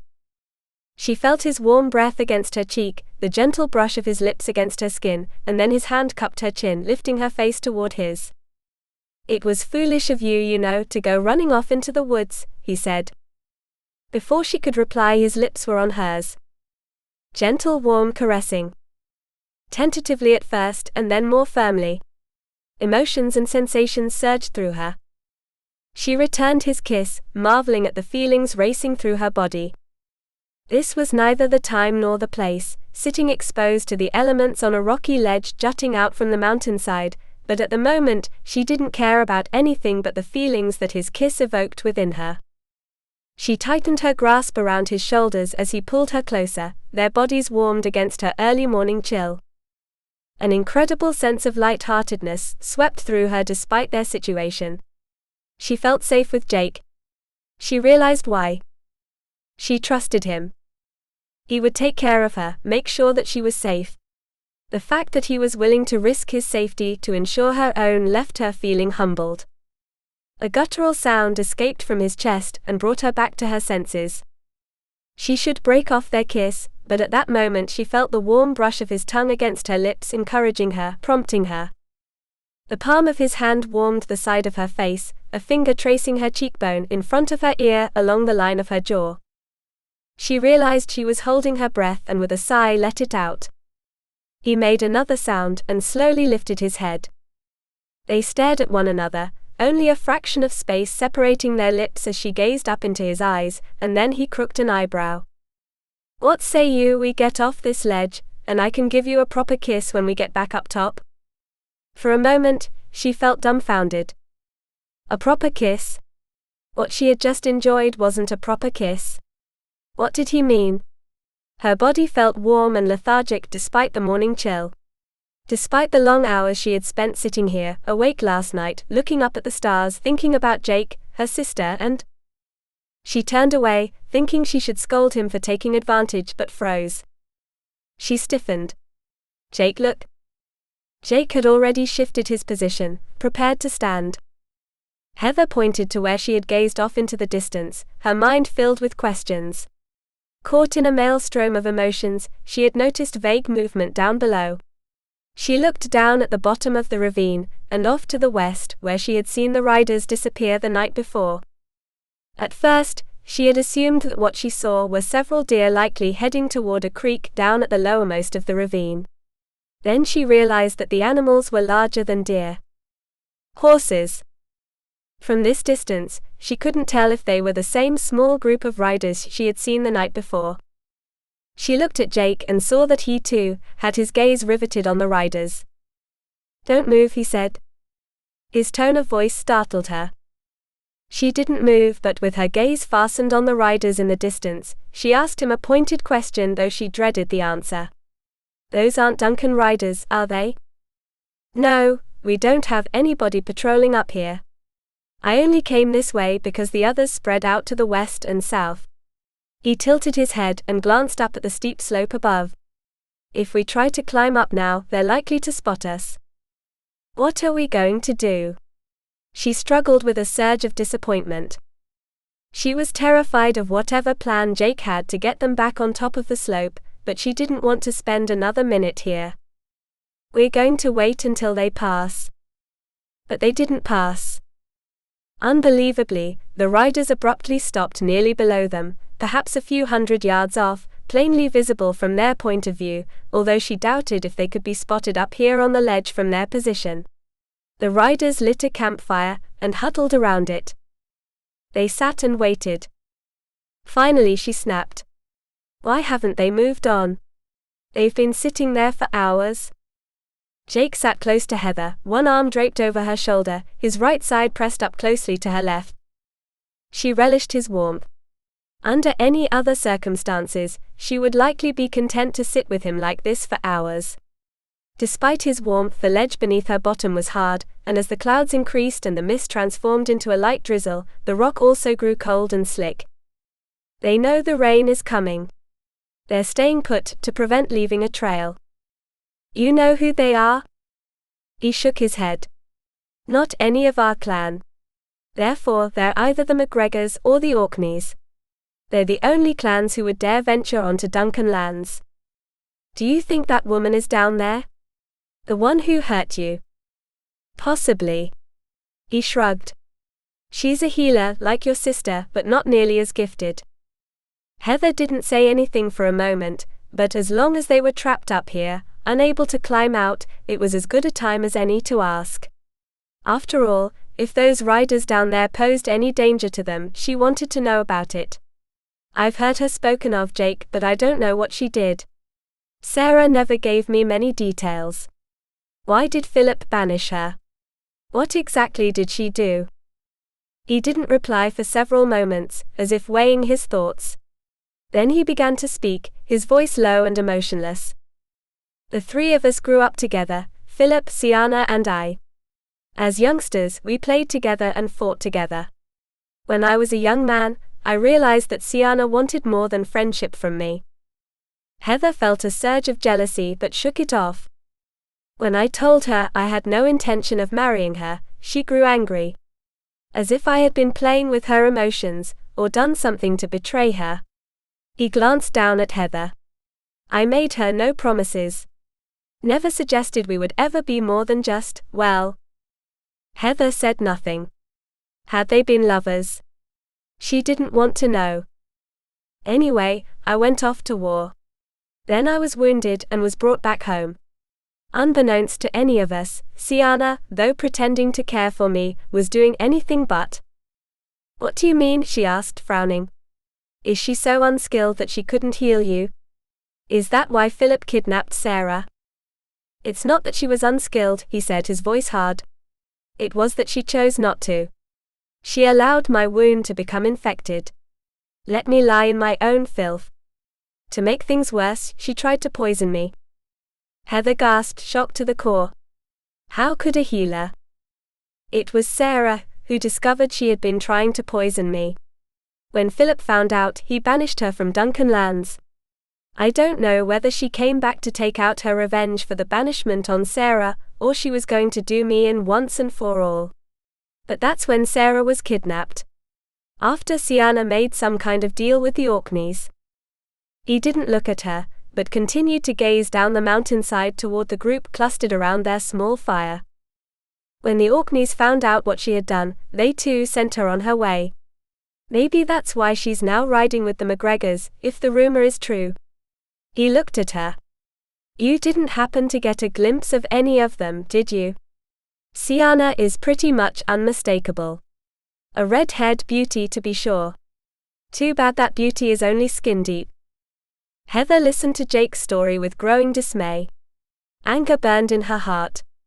The thought of someone deliberately trying to kill Jake, a woman who claimed to be a friend, who had wanted to marry him. What's going to happen when you catch her? She had no doubt the woman would be caught, eventually. He glanced down at her. That's for Philip to decide, as the Laird. He looked once again at the riders, huddled in the distance. Fingers of mist-laden fog had made its way along the floor of the valley beyond, and pulsed into the ravine, occasionally obscuring the trio. He glanced upward at the slope above them, then at the clouds building above. I think we better take advantage of the increasing fog and the drizzle. If we don't, we may be stuck here for days. Heather stared wide-eyed at Jake, and then up at the steep slope rising above. But the rocks, Jake. They're slippery. Her heart pounded. No, he couldn't be thinking. She found it difficult to swallow. Fear threatened to immobilize her. I don't think I can. You don't have to. I'll do the climbing. All you have to do is hang on. What? He deliberately rose to a standing position, keeping an eye on the faint glow of the fire down below. Stand up, Heather, very slowly. She wanted to refuse, but the gaze he sent her was encouraging, forceful. She had never been so frightened in her life. She swallowed again. What do you want me to do? The bottom of my rope is only about 10 feet above us. If I can make it that far, the rest shouldn't be difficult. Fear raced through her mind. What if they couldn't make it up that 10 feet? What if his makeshift rope broke beneath their weight? Why did she have to? I'm going to turn around. You're going to climb onto my back, and wrap your arms around my neck. Mind you, not tight enough to choke me. Clasp your legs around my waist. Jake, I'm not sure. You need to trust me, Heather. It's our only. But your leg. What if? The look he gave her chilled her to the bone. She hadn't meant to hurt his feelings, to suggest that he couldn't possibly. Do you trust me? She looked into his eyes, at the determination she saw there. She swallowed again, though trembling with fear and her heart pounding with anxiety. She nodded. Yes, Jake. I do. Then hurry up. We don't have much time to waste. If it starts raining in earnest, there's no way we'll be able to go up. Heather briefly closed her eyes, offered a quick prayer, and then reached for the hand he extended toward her. Slowly, she rose to her feet, wincing when she placed the least amount of weight on her injured leg. But if Jake could do it, so could she. He hunched down and turned his back toward her. After only a brief moment of hesitation, she wrapped her arms around his neck, making sure that his shoulders had free range of motion. She tried to lift her legs high enough to wrap them around his waist, but her right leg refused to obey. She tucked her left leg up near his hip, and lifted her right as far as she could. "That's all I can do, Jake." He nodded, already looking up. "Hang on. No matter what happens, don't let go of me." "All right," she choked out. He shoved his fingers into a small crack above his head. She closed her eyes and squeezed them tightly shut. She didn't dare move a muscle, hardly dared to breathe. Even a slight effort on her part to shift her position might send him careening downward. They moved in small increments. She felt his muscles bulging, sensed them straining with their combined weight as he tried to lift them, heard him grunting with effort as he lifted his left foot from the ledge, tested their weight on a mound of stone, and then rose a few inches. One hand, one foot, rising a few inches at most, then the process was repeated. Her heart pounded so hard that her ears started buzzing. At first, she thought she was going to faint from fear, but she forced herself to concentrate on Jake's efforts, his incredible strength, his determination to save them both. After what seemed like hours but was only minutes, he spoke, his voice strained. "I'm going to let go with one of my hands and reach for the rope. Don't adjust your weight." She didn't say anything. Not that she could. She felt frozen with fear. Her left leg ached with the tension of holding it close to Jake's hip. Her right leg throbbed. She could just imagine how his leg felt. For a second, as he released his grip on the rock and reached, she felt them both shift sideways. She bit back a groan of despair, thinking that any second he would lose his grip. He would misjudge the distance between his hand and the rope. The rope would break or simply come apart. They would both slip and plunge downward to their deaths. She opened her eyes just as he reached for the rope. Grabbed it. She had just uttered a sigh of relief when she saw his hand slip. Chapter 14. Every inch was hard won and fought for. Jake's heart pounded. He felt it in his temple and his neck. He heard the buzzing in his ears. He might not be on the battlefield at this moment, but the stakes were just as high. His focus intent on searching for a handhold. He could allow nothing to distract him. He didn't dare shift his gaze to anything else but the face of the rock above him. He ignored the pain shooting through half his body every time he lifted his right foot higher, with Heather clinging desperately to him, dangling off his back. He felt her tension. Still as a board, her arms tightly clasped around the base of his throat. Her breath, taken in short gasps, warmed the side of his neck. He heard the soft mewling sounds of fear that issued from her throat every time he moved. He could imagine her fear. He felt it too. But he could not, would not, allow it to take hold. If it did, he would freeze. He'd never done anything so foolish in all his days. Oh, he had risked his life many times on the battlefield, but to attempt to climb a steep rock face with someone hanging onto his back. He cursed silently. He shouldn't be in this position, having to do this. But here he was, doing it. To save Heather. Foolish girl. She had gotten herself into this mess that she couldn't get out of. If he hadn't found her, she would still be stranded on that ledge, unable to go up or down. In another couple of days, maybe sooner, she would have died of exposure. She had been near frozen when he'd gotten down to her. So no, he couldn't have left her there. Doing so would have been against everything he stood for. Everything he believed in. But this? He hoped God felt benevolent this day.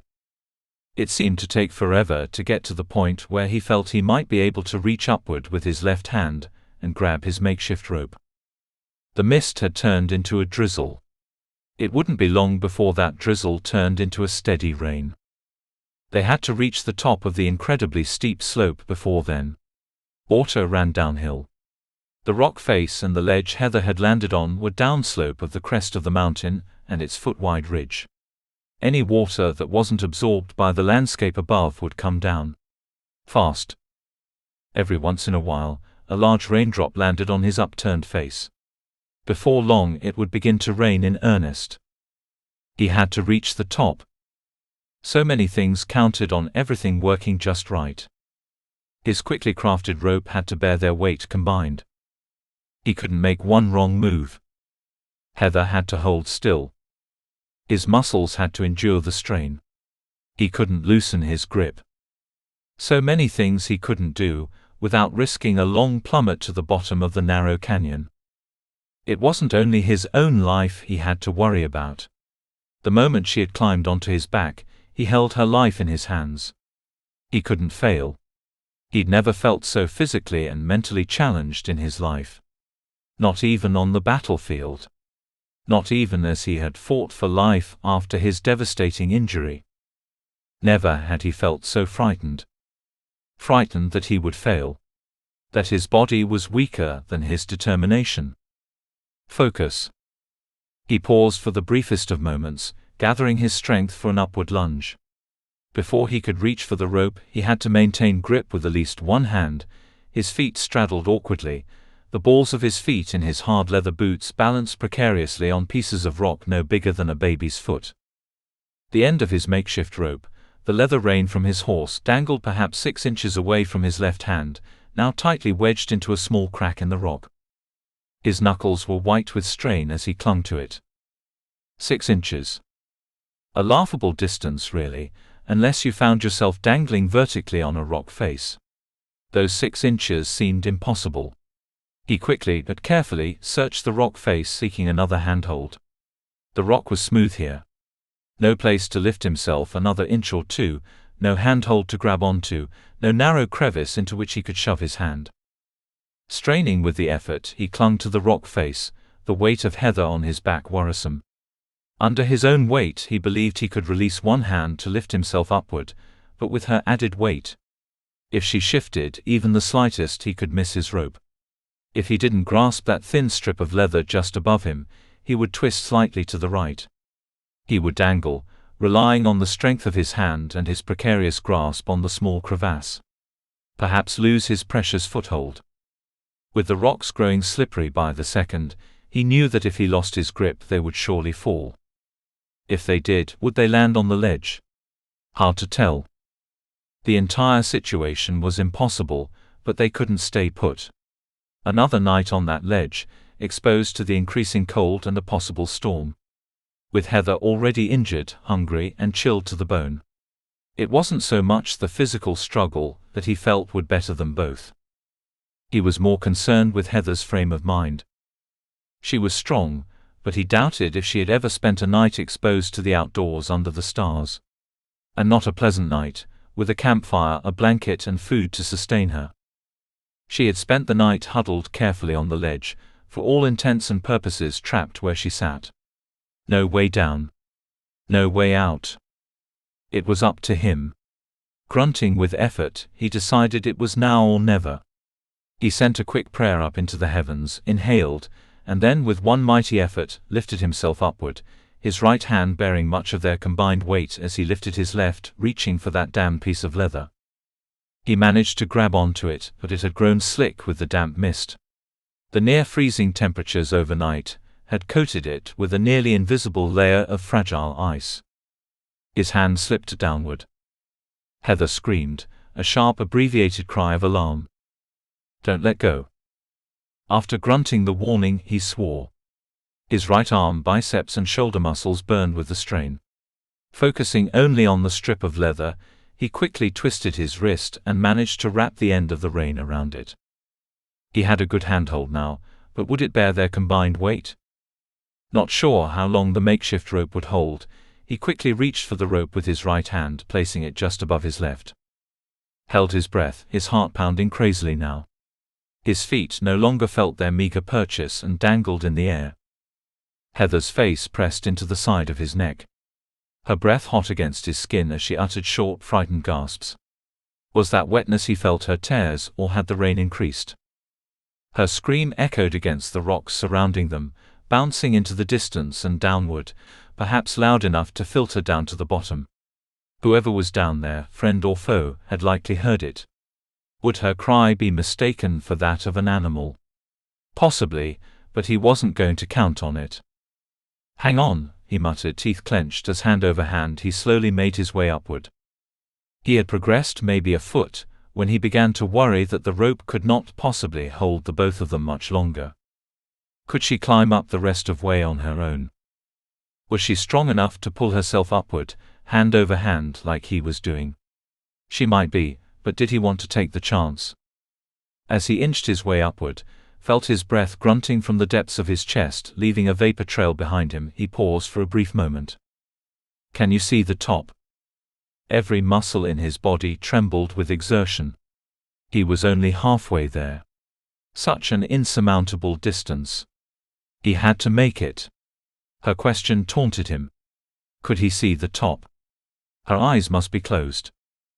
Almost he lied. His muscles strained with his efforts. The blood pounding in his heart roared in his ears. Fighting for footholds wherever he could, he nevertheless was forced to rely on the strength of his upper torso to lift them in tiny increments upward. Could he make it to the top before his muscles gave out? Over the sound of his lungs gasping for air, he heard a sound from below. A shout. Had they been seen? He couldn't risk a glance downward. Refused to focus on anything except reaching the top. Heather's breaths came faster now, each one marked with a squeak of increasing fear. She was close to panicking. He couldn't blame her, not one bit, but now was not the time. Almost there. Miraculously, his makeshift rope held. After what seemed like hours but was not likely more than a couple of minutes, he saw the top. Still so far away. Unfortunately, the edge extended slightly over the slope they now climbed. He swore under his breath. He kept searching for footholds, but more often than not his feet failed to find secure purchase. Every muscle in his biceps felt like it could rip asunder any moment. He found it increasingly difficult for his cold fingers to maintain a firm grip on the leather strap, and then he felt the braided fabric he had crafted. The feel of the fabric beneath his fingers gave him hope. He was making progress. Slow, moving upward one agonizing inch at a time, he tried to estimate how many more times he would have to lift them both upward hand over hand. 20. Would he make it? He had to. Another squeak from Heather. Her position shifted slightly as she gasped and croaked out a single word that sent shivers racing down his spine. Slipping. Her voice tight with panic, he felt her arms tightening, fingers trying to clutch at his tunic, digging deep into the flesh under his collarbones. He winced. If she panicked and began to shift, the strain against the rope could either cause him to lose his grip or loosen the knots. A downward plummet, the result of both.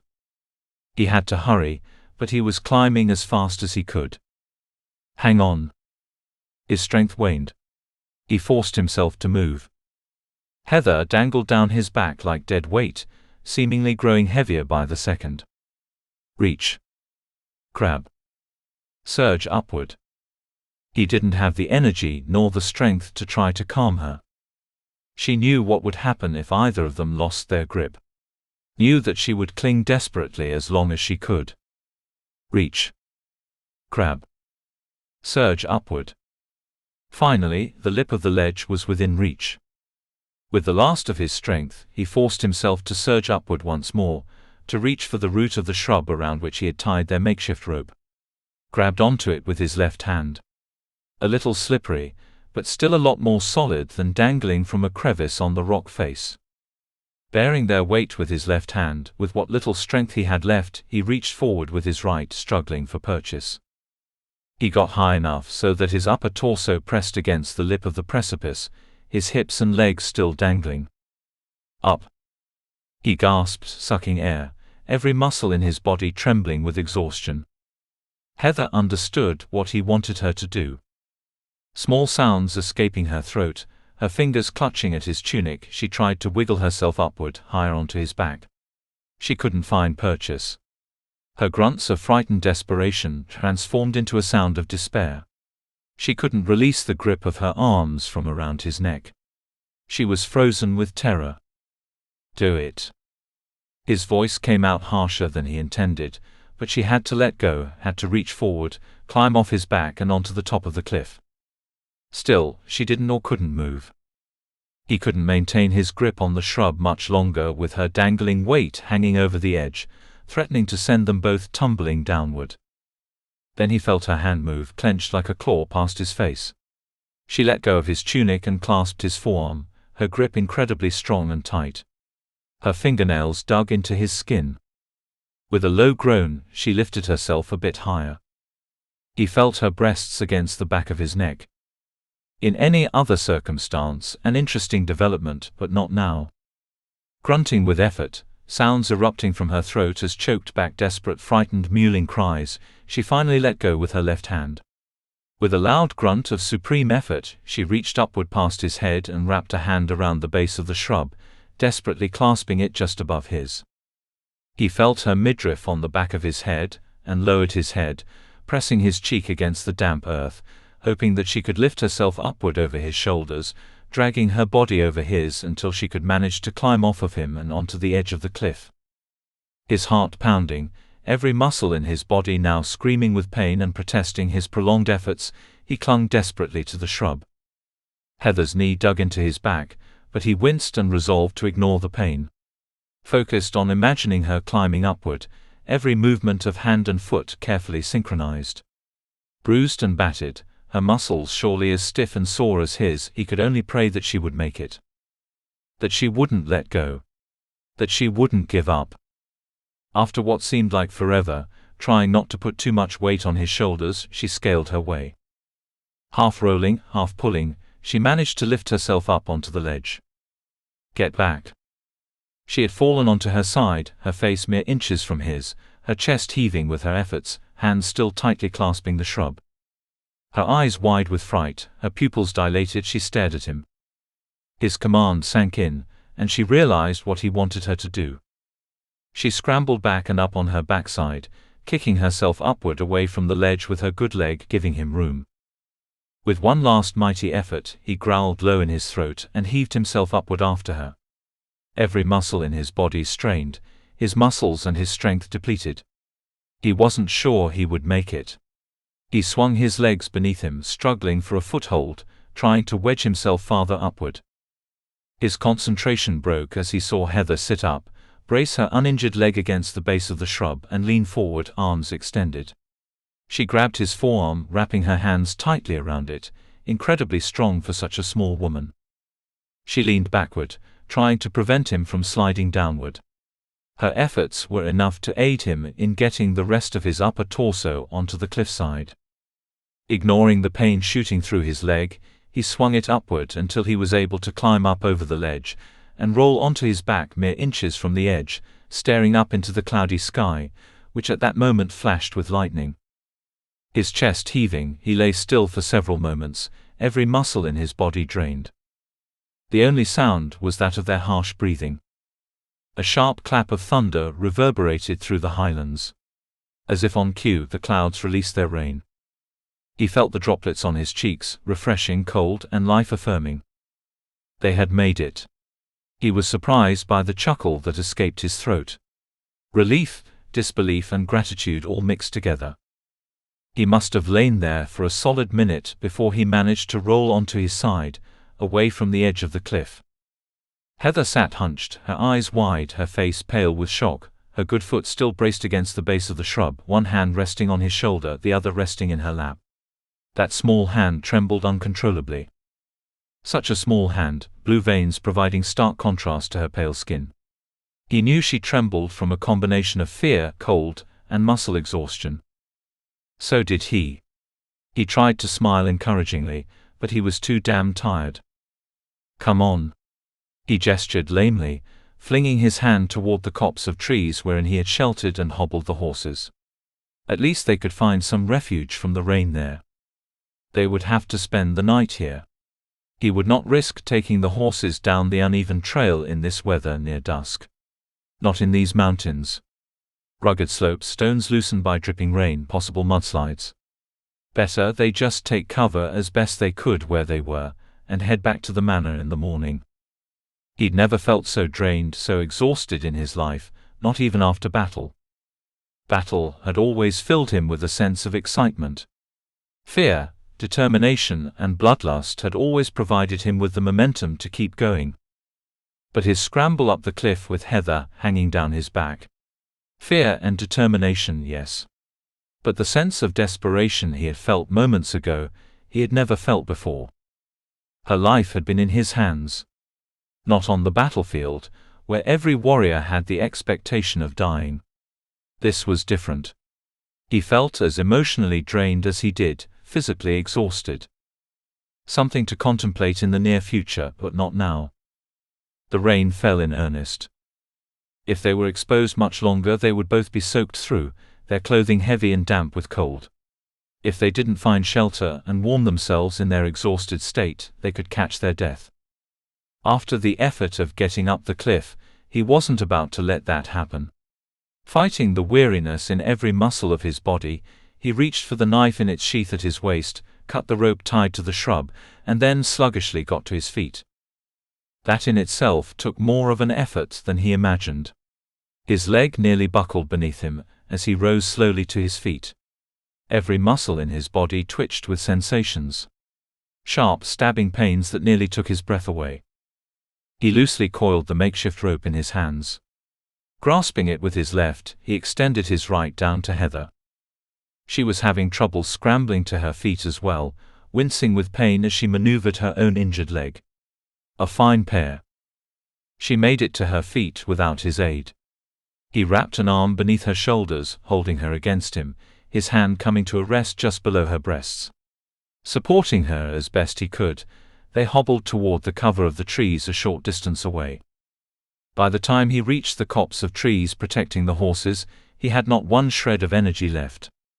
Releasing his grip on Heather, he collapsed to the ground where he stood. Heather did much the same. The horses stood nearby, staring placidly at them, standing head to tail, resting on 3 hooves. He gestured toward a nearby tree, pine boughs growing waist-high to the ground. "I'll just rest a minute and then I'll make some sort of shelter," he finally said. He saw the look she gave him and shook his head. "We're staying here through the night." She opened her mouth as if to protest, but then nodded as she slumped as if boneless. She had survived a harrowing experience. They both had. They had made it. He grunted and sent her a smile of encouragement. It warmed his heart when she returned his smile with one of her own. Chapter 15. Jake had saved her life. Literally. Heather watched him quietly as they both rested under the overhang of pine boughs. The scent of the bark, the sap and the pine needles enhanced by the fresh rain. The rich aroma of soil damp with life-giving rain. She even imagined she could smell the dampness in the air, feel the wisps of fog and low-lying clouds wrap around her. High above in the tree, she heard a soft sound, and knew instinctively that it was a squirrel seeking purchase as it sought shelter of its own. She knew her senses were enhanced because of their close call. That her desire to live had sharpened those senses to an incredible degree in the aftermath of her harrowing experience. The horses nearby stood quietly, heads drooping, their breath sending vapor gusting into the air. Her heart still pounded. She couldn't stop her hands from trembling. Her back was stiff with muscle spasms that just wouldn't stop. Jake sat quietly with his back against the tree nearby, legs sprawled in front of him, arms dangling at his sides, hands resting with palms facing upward on the pine needles underneath him. She saw his hands also trembled from physical exhaustion. Waves of emotion swept through her. Gratitude. Pride. Admiration. Intense relief to be alive. Not only had he come down to her on the ledge when he didn't have to, but he had risked everything, even his own life, to save hers. She could have sat on that ledge while he rode back to the manor to get help, but he hadn't left her. She felt humbled by his loyalty. A loyalty that he no doubt shared with his comrades on the battlefield, and with the Duncan clan. But to see it for herself, To understand what loyalty meant to the Highlander, that was an eye-opening experience. She had no doubt that she had always felt loyalty for her sister. In her own way, Sarah had striven to protect her from life. If the tables were turned, Heather knew that she would do everything within her power to help her if Sarah needed her. Still, would she have thought of crafting a makeshift rope out of strips of fabric and the horse's reins as Jake had? Would she even have had the strength to pull herself up on her own with or without a rope? Or be brave enough to try? She doubted it. She experienced a sudden, overwhelming urge to hug him, to in some way show her gratitude. But would he welcome such a gesture from her? She didn't think so. She had done this. She had endangered not only her own life but his. Risked the lives of the others looking for her. Exposing them to the dangers of wild animals, a slip down a mountainside, the attack of enemy clans. She sat with her back resting against the same tree trunk, close to Jake but not touching. Close enough to reach out her hand to clasp his if she had the energy, which she didn't. She couldn't even make herself move. Even taking a deep breath was painful. Her leg throbbed. She couldn't imagine how much pain Jake must be in. But something was required. "Thank you, Jake." He turned to look at her, and their eyes met. What was he thinking? His expression inscrutable, she worried. Angry with her? A distinct possibility. Not only had she been foolish enough to run off in a piqué of anger, but she had potentially risked her life and his. They both could have died today. She dropped her gaze from his, nervously plucking at the damp cloth of her kirtle with her fingers. That might not have been anger she saw in his expression, but disappointment. She had done everything that he had spent weeks telling her not to. Yet once again, she had allowed emotions to control her actions. She hadn't been fighting an actual enemy, but for all intents and purposes, the landscape and the environment were her enemies. Face downturned, staring at her damp and heavy woolen kirtle, shame rose within her. Warm tears filled her eyes despite her efforts to blink them back. A lump rose in her throat, making it difficult to swallow. She looked up at him again, prepared to apologize. She hesitated. A slight frown pulled down his eyebrows. Why didn't he say something? Before she could venture an apology, which seemed embarrassingly inadequate due to their present circumstances, he shifted his position, and prepared to crawl out from under the boughs of the pine tree, somewhat sheltering them from the rain. Her eyes widened. He was leaving her? Now? After all he had done for her? Where are you going? He crawled from beneath the boughs, muttering under his breath, then rose to his feet, jaw clenched tightly against the pain surely coursing through his leg. "I'm taking care of the horses. They've been saddled too long. I need to bring the weapons, and what little food is left in my saddlebag." With that he limped away. She watched, not unaware that once again she sat under the shelter of a tree, half hidden by tree boughs drooping close to the ground. Not so close that she had to hunch over, at least not this close to the rough bark. The tree she leaned against was massive. The breeze ruffled the branches, sending down a rush of raindrops. She ducked and tried to pull her knees up to her chest for added warmth, but her muscles still refused to move. A drop of rain from above landed on the nape of her neck and trickled down her back. She shivered, miserable. Not only physically, but emotionally. It was her fault. This was all her fault. She wanted to go home, to Duncan Manor, to find her sister, to apologize for her childish behavior. She wanted her own warm bed, the security of the household. She should have known that she couldn't hide her secret from Sarah forever. Looking back, it all seemed so foolish. It had taken nearly 2 days and the night shivering and in pain on the ledge, followed by the terrifying ascent upward on Jake's back, to make her realize she was no fighter. She never would be. What had she been thinking? Why did she feel the need to compete with her sister? Sarah had been born with a special gift. She had always been slightly envious of her sister's gift, and her reputation. It wasn't so much jealousy, as it was admiration, which in turn propelled a desire within her to also find some special skill with which to separate herself from everyone else. She loved Sarah with all her heart and always had, but she had spent most of her life feeling invisible, living in Sarah's shadow. Was that so bad? Not really. Even so, it was time for her to find her own way in the world. Yes, she was captivated by and interested in weapons and how they worked, and she wanted to learn how to use them. But not to become a warrior. Not anymore. Jake was right. She would never survive. Emotions bubbled and her chest heaved. She fought back the tears and released a shaky sigh.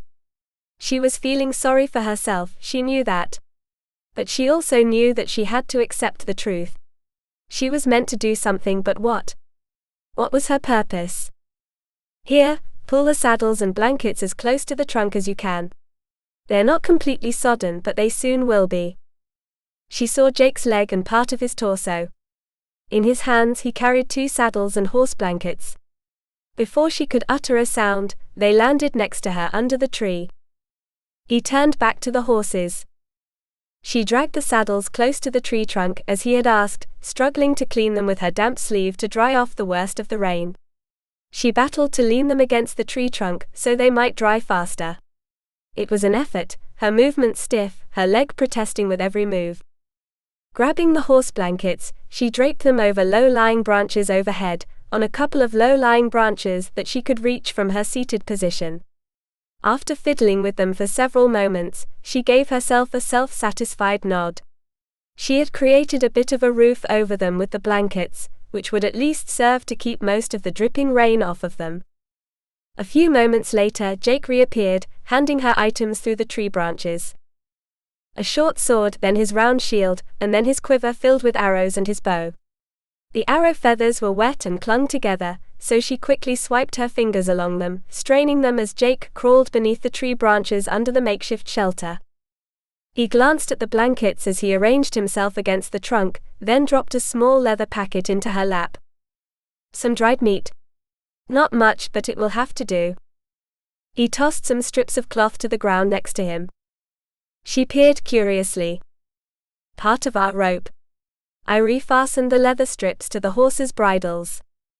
She placed the bow and quiver of arrows along her left leg. He placed his sword down along his right leg and leaned back with a sigh. She opened the leather sack and reached inside. Withdrew a few pieces of dried meat. She handed one to him and kept the other. She nibbled at it, and then dared another glance his way. I take it we're not returning to the manor house tonight. The look he gave her sent a shiver down her spine. He was angry. She sighed. I don't blame you for being angry with me, Jake, but… No excuses, he interrupted, his voice rough. What you did was incredibly foolish. He stared at her unblinking as he shook his head. Has everything I've been teaching you been a waste of time? Her lips moved but no sound came out. She had disappointed him. That made her feel worse than if he'd been angry with her. Yet both his anger and his disappointment were justified. She tried again to explain, but he held up a hand and leaned back against the tree trunk, eyes closed. Rest. Eat. We'll shelter as best we can tonight. It would be madness to try to guide the horses down the mountain in this weather. But the fog is thickening. The trail will be slippery. We'll take stock in the morning. With that he crossed his arms over his chest and ignored her. She studied his profile for several moments, before turning away to stare into the growing darkness beyond the tree branches. She sat close enough to reach out and touch his hand, but hesitated. She felt horrible. Not only because of her actions, but with the knowledge that she had disappointed him. She didn't want to disappoint Jake. She wanted his admiration, his respect. She wanted him to be proud of her because she liked him. She really liked him. Her affection for him had grown over the past weeks, but it wasn't until this moment, sitting under this tree after he had literally risked his life to save her own, that she realized the depth of her affection. Not the affection a student had for a teacher or mentor. Not the affection a family member had for another. The affection a woman felt for a man. She swallowed, eyes wide as she stared into the darkness. She loved Jake. Was that really what she felt? Love? Staring at him, watching his chest rise and fall, gazing down at the strength of those now chafed, reddened and scratched hands, she felt once again like crying. Was this how Sarah felt about Philip? Did her heart pound and her stomach feel like it was filled with butterflies? Did her palms grow clammy, and was it difficult to swallow? Was it possible? Upon the heels of her self-realization and the acceptance of her feelings came worry. Should she say something? No. What if her feelings for him weren't reciprocated? What if, after uttering the words, he laughed at her? No. That was something that she could not bear. She already berated herself, in recrimination for her impulsive behavior. She would not open herself to embarrassment or ridicule from Jake. While she doubted that he would ridicule her, she didn't dare risk opening her heart to a man, only to have the gesture rebuffed. With a sigh, she tried to relax as she copied Jake's position and crossed her arms over her chest. Rest. They both needed rest. Jake more so than she. It had taken an incredible amount of strength and perseverance for him to do what he had, climbing that cliff with her hanging like dead weight from his back. He must be exhausted. She glanced down at his leg, imagined it throbbed horribly. She looked up into his face. A stubble of whiskers darkened his jaw, and his mouth looked tight. A slight frown. He wasn't asleep. But he was in pain. She startled awake. Eyes wide, heart pounding, confused. Where was she? What had woken her? She stifled a gasp and quickly looked around, remembering. She was under a tree, trying to escape the rain. Jake was with her. She turned to see if he was awake. He wasn't there. Where was he? She sat forward, trying to peer through the branches, heart racing. She heard the sound of rain gently pattering onto pine needles. In the near distance, one of the horses blew softly. A surge of relief swept through her. He hadn't left her. Hadn't abandoned her as she had first feared. Shame on her. Jake had saved her life. Why would he leave her now to fend for herself in the rugged wilds of the Highlands? But where was he? She wanted to call out but resisted the urge. Not yet. Maybe she would leave the dubious shelter of the tree and look for him. She made a face. Maybe he was just taking care of nature's needs. As a matter of fact. And then he was there, crouching down in front of her, crawling back under the pine branches. Nonplussed, he locked eyes with her, noted her alarm, and slightly shook his head. His annoyance was palpable. I woke and you were gone. His frown deepened as he settled himself against the tree with a soft groan. I thought I heard something, went to look around, he replied, his voice low, rumbling from deep in his chest. Checked on the horses. Now was not the time nor the place, but she couldn't help herself. Jake, I know you're angry with me. Not now, Heather. We will talk about this later. For now, get some sleep if you can. He glanced down at her legs, still extended in front of her. I know you're uncomfortable and in pain, but your leg is not broken. How did he know that? She frowned. What? He closed his eyes and crossed his arms over his chest. I checked it while you were sleeping. You? She choked off the garbled sound that threatened to erupt from her throat. She stared at him, his closed eyes, his calm demeanor, and then down at her legs. Her skirts and kirtle were neatly arranged, both down to her ankles. He had lifted her skirts. Viewed her limbs. Without her being the least bit aware. She felt the heat of a flush rise from the top of her chest all the way up into her cheeks. How could she not have noticed? She turned to say something to him about it, but then clamped her mouth shut. She had wanted to be treated like a warrior, like a soldier, which went way beyond learning how to wield weapons. He had been looking after her. He didn't care whether it was proper or not. He was a soldier, through and through.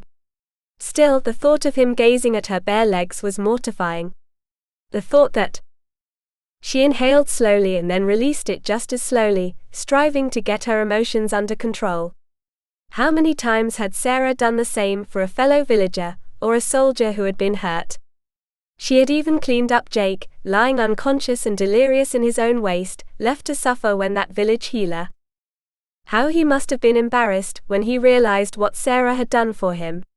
She felt the same dismay, the embarrassment, but what was there to be embarrassed about?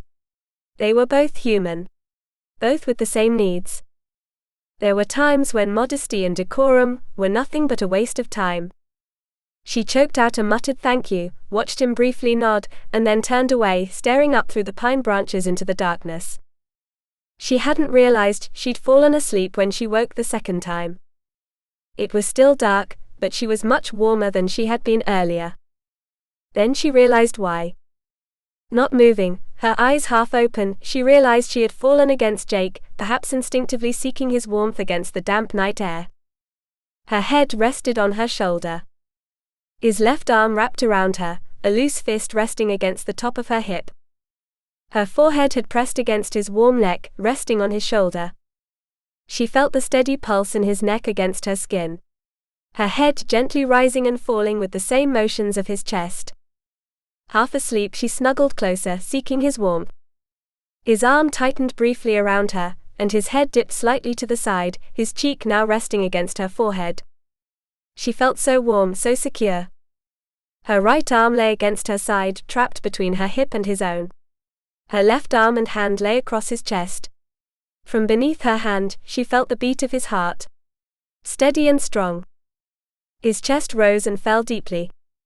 She was glad he was able to sleep. He was exhausted. She had no doubt that if she moved, even the slightest, he would wake, instantly alert, reaching for the short sword that lay on the ground beside him. He was a warrior clansman. An experienced soldier.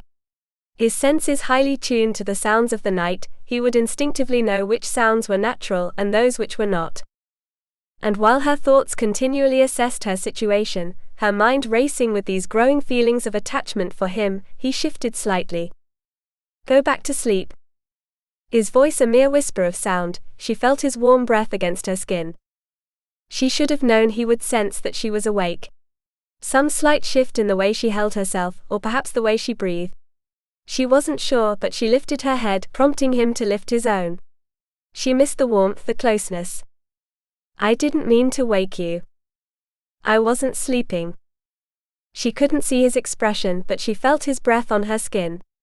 She felt the deep pull of attraction, of desire. She raised her head slightly, trying to see his eyes in the darkness. She sensed he had leaned closer, and then she felt his lips on her cheek. Turning her head, she found his mouth, desperately wanting this closeness to somehow display her feelings for him. His lips moist against her own, she felt instantly warmed, as if her very blood heated beneath his touch. The arm draped around her tightened, and he pulled her closer. His right hand lifted to cup the side of her face, his thumb caressing her cheek. His palms rough from their earlier climb up the cliffside.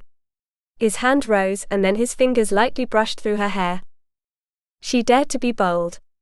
To lift her own hand to his cheek. To feel the stiffness of the beard stubble beneath, trace the line of his jaw, to touch the corner of his lip with the pad of her thumb. A sound much like the distant drone of thunder rumbled upward from deep in his chest. She felt so many sensations and experienced so many feelings at once, that she had trouble focusing on only one. His solid bulk, his strength, yet the tender way he stroked her cheek, the gentleness with which he pressed his lips against her own. The way his breath had caught when her finger had touched his mouth. The scent of him, male of earth and pine and a bit of wet clothing and horsehair. All of it seeped into her senses. Her ears buzzed as his kiss deepened, and she tried to remember to breathe. Her hand strayed to the side of his neck and rested there, warm beneath her palm, the throb of the vein in his neck proving that she had as much of an effect on him as he had on her. She reveled, leaned deeper into his warmth, instinctively trying to mold herself to his being. Her breath caught in her throat at the burgeoning sensations rushing through her. As suddenly as it had begun, nothing. His lips left her stunned and frozen, mouth open, eyes wide in dismay. He lifted his head with a grunt deep in his chest. She couldn't tell if it was a sound of satisfaction or annoyance. His hand left her face and he shifted his position. To put more distance between them? She leaned back, mortified. "I'm sorry," she choked out. "I didn't." A warm finger settled on her lips. She realized that he wasn't just leaning away from her but forward, peering through the pine boughs. She turned to follow his gaze, noticed that it was lighter out there. Dawn was imminent. The sensation of his finger against her lips still fresh, she lifted her fingers to her mouth, her thoughts darting between the tingling in her body and trying to hear what he heard. She wanted to ask him what it was but waited. He sat stiffly, his head cocked slightly to the side, his eyes searching the terrain beyond the branches. It was silent, strangely silent. No sound of the breeze rustling through the treetops. The rain had stopped. It seemed as if the very raindrops were frozen, refusing to fall.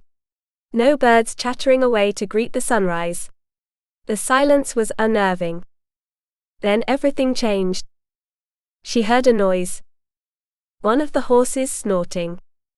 Nothing unusual about that. A gust of wind shook the treetop, sending droplets of water down onto them. She heard another noise, out of place from those of their environment. Something sharp and unexpected, unusually loud in the early morning stillness. And then it dawned on her what that sound was. A hoof striking stone. Sounds carried far, but that hadn't sounded like an echo. It sounded close by. A deep, guttural, unfamiliar voice broke the silence, shouting. "Do I smell the stench of a Duncan?" Eyes wide, she clapped her hand over her mouth and turned toward Jake. Chapter 16. Stay here. Jake snapped out the words as he reached for his shield, and slid his left arm into the two straps on the back of it and grabbed his sword with his right. He scrambled out from beneath the overhang of the tree, slightly favoring his leg, but ignoring the pain that shot through it as he placed weight on it. The voice had not come from far away. He needed to get away from the tree that sheltered Heather. Cursing the stiffness of his body, the ache in every muscle from the previous afternoon's exertion, he stepped out from the trees, heart pounding, anger boiling in his veins. The riders were down in the gorge below. Obviously not allies. That left two enemy clans. Either the voice that had called out was an Orkney or a MacGregor. Neither good options. Both clans fought dirty. None of them had the courage to face an opponent alone. They traveled in packs. He only saw 3 riders yesterday, but there could be more. Under normal circumstances, he had no doubt that he could take on 3 enemy clansmen, but in his present weakened state, his leg threatening to buckle beneath his weight with every step. He had little choice. He could only hope that Heather had the good sense to stay hidden. Unless they had spied her up on the cliffside at some point yesterday, and watched from below as they had made their way slowly up the cliff face, they would likely assume that he was alone. He stepped from the small copse of trees, sword in hand, shield slightly lifted in front of him but not in full defense position. He saw 3 horses and riders maybe 30 yards away, standing single file near the top of the trail that led to this small flat area atop the ridge. 2 clansmen in the lead, a smaller figure with a heavy cowl-necked cloak behind. He studied the rider in the lead, and stiffened with recognition. Clyde MacGregor. Though banished from his clan, he obviously had convinced another clansman, one of his many cousins perhaps, to ride with him. When the third figure straightened in the saddle and lifted a hand up to remove the hood, he felt another shock of dismay. He stiffened as he struggled to keep all emotion from his face. His blood boiled. It was difficult not to react. Sienna. Not the Sienna that he remembered, the happy-go-lucky girl he had grown up with. Not even the healer who had hovered over him only months ago, as he lay struggling for life in his bed. Her normally beautiful face was smudged with dirt, her red hair untangling from the braid she usually wore close to her head. The look in her eyes. A look of utter hatred she sent his way. Her cheeks glistened with the dampness of the early morning mist. Dark circles smudged beneath her eyes. Her lips were no longer pink and lush, but hard and downturned. She looked like a wild animal, baring her teeth in a soundless snarl. "Well, how about that?" she muttered. "I told you I saw something up on the ledge, didn't I?" She wasn't speaking to him, but to the McGregor. He turned to look back at her over his shoulder, grinning as he nodded. "You've got a good eye, lass," McGregor praised before turning his gaze back to Jake. "Now, what shall we do with him?" As he spoke, the two in the lead dismounted, ground-tying their horses. Jake eyed them warily. He had left his bow and quiver of arrows under the tree. He carried only a short sword, a dirk in his waistband, and his shield. If any of them armed themselves with a bow, he was in trouble. The two McGregor clansmen watched him, legs spread, Clyde with his arms crossed over his chest, the other standing with one hand grasping his own short sword with his left hand, his right laying on his saddle. Jake was not fooled by their feigned easiness. Siana slowly dismounted. Neither of the McGregors looked her way. He wondered about that. Was she riding with them, or was it the other way around? Neither of the McGregors spoke as Siana stood in front of her horse, also ground-tied. She walked up to Clyde, hands on her hips as she stared at Jake. "You're not looking very well, Jake," she said, her tone soft but clipped. "I can see you still favor your leg." She made a pout. "What's wrong? Didn't your wound heal properly?" Fury threatened to overtake Jake's calm mien, but he tamped it down. It would not do to let her see his anger toward her. His resentment. The betrayal. "And you now turn fugitive," he commented. "And it doesn't appear the environment suits you." He gave her a deliberate searching stare, from the top of her mussed hair down her dirt-smudged cheeks and her cloak, coated with dust and twigs and leaves hanging limply from the damp air, and then back again. Her cheeks reddened. She stiffened and lifted her chin haughtily. "At least I'm not a cripple," she snapped. I may be a cripple, but at least I'm not being hunted like a rabid animal," he replied calmly. His words evoked the response he desired. Her face flushed red with anger as she gestured toward her companions. "Kill him," she ordered. She stood, arms now crossed over her chest, glaring. Clyde grinned and reached for a leather thong draped over his saddle. When he turned, Jake saw the battle axe. He almost smiled. Close-quarter combat. Just the way he liked it. "What's this?" he taunted Siana. "You failed once, so now you rely on others to do your dirty work for you." He shook his head, teasking softly. She uttered a choked gasp. Her hands balled into small fists as she turned once again to Clyde. "You can take him, Clyde. He's nothing more than an invalid now." Jake knew that Siana taunted him, trying to get under his skin, but he refused to let her. He shook his head with disappointment. What had she become? His childhood friend. His paramour, for a time. Had she always been so ugly deep inside? Her facade was cracking. Her banishment had taken a toll. She had become nothing more than an outlaw. An outcast. Both McGregor clansmen stepped forward and then separated, moving to flank him. Siana watched calmly. Jake took a deep breath, calmed his nerves and carefully eyed every move the two McGregors made. While Clyde looked confident, cocky even, the other one looked less certain. "Watch his sword arm, Kent," Clyde warned. Kent stood at least a head shorter than Jake. Jake decided he would take him first. Then he would deal with Clyde. Mindful of his right leg, knowing that it was weak from the efforts of climbing up the cliff late yesterday afternoon with Heather, he positioned himself on the ball of his left foot, his right still resting on the ground but with most of his weight balanced on his left leg. He could shift easily in either direction, taking a quick step with his weaker right leg, and then lunge forward with his left. He didn't wait for the McGregors to charge him, but took the aggression to them. He swung wide with his short sword, a deliberate move that put the McGregor on notice before he quickly turned to his companion, who bit back a yelp of surprise when the tip of his sword sliced through his tunic. Kent gazed down at the blood oozing through the fabric, stared wide-eyed at Jake for a moment, and with a roar of rage lunged forward. In an instant Jake's anger subsided. He was used to fighting in close-quarter battle, in hand-to-hand combat. The calmer he remained, the more alert and focused he would be. Clyde shouted at Kent to go for his leg. The man hesitated only briefly, and then lunged forward again, wildly swinging. While slicing with his sword at a downward angle to keep Kent at bay, Jake lifted his left arm in defense, taking the brunt of the short-handled axe that Clyde swung at his head. The axe sideswiped his shield, hit it with a dull thud. He took a quick step left and swung his sword at the MacGregor, who sucked in his stomach and leapt backward just in time to miss being disemboweled. He too growled with anger. Jake turned his attention back to Kent. Without hesitating, he took several quick steps forward, swept his sword arm behind him, and then swung his arm forward, the sword low, tip angled slightly upward. He caught Kent in the side. He felt the temporary resistance as his blade pierced flesh and sank deep.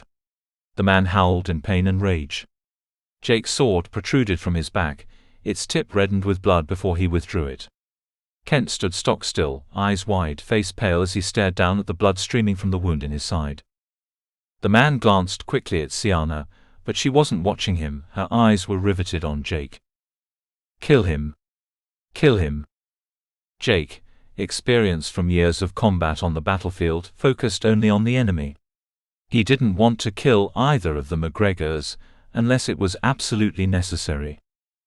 The eruption of a renewed animosity between the two clans would affect more than himself. It would touch everyone living on Duncan lands. It could get ugly. "She's using you, you know," Jake grunted as he turned toward Clyde, his reddened sword held out in front of him, daring the MacGregor to swing his axe again. Once again, Clyde attempted an overhand blow. All Jake had to do was lift his shield to take the brunt of it. Clyde swung downward with all his might, trying to cleave Jake's skull in two. Jake felt the brunt of the blow down to his knees. Out of the corner of his eye, he saw movement. He cast a quick glance over his shoulder and saw that Kent was making another rush toward him, sword now in his left hand, his right tightly clasping the wound in his side, blood streaming through his fingers. "Let's make a go of this," Jake snarled. "Come on, let's make this quick." Kent hesitated. At the same time, growling with frustration, Clyde MacGregor tried another swing with his axe. Jake easily blocked the blow and thrust forward with his sword at the same time. He caught the MacGregor in his shoulder. The clansman howled with pain, jumped back and stared at Jake, then at the blood streaming from his shoulder wound. "Kill him. Quickly, finish it." Sienna was out for revenge, and nothing would get in her way. Except the two clansmen were now injured, both wearily backing away from Jake. Clyde glared at him as he stepped out of Jake's reach, and turned his head towards Sienna. "You said he was a cripple. That he would be easy." Jake laughed, turned slightly as he shifted his weight and made another slash at Clyde's companion. This time, the side of his sword opened a gaping wound in the man's torso just beneath his ribs. Kent cried out, stumbled back and fell to a knee. Abruptly, he threw his sword to the ground, shaking his head. "I want no part of this." He had laid down his sword, so Jake turned his attention to the MacGregor. Jake didn't turn his back completely on Kent. He wasn't that foolish, but the man was sorely wounded now. He didn't want to die. Not for someone else's revenge.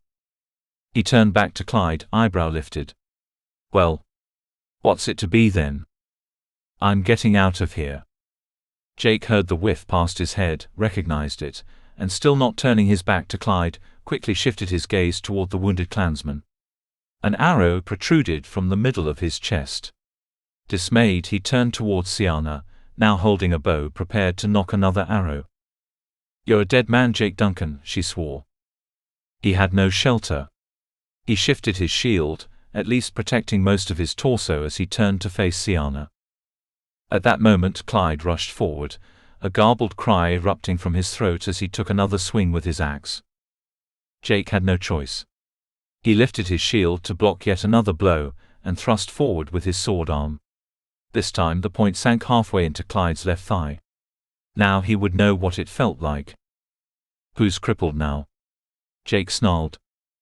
Something hard struck him and spun him half around. He stared at the arrow that had embedded itself deep in his right shoulder, then turned to stare at Sienna. She gazed calmly back at him, nocking yet another arrow. Clyde tried desperately to stay on his feet, his left hand tightly clasping his leg as he gazed between Jake, Sienna, and his wounded companion, breathing heavily and wincing with pain. Through it all, Sienna riveted her gaze on Jake, her features twisted with hatred. "You imbeciles! Do I have to do everything myself?" Calmly, she nocked the arrow and pulled back the drawstring.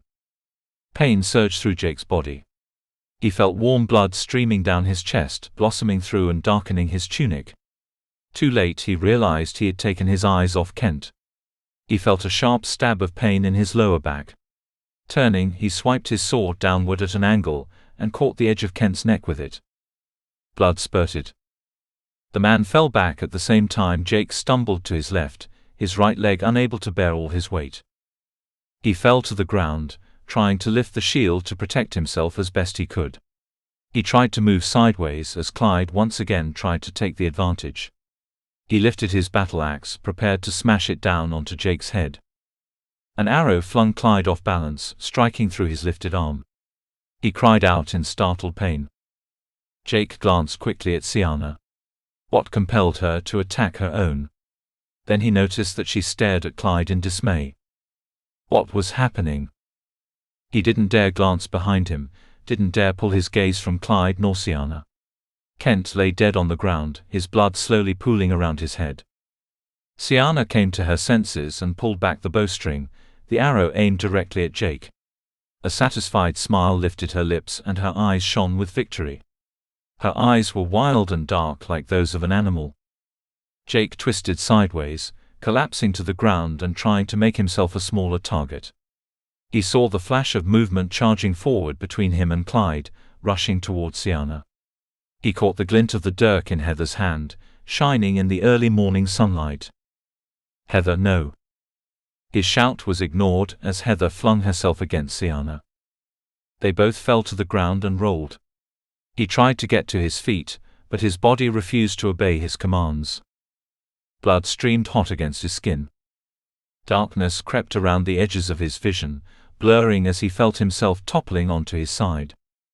No. He fought against the blackness that hovered on the edges of consciousness. He had to help Heather. The two women were entangled a short distance away, both uttering shrieks of rage. He tried to get his feet under him, but again they refused to obey his command. He redoubled his efforts. Clyde scrambled back away from Jake, eyes wide with panic, staring at the two women fighting a short distance away. He cast a look at his dead accomplice, and then quickly ran toward the horses. It took him 2 tries, but he managed to pull himself up into the saddle. Without a backward glance at Sienna or his fallen companion, he urged his horse down the trail. He disappeared before the sound of the horse's hooves faded. Heather. Through sheer force of will, terrified that Sienna would kill Heather, he managed to get to his feet. Pain racked his body, shooting shards of agony along every nerve. Hunched over, shuffling sideways, barely able to bear his own weight, he made his way toward the two women.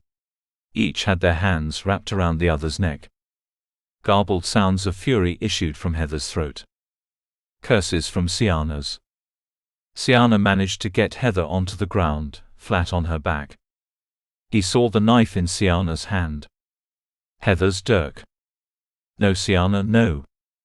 The knife slashed downward. Chapter 17. What had she done? What had she done? Heather lay flat on her back beneath a crazed woman trying to kill her. She hadn't thought this through. Hadn't thought about anything but doing something to help Jake. It had been difficult enough to watch him fighting 2 against 1, but when she saw that the woman was crazy enough to try to kill her own companion, she had panicked. In the next second, the woman had shot Jake with an arrow at fairly close range. At that moment, Heather had felt a rage stronger than reason. As Jake fell, and the woman nocked another arrow, she had not thought of anything but doing something to interfere. Interfere she had, but to what end? Her heart pounded. So frightened, she was amazed that she had been able to stop the downward thrust of the dirk that Sienna had somehow managed to gain hold of. Above her, the woman screamed her rage, filled with so much hatred that the emotion fueled her strength. But Heather fought back. She wouldn't let this woman hurt Jake. She had dimly heard him call out to her once and then to Sienna, but nothing more. She didn't dare risk a glance in his direction, didn't dare take her focus off the woman attempting to kill her. She blocked the thrust of the sharp blade, but only momentarily. Her arms trembled with weariness. Her legs felt heavy, refusing to move as fast as she wanted them to. She tried but couldn't roll the woman off her. Still, her desire to live outweighed the fatigue and her sore and lethargic muscles. She fought for her life. For Jake's life. She had no doubt whatsoever that if she lost this fight, Sienna would turn again on Jake. Was he alive? He had been shot with an arrow, and stabbed in his lower back by one of the attackers. She didn't know how severe either wound was. Already exhausted from climbing up the cliffside with her, Jake would not be in the best of physical condition. The cold night air, the damp chill his leg. It dawned on her, after she managed to grab hold of both of Sienna's wrists, that she had forgotten the pain in her own leg, so infuriated and afraid for Jake that she had raced forward, flinging herself at the woman, before she could let loose with another arrow aimed at his heart. She found a sensitive spot on the back of Sienna's hand, and dug her finger deep, causing the other woman's fingers to open and release the dirk. It fell into the soft dirt beneath them. Heather desperately needed that dirk. She didn't want to kill Sienna, had never killed anything on purpose in her life, but at this moment she had little choice. Grunts erupted from her throat as she gathered enough strength to roll onto her side, pulling Sienna off balance. The woman was a fearsome sight, red hair tangled, face smudged with dirt. And she was strong, so very strong. But it was the look on her face that frightened Heather most. Her pupils dilated, her nostrils flaring, her lips pulled back and teeth clenched. Sienna looked like a wild animal. Her fingers curled into claws, reaching for Heather's face, trying to scratch out her eyes. As she rolled sideways, he caught a brief glimpse of Jake and barely managed to squelch a scream. No. He lay on the ground, face first, unmoving. No. At that moment, fighting for her life, for Jake's life, she realized the truth. What her heart had been trying to tell her for quite some time. She loved him. The thought of him dying left her feeling bereft. He couldn't die, not now. Sienna managed to plant her knee just below her ribcage. A gush of air exploded from her lungs. She couldn't move, stunned for a moment, which gave Sienna the chance to grab a handful of her hair and yank. She screamed in pain and outrage. The cry of pain transformed into a grunt of fury as she balled a fist and punched at Sienna, just like Jake had shown her. She went for the nose, but Sienna turned just in time, and her fist collided with her left cheekbone. Trying to ignore the pain in her hand, she tried to hit her again, but at that moment, Sienna released her grip on her hair. Heather tried to reach for her arm but lost her grip. Sienna rolled away, crawling on her hands and knees, one hand swiping at the dirt, searching for the dirk. Heather made it to her knees just as Sienna found the knife, wrapped her hand around its handle, and then stumbled upward, rushing toward Jake, the dirk raised high above her head as she collapsed to her knees beside him, ready to plunge it into his back. Heather, ignoring her fear, her pain and the fatigue that pulled at her limbs, managed to tackle Sienna around the waist just before the knife plunged downward. With an enraged scream, Sienna lashed out with the dirk. The blade sliced along the upper part of Heather's left arm. She felt the sting of pain, the warmth of blood. She made a fist again and swung hard at Sienna's face. This time her fist made contact with Sienna's mouth. Blood dripped from the gash in her lip, bloodying her teeth, making her fearsome expression even more terrifying. "You are dead," Sienna muttered, her breath escaping her chest in gasps. The pulse pounded in her neck. It was then that Heather remembered something else that Jake had told her not long ago, and took the message to heart. She tried to tamp down her own emotions. Sienna was infuriated, and fury evoked recklessness. "You failed again," she ground out. "We'll see," Sienna responded, taking another swing with the dirk. Heather grimaced against the pain, and lifted her left arm to block the blow with her forearm, while at the same aiming her fist again at Sienna's nose. She made contact and felt the crunch of skin and bone beneath her fist. The impact on her knuckles was more painful than she had anticipated. Without thought, she lashed out again. Her fist struck the underside of Sienna's jaw. The dirk flew from her hand as the banished healer toppled backward. Heather took the advantage and pounced, pummeling the woman, unable to halt the blind fury that once again overcame her senses. Jake wouldn't approve, but she couldn't help the warm tears filling her eyes and blurring her vision. She couldn't tamp down the rage, flooding through every muscle in her body. This woman had tried to kill Jake, had tried to kill him in a cowardly way. She struck Sienna's right ear with her fist. The woman cried out, snarling epithets. Soon her attempts to defend herself ceased, and she lay dazed and unmoving beneath Heather's blows. Heather's ears rang, her head swam, and every muscle in her body seemed alive with a myriad of her emotions. Her breath gushed from her chest like the harsh gasps of a sobbing woman. What had gotten into her? She wasn't a violent person. But now, gazing down with distaste at Sienna, she had to fight the urge to wrap her hands around the woman's throat and throttle her. How dare she? How dare she try to kill Jake? How dare she kidnap her sister? The desire for revenge surged upward. Stop. Heather, stop. At first, she thought it was Sienna begging for her to stop, but then she realized that the woman lay still beneath her, eyes half closed, grimacing in pain. Jake. Still straddling Sienna, she glanced over her shoulder and saw Jake trying to roll over, his head turned toward her, one hand raised. Heather, stop. His calm voice had an immediate effect on her. She forced her gaze from Jake back down to Sienna. The rage evaporated, leaving her exhausted, trembling and weeping, her shoulders shaking. She felt nothing but a bone-numbing weariness as her mind spun with confusion.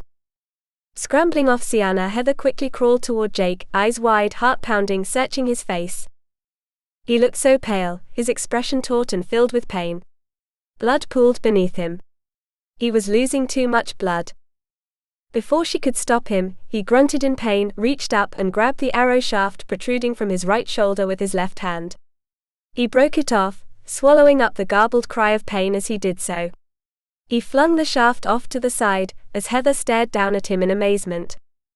You shouldn't have done that, she gasped. You shouldn't have done that, she repeated. She knew that much from watching Sarah care for other wounded men. She gazed down at him, frozen with indecision. Blood pulsed slowly from his shoulder. Not gushing, but still flowing at an alarming rate. She also saw the growing pool of blood beneath his back from the sword thrust. Which to staunch first? She hurried toward Sienna, grabbed the dirk from the dirt, and then rushed back to Jake. She quickly slashed off a strip of her underskirt. Wadding up the material, she pressed the hastily folded square around the short shaft of the arrow that still protruded from his shoulder. Hold that, she ordered. Jake moved to obey, though she could tell he weakened fast. He was barely able to press his hand firmly against the wound. She quickly cut off another chunk of material, folded it, and turning him slightly, was able to press it against the gash in his lower back, just above his right hip. She needed Sarah. She had no idea if Jake's wounds were mortal, but one thing she did know. He was losing too much blood. If he lost too much blood, he would certainly die. She didn't know what to do. She gazed back into his face and saw that he had slipped into unconsciousness. His blood-stained hand had fallen from holding the bandage. She reached for it, pressing firmly, fresh tears flowing from her eyes. Jake, fight. You can't die. You can't, she ordered. I love you, she whispered, her voice trembling with fear. She knew he was hurt badly. She knew that she had to get him back to the manor, but she had no idea how she was going to do that. He was too weak to stand on his own. She glanced toward the tree under which they had taken shelter from the rain. The horses. Perhaps she could use the horses to drag him beneath shelter. Perhaps long enough to stop the bleeding. Then she could worry about getting him up on a horse. Would she be able to? Maybe if he regained consciousness. If not, she didn't know. The landscape was too rough to craft some sort of litter to drag him behind the horse down the mountainside and back to the manor. The trail was too rocky and steep. Besides, she didn't know where she was. She had ended up falling over the ledge because she was lost. Now with Jake unconscious, she still had no idea where to find Duncan Manor. Not only that, but she had to worry about running into Clyde or another member of the McGregor clan. Jake? She shook her head in frustration, and focused on stopping the bleeding from the wound in his shoulder. When that looked like it was slowing slightly, she put her attention on the stab wound in his back. That wound was not bleeding as badly, but she had no idea what kind of injuries that sword thrust had done to his insides. She glanced up, looking toward Sienna. Maybe she could somehow convince the woman to help save Jake's life. She was gone. Heather stiffened and darted her gaze around the clearing, heart pounding with alarm. Where was she? She cursed herself. What a fool she was.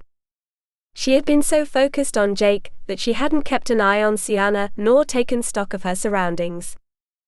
Another cautionary lesson from Jake's instruction that she had ignored.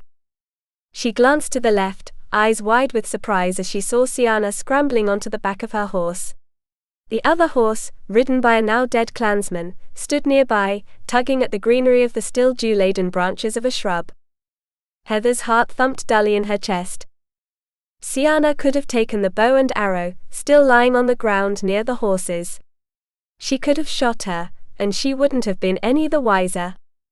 Foolish, foolish girl was she. Without a backward glance, Sienna headed down the slope, following much the same path as her companion had only minutes ago. The riderless horse followed. The soft sound of hoofbeats ebbed. Silence surrounded Heather and Jake. Complete and utter silence. Not even the sound of a bird, or the chattering of a squirrel to break it. She glanced down at Jake. He wasn't moving.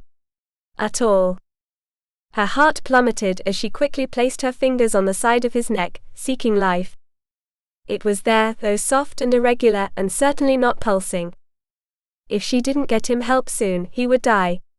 She didn't doubt it for a moment. She gazed around, afraid and uncertain.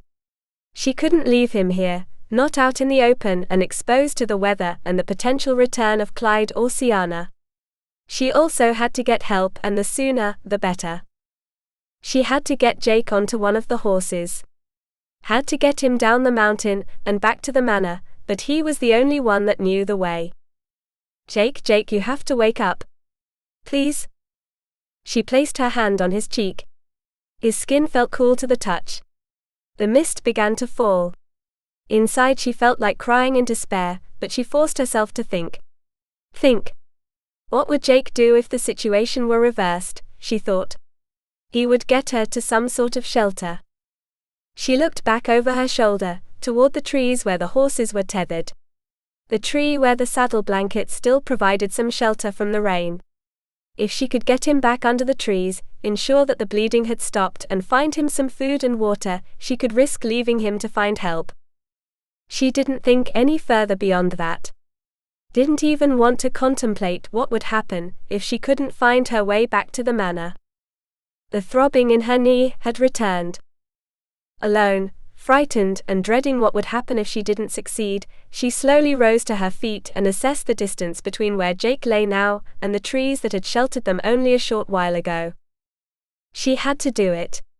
She didn't want to do it this way, but she would have to drag him back to the pine tree, beneath its sheltering boughs. She didn't want to grab him by the shoulders and drag him that way. Doing so might move the shaft of the arrow, and cause the point to nick a vital blood vessel, hastening death. It seemed that the only way left was to drag him by his feet. That might be easier, logistically anyway. Rather ignominious for a warrior like Jake, but she had to work with what she had, which meant with the little strength she had left. Fortunately, his feet already faced the small copse of trees. Not sure if she was strong enough, she nevertheless crouched down, her back now to Jake. Her knee protested, but she forced herself to ignore the pain. She positioned her hands so that she could grasp each of his ankles. Hunched over, tucking his feet beneath her armpits and grabbing hold, she took a step. Or tried to. He was heavy, so very heavy. He didn't budge. Taking a deep breath, ignoring the pain and aching muscles, and the sensation of heat and burning in every muscle in her body, coupled with the bruising her fight with Sienna had certainly caused, Heather redoubled her efforts. Hunched over nearly double, she leaned forward and tugged with all her might. He moved. A little bit, but he moved. Glancing up only occasionally to gauge her direction and the distance, she pressed forward, placing one foot in front of the other, surging forward a few inches at a time and then repeating the process. Her muscles trembling and straining with exhaustion. Was this how Jake had felt climbing up the cliff with her hanging from his back? Probably. But he had made it. He had persevered, so she would too. His life depended on it. Every once in a while he emitted a groan, but she couldn't stop to comfort him.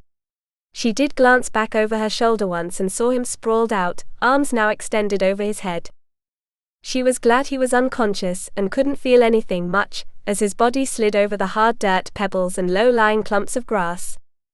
She fought against the tears, the despair, and the worry burgeoning inside her. She took a deep breath and stared at the ground, choosing her footing, taking one step, pulling and then taking another. Her muscles trembled with fatigue.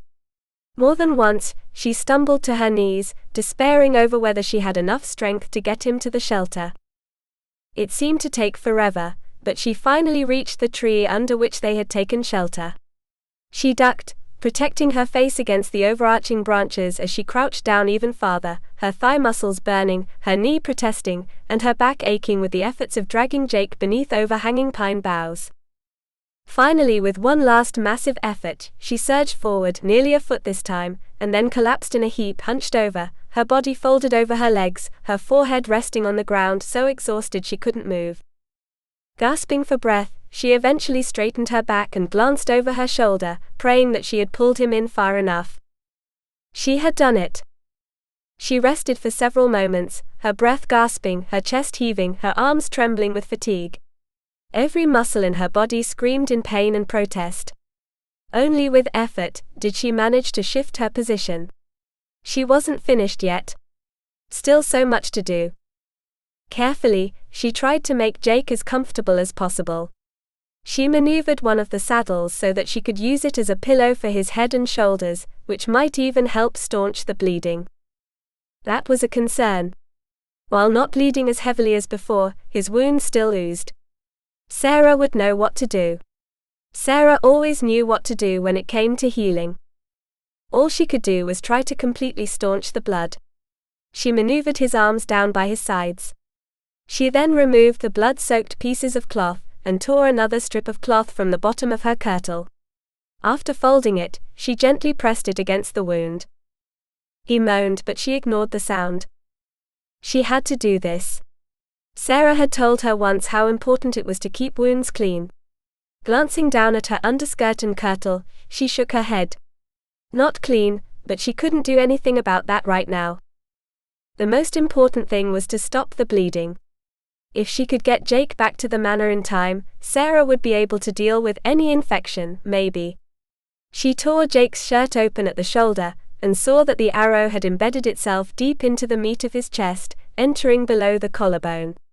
Blood still dribbled from the entry wound.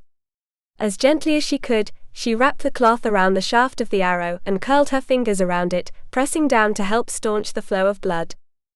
Worried that the growing chill would only serve to hasten Jake's dire situation, she assessed her surroundings. What could she do to make him more comfortable? He rested on relatively dry pine needles. Glancing around, she saw the tattered remnants of the blanket he'd used to construct the rope. She grabbed it and covered his shoulders and chest with it. She then ducked back outside and hurried back to the small clearing where the fight had taken place. She searched for her dirk, finally found it, and also grabbing Jake's shield, returned to the tree. She placed the shield between two close-growing branches, hoping that it would serve to block the breeze at least a little bit. With the dirk she cut smaller branches nearby, covering his torso with the branches as best she could. It was all she could do. He moaned. She tried to resist looking at his face but couldn't help it, and was startled to find his eyes open and staring at her. Chapter 18. Jake struggled to open his eyes. Why was that paltry effort so difficult? He felt exhausted, so much so that even though he tried to move he couldn't. The heavy scent of pine wafted into his nostrils. What happened? Why was he? It all came back to him in a rush. The fight with the McGregors. The arrow strike through the shoulder. He had fallen, unable to defend himself against another arrow when suddenly Heather darted past him, and took a flying leap that toppled both her and Sienna to the ground. They had fought. His heart pounded, and he tried to lift his head. Felt pressure on his chest, something lying heavily on top of him. He managed to open his eyes. Confused at first, he saw only shadows and slight movement, but then realized he was lying on his back beneath a pine tree. And then the pain hit him with a force that took his breath away. Much like the pain he had experienced with the battle wound in his thigh. This time though, the pain seemed to come from everywhere, wrapping around him, surging through every muscle in his body. He felt movement and focused his gaze, separating the shapes. That was the tree trunk. That figure moving over him. Heather. She was all right. Relief swept through him. He blinked once, then again. She stared down at him, her frightened expression causing alarm. "Sienna," he managed. "She's gone. She ran away." He tried to sit up, but she pressed a hand to his chest. Remarkably, it was enough to keep him down. He must be wounded badly, for that little slip of a woman to hold him down without much effort. "Please, Jake, be careful not to move. I just managed to stop the bleeding." He stared up at her, remembering that he had not only been shot with an arrow, but stabbed in the back by that bastard's sword. He turned and noted that Heather had made a makeshift shelter under the same tree they had taken refuge under the night before. Though daylight had come, the morning was heavy with fog and an icy mist. He shivered, the movement prompting a grimace of pain. "We must go," he said simply. Yet he couldn't move. Indeed, he felt weak as a baby, much like he had during the days recovering from his wound and Sienna's first attempt to kill him with poison. Wicked woman. He still didn't understand what had elicited such hatred within her. Growing more alert with every passing second, he quickly passed his gaze over Heather. When he saw her blood-stained sleeve, his eyes widened in alarm. "Your arm?" She blinked at him, frowning with confusion until she glanced down at it. I almost forgot about that. How did I get here?" "I dragged you." She shrugged, then winced from the movement. She offered a lame smile. "I didn't remember that cut until you mentioned it." He said nothing, trying to hide his growing alarm by yet another precarious position they found themselves in. "Heather, help me up. We can't stay here." "Jake, don't move, please." She stared down at him and then looked away. "I'm thinking." He rested the hand on his chest and struggled to sit up as best he could. He saw what she had done to try to keep him warm, impressed by her ingenuity. Despite the pain thrumming through every nerve and muscle in his body, he gave her a nod of approval. "You're resourceful, Heather, I'll give you that." After his head stopped spinning, and he was able to sit a little straighter, gritting his teeth and doing his best to ignore the pain throbbing in his shoulder, his approval turned to anger. "And you're also very foolish. What were you thinking, charging Sienna like that? Don't you know you could have been killed?" "I had to do something," she interrupted, eyes wide. "It wasn't a fair fight, Jake. You were outnumbered, wounded." Not for the first time," he snapped. He tried to rein in his anger, but the memory of Heather rushing headlong, flinging herself at Sienna, nearly took his breath away. "She could have killed you, you know that. So could Clyde, if he hadn't chosen to ride away like the coward he is." She sat upright, hands balled into fists against her hips. "And just what did you expect me to do, Jake Duncan? Leave you to fend for yourself against that wicked woman? She was going to shoot you again. You do realize that, don't you?" That was just the problem. He did. Still nothing," she grumbled. "A simple thank you would suffice." He stared at her in surprise, and then, in spite of his efforts to maintain a disapproving expression, he couldn't help the soft chuckle that resulted. "You have the heart of a warrior, do you know that, Heather?" She appeared stunned by his comment. "Me?" She shook her head, scoffing. "I'm the one who's been protected all my life. First by Sarah and now by you. If it wasn't for you, I'd probably be half frozen and starving to death on that ledge right now. And if it wasn't for you, I'd probably be dead now," he said softly. "We're even." She nodded. "Now help me to my feet. I don't want to spend another night in these mountains." She tried, truly she did, but she didn't have the strength, and nor did he. Between the both of them, he did manage to scramble out from underneath the pine boughs. While he rested and caught his breath, she brought one of the horses over. He even managed to stand long enough to grab hold of the horse's mane, but that was as far as he got. His legs trembled, threatening to give way at any second. She couldn't lift him onto the horse, and he didn't have enough strength to lift himself up. Panting with exertion, sweat breaking out on his skin, he finally admitted the truth to himself. He wasn't going anywhere. His muttered curses and his determination were no match for his weakened state. With a sigh, he slowly sank to the ground, Heather hanging onto his arm as she too crumbled to the ground beside him. "What are we going to do?" He turned toward her, his vision swimming, darkness threatening to close around the edges of his vision. He barely had enough strength to speak. He felt the warm trickle of blood oozing from the wound in his shoulder, and knew that he had reopened it. Pain thrummed through his body with every thud of his heart. He cursed his weakness, this inability to move more than a few inches at a time before having to stop to rest. He eventually managed to half crawl, half stagger with Heather's help, back to the shelter she had fashioned under the tree.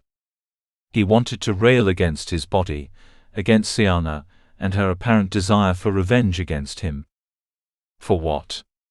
Not returning her affections. It didn't make sense, not even after all these months since she had tried to kill him with poison. In the recesses of his mind, he also had to admit some degree of annoyance with Heather. If she hadn't been so quick to assume that he had betrayed her, and allowed her emotions to gain control of her, neither of them would have gotten trapped up here. It wasn't just the matter of her getting lost, and nearly losing her life falling down a steep embankment. It wasn't just the fact that she apparently had forgotten everything he taught her. It wasn't even the very recent memory of her throwing herself at Sienna to help defend him. Or perhaps it was. Perhaps that was the crux of the matter. He, Jake Duncan, the brother of the Laird, having to rely on a woman. As he made his way under the pine branches and collapsed, barely managing to roll onto his back without groaning out loud, he sighed. He shouldn't be feeling that way about Heather. She had the spirit of a fighter, whether she realized it or not. Yes, Sarah had always protected her, but he had no doubt that Heather was also a brave lass, one who would defend and protect her sister with her very life if need be. She had done no less for him. Heather appeared beside him. Though her brows furrowed with worry, he also noted her alert gaze and the resolute set of her jaw.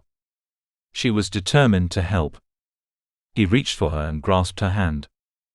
At her startled expression he spoke. "You've been strong, Heather. I'm proud of you. Now you have to be strong and brave for a little while longer." She gazed at him, frowning. "What do you mean? What can I do?" Her voice cracked with emotion.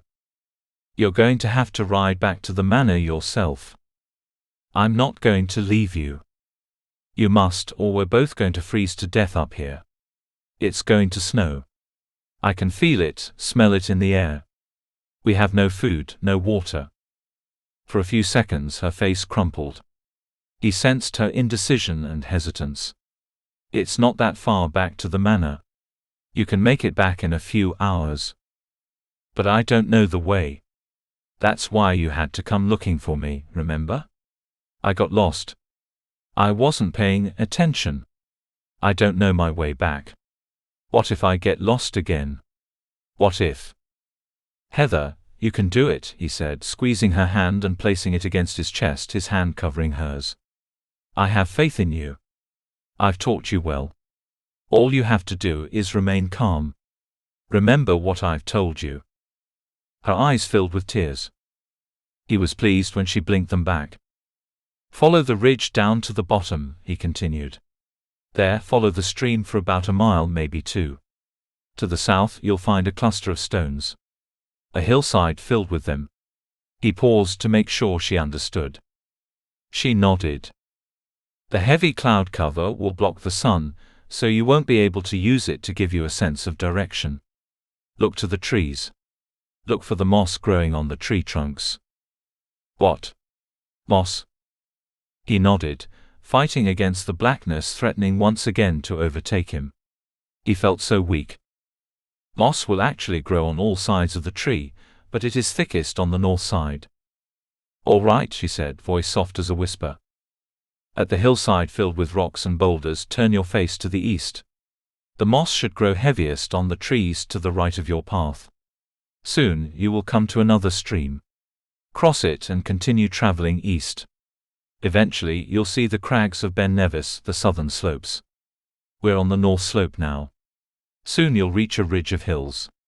From there, you will be able to see the village and beyond that, the manor house. He still couldn't believe she had managed to wander so far away from the manor house on foot, but she had. She wouldn't be able to take the same route by horse that she had by foot. He told her that. You won't be able to travel as the crow flies. Take the mare and let her pick the way along the hillsides. Horses are often able to choose the best route. Maintain the general directions I have given you, but give the mare her head. She will take you home. Jake, no, you can't go to sleep. I'm not sure. He wanted to tell Heather to be brave, that he believed in her, that he trusted her, that he loved her. He tried to force the words from his mouth, but wasn't sure if he succeeded before exhaustion overcame him, and he felt himself floating into darkness. Chapter 19. Heather stared down at Jake, as if through sheer power of will, she could encourage him to open his eyes, to look at her again, to talk to her. He seemed so self-assured in her ability to find help, but she was not nearly so confident. At the same time, she knew that she couldn't delay. She tried to remember everything he had told her, about the directions, and repeated them to herself over and over again, as she quickly looked at his wounds one more time. Still oozing blood, but not as bad as before. She knew she had to leave, but would he be alive when she returned?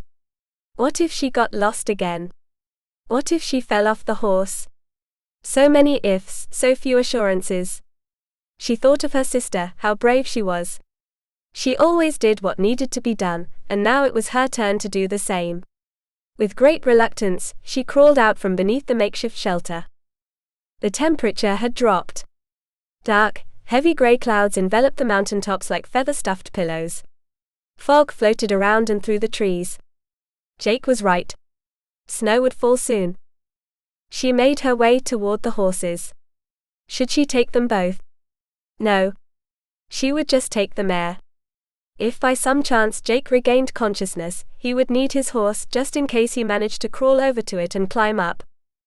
She doubted that such would happen, but she couldn't leave him stranded out here on foot. The horses stomped nervously as she neared.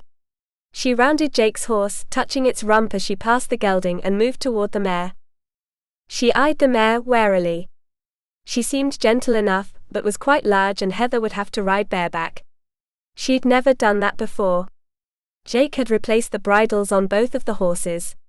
She untied one of the bridle straps from the tree bough, and then grabbing hold of a chunk of the horse's mane, tried to pull herself upward. That wasn't going to work. She tried again, this time stepping back and trying to scramble onto the mare's back by leaping forward, but only managed to get her foot on the horse's back. No further. She hung awkwardly for several moments before giving up. Groaning with frustration, she regained her footing and glanced back over her shoulder at the tree. No, Jake wouldn't be standing there, hands on his hips, laughing at her efforts. Looking around, she sought a fallen log or large rock, something that she could step onto that would help her mount. A short distance away she saw the half-rotted tree trunk, not completely fallen, but leaning at an angle close to the ground. Pulling on the mare's reins, she headed for the tree. She didn't want to move away from the meager shelter of the trees, but Heather made soft cooing noises and urged the horse forward. She took a step or two and then stopped. Perhaps it sensed her fear. Perhaps it didn't like the smell of blood on her sleeve. Heather wasn't sure, but she didn't have time for this. She had to get help.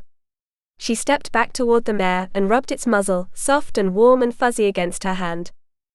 "I know you don't want to be out in this kind of weather any more than I do, but we have to. We have to go back to the manor and get help for Jake. Do you understand?" Of course the horse didn't understand.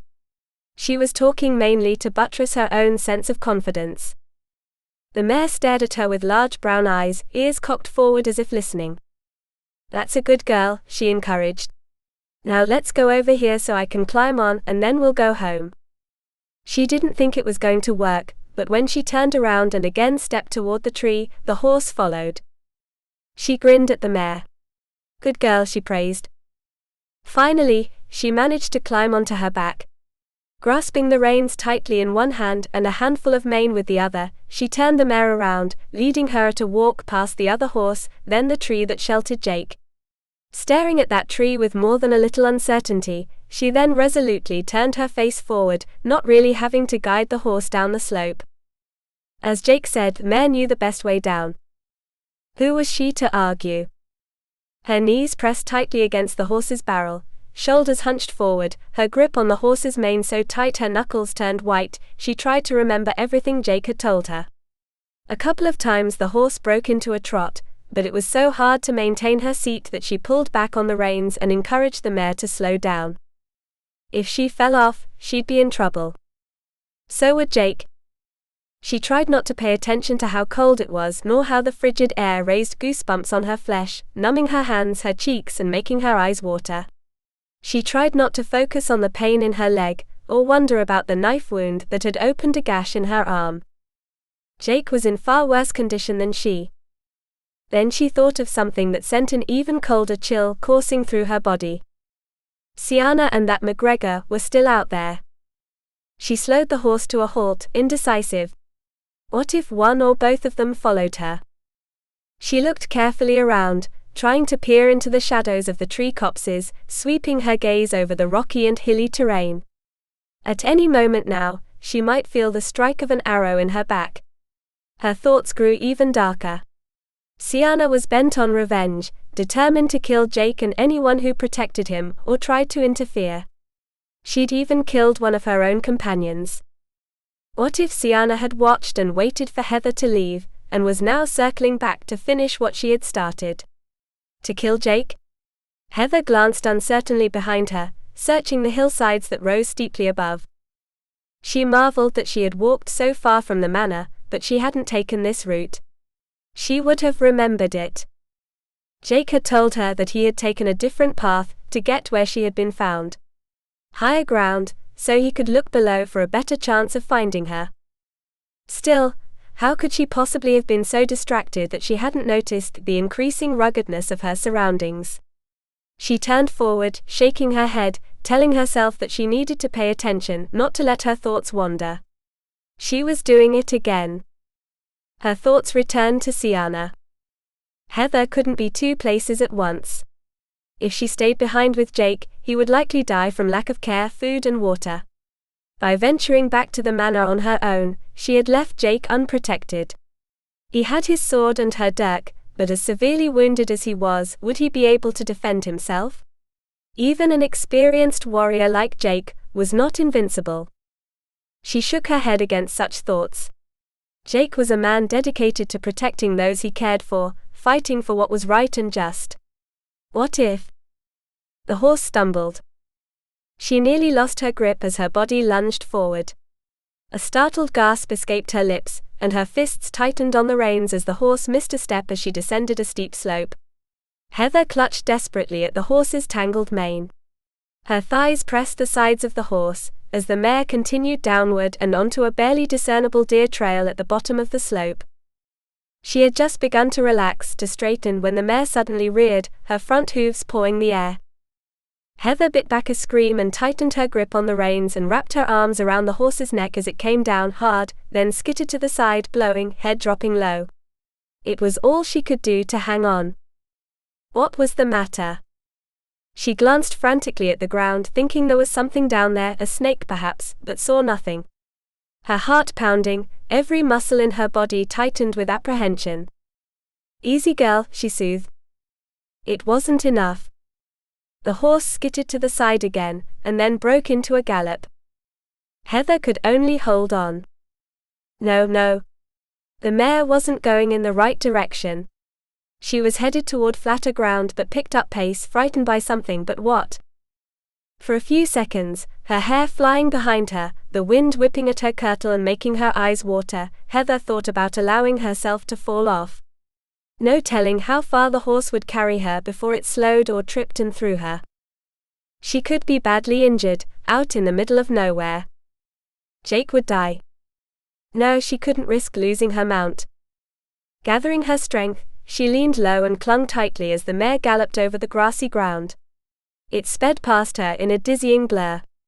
She tried to wrap the reins around her hands, attempted to pull the horse's head down, muzzle closer to her chest. That would slow her down. Then, if she pulled on one of the reins harder, she could get the horse to at least turn in a circle.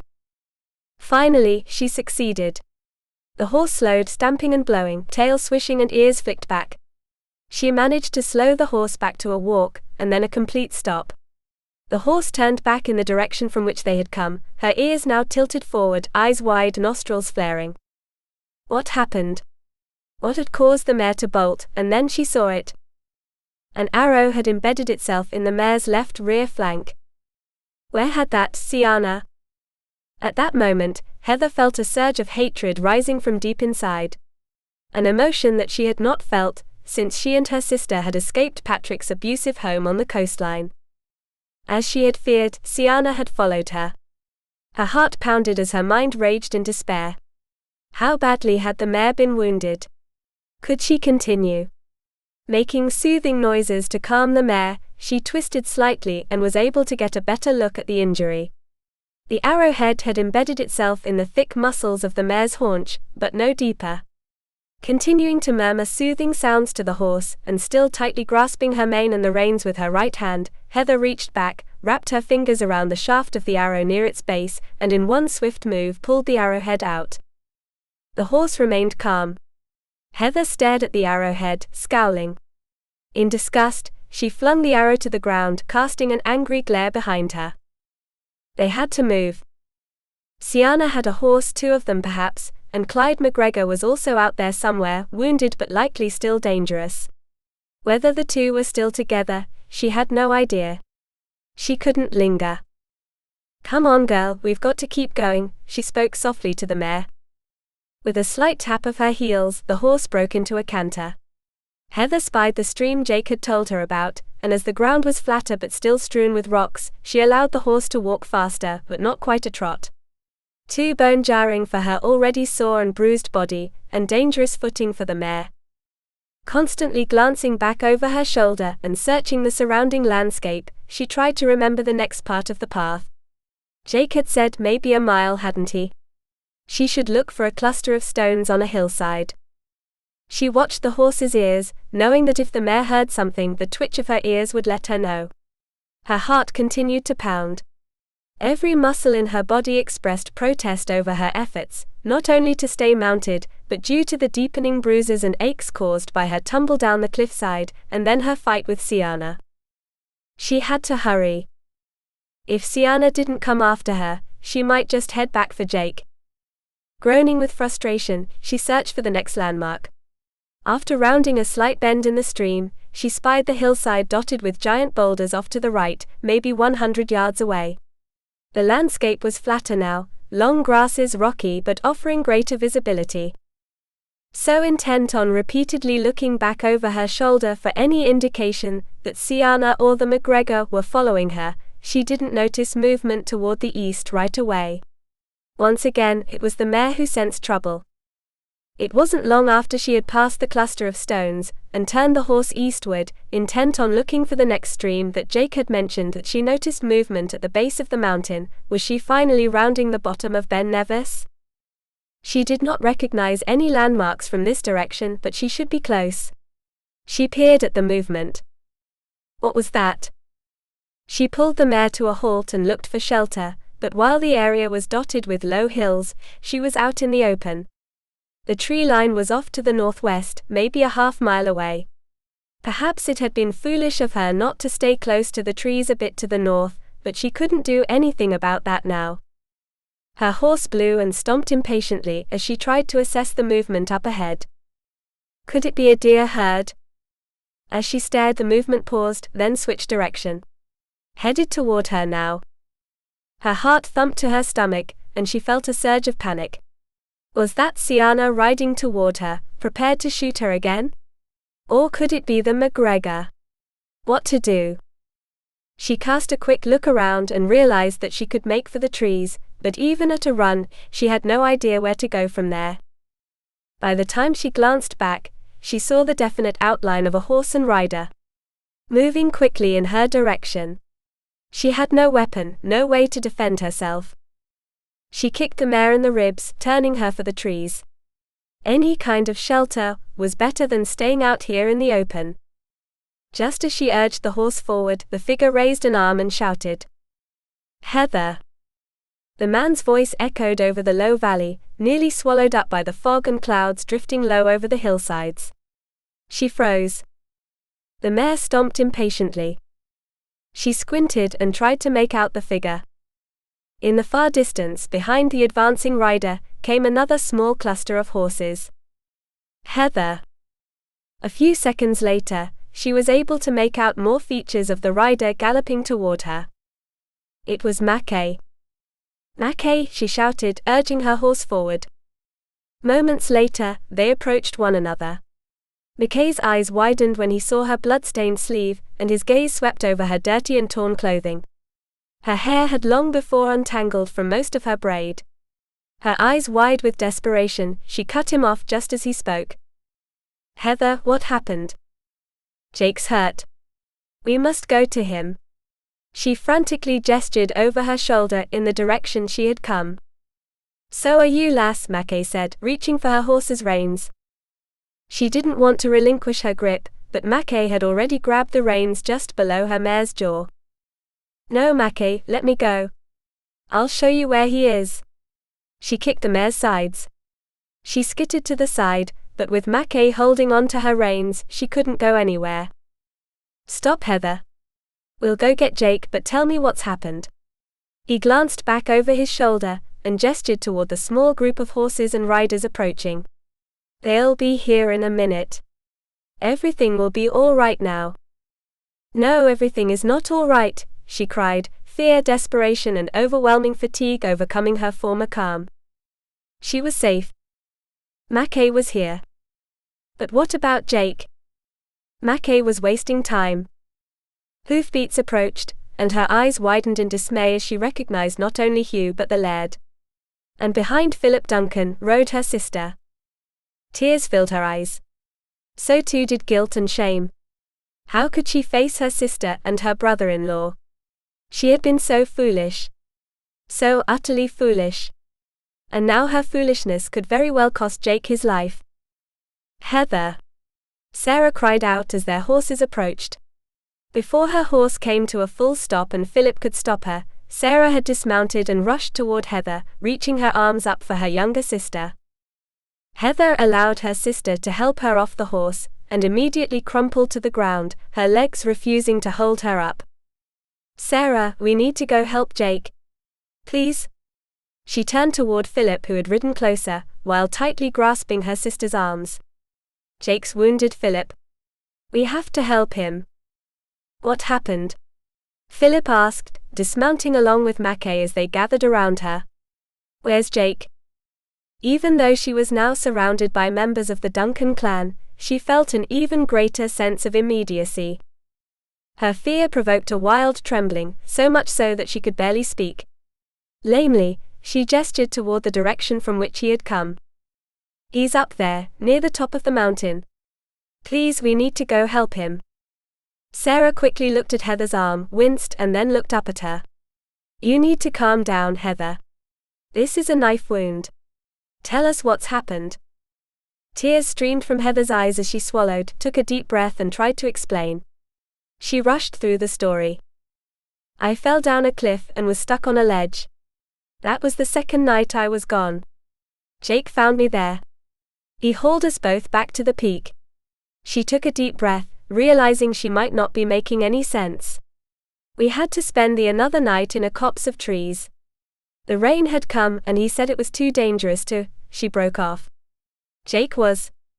Her voice now rushed in garbled gasps of breath, her fear and anxiety nearly overwhelming her.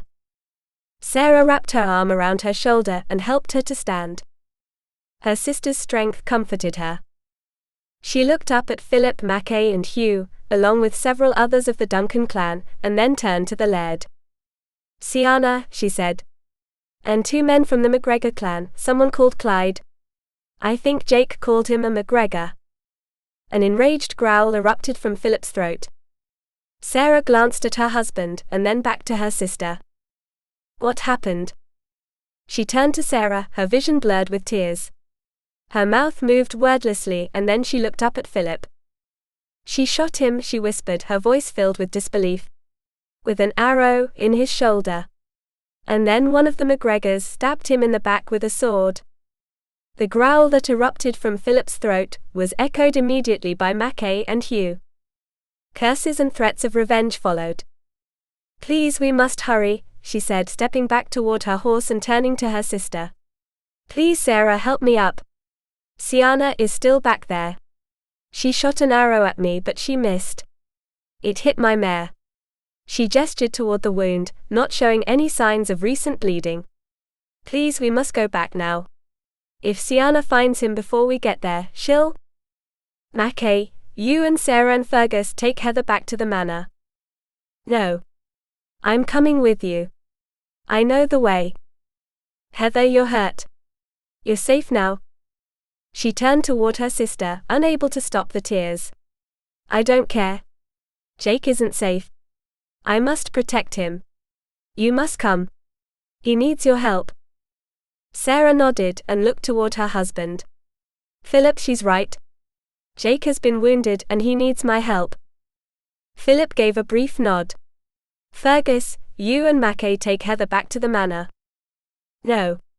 I'm going with you. Heather, please.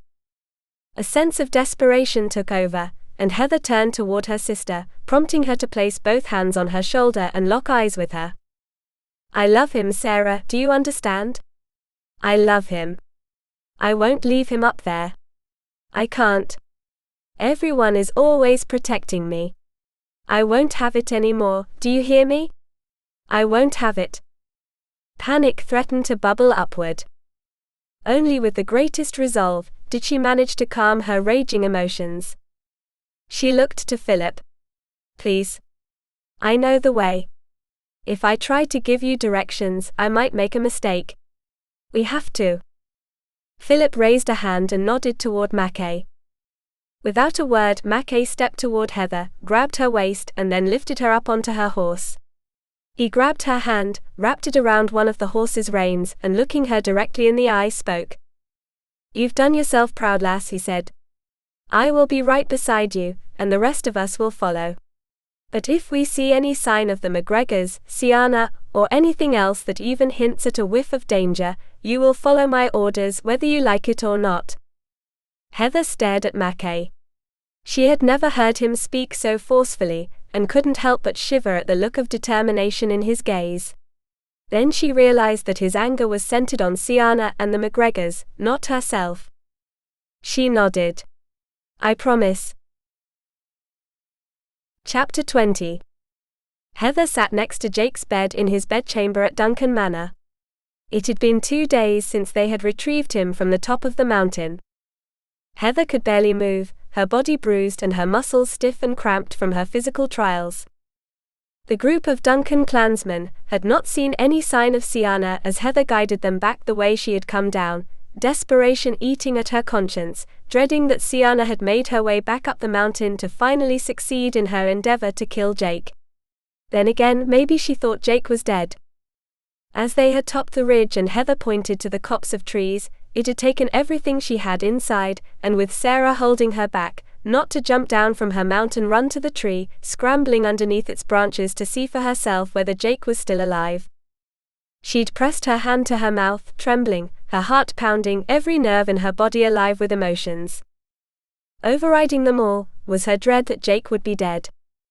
That Sienna had beaten them back and finished him off. That or he'd bled to death. It was that horrible thought that had Heather grasping onto the mane of her mare with one hand, and Sarah's hand tightly with her other, as her gaze fastened on the tree, and didn't move as Philip, Mackay and Hugh quickly dismounted and rushed toward that tree sheltering Jake. In a matter of moments, they had carried him out from beneath the overhanging branches of the towering pine. Philip had crouched down beside his brother and leaned close to his face, hand pressed against his chest. He turned to look over his shoulder toward Sarah and Heather, the expression on his face one of intense relief. "He's alive," he said, gesturing for his wife. Sarah pulled her hand from Heather's grasp, told her to stay where she was, and hurried to Jake's side. Heather disobeyed and quickly followed, collapsing to her knees on one side of Jake and reaching for his hand while Sarah assessed his injuries. "Jake," Heather said, squeezing his hand between her own and lifting it toward her bosom. "Jake, you're going to be all right now. Sarah and Philip are here." Jake had not opened his eyes. Not then, and not until this moment.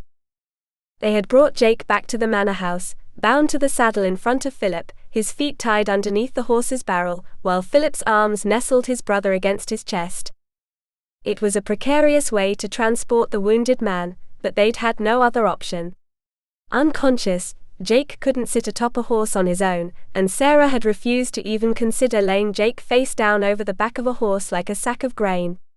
The terrain was not conducive to a litter, so they had to do the best they could. At several points along the way, Sarah had moved her horse up alongside that of her husband, and carefully assessed Jake's condition.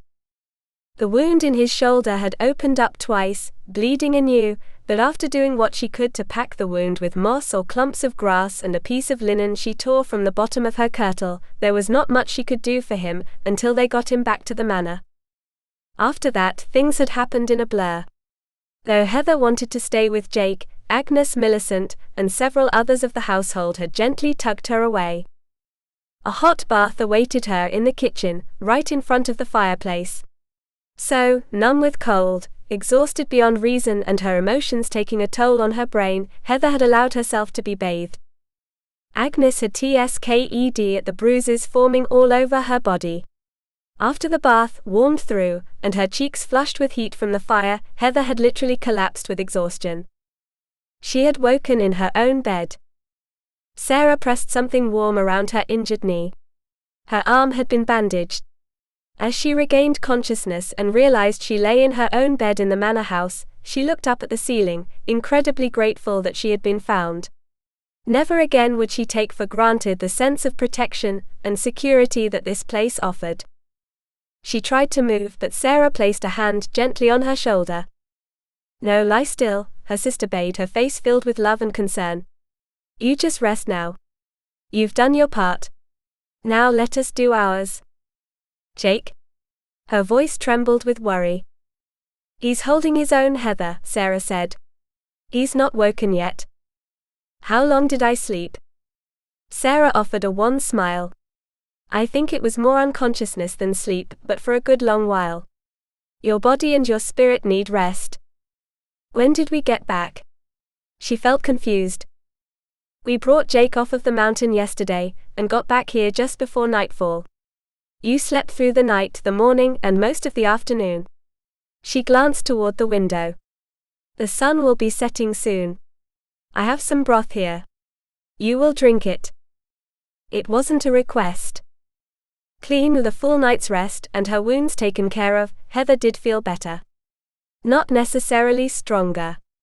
As she allowed Sarah to help her sit up in bed, she felt the protest in seemingly every muscle in her body, and winced. "You've had a very rough time," Sarah said, lifting the bowl of steaming broth from the table by the bed. She stirred the broth with a spoon, and then offered a small sip to Heather. "And now, while you eat, you're going to tell me everything that happened. From the moment you ran out of the house until the moment we found you." So she did, without leaving out any details. Sarah listened, without interruption. By the time she finished, her sister frowned deeply. The bowl of broth finished. She placed the wooden bowl and spoon back on the table, and then turned to her sister. Heather spoke first. "Can you forgive me?" she whispered. She swallowed, cleared her throat and spoke from her heart. "I know I behaved foolishly, running off like that. Not paying attention. Getting lost. I was just—" "I understand, Heather," Sarah said, reaching for her sister's hand. "I love you dearly. I always have. But I'm warning you, that if you ever do that again, behave so rashly again as to endanger your life, I'll—" She sighed. "I'm just so glad that you're alive." Heather nodded. That much was true. "But what I did to Jake—" "You didn't do anything to Jake," Sarah interrupted gently. "You saved his life. And he saved mine.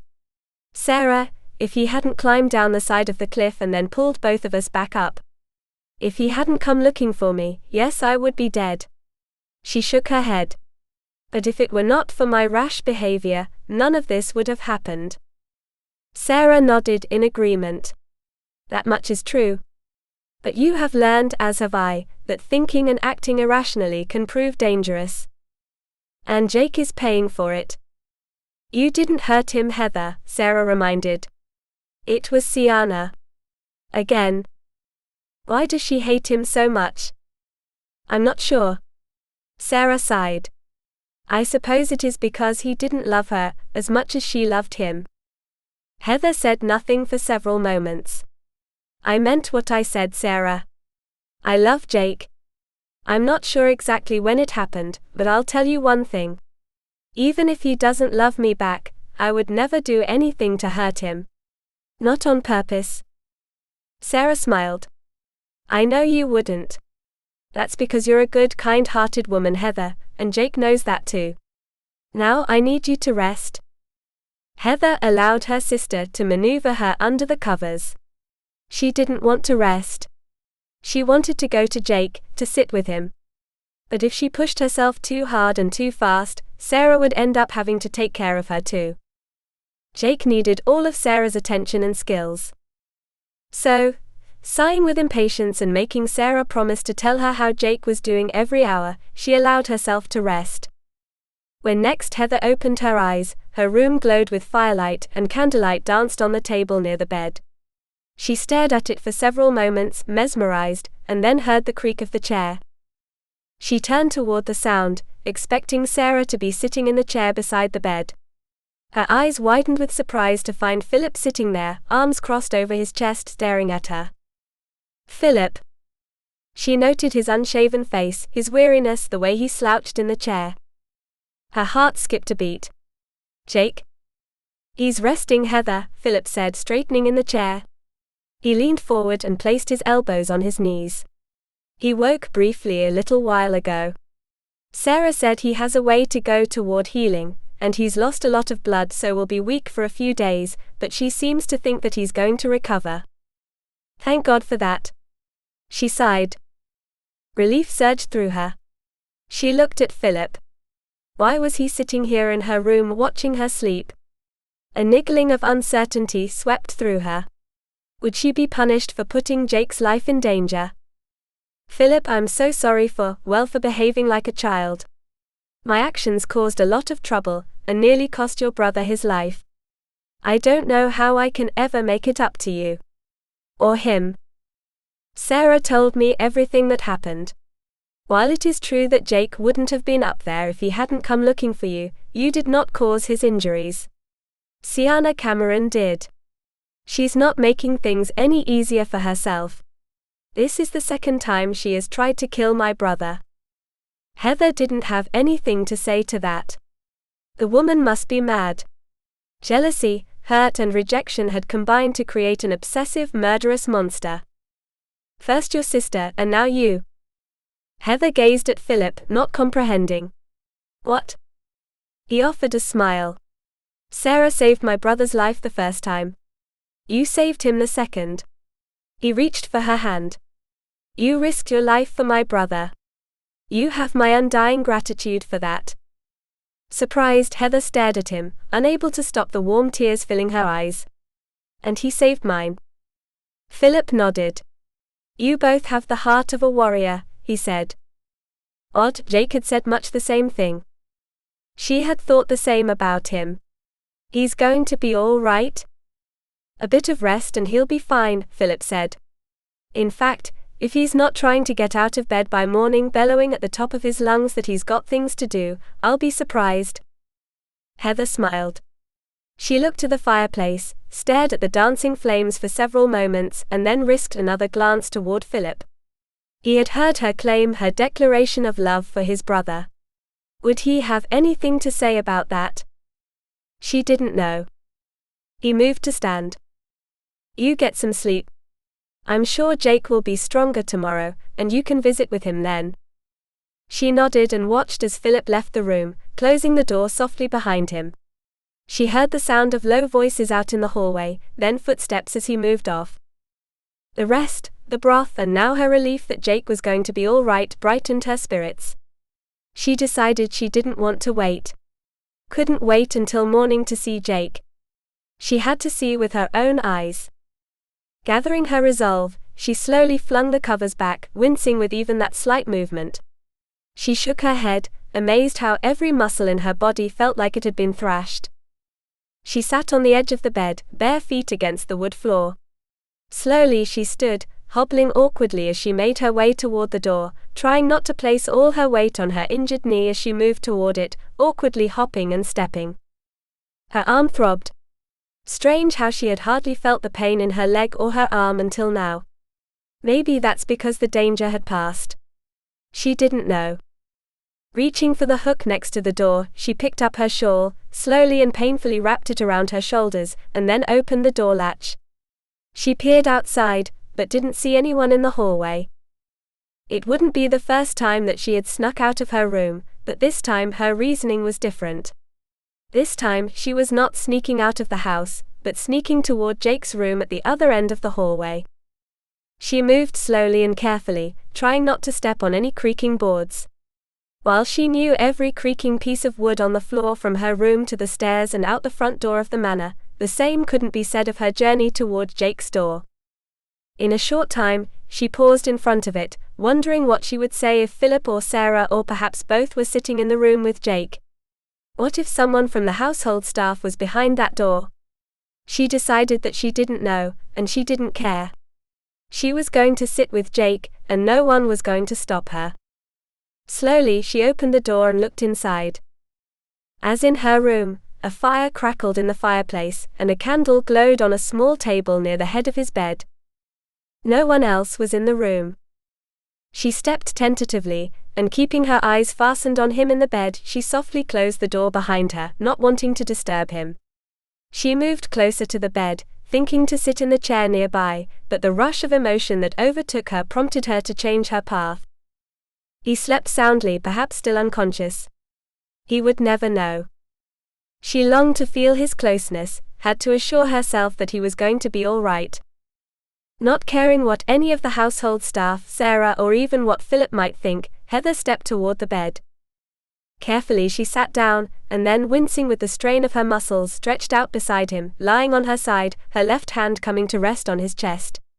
He didn't move. His deep breathing didn't change. Was he really going to be all right? He had to be.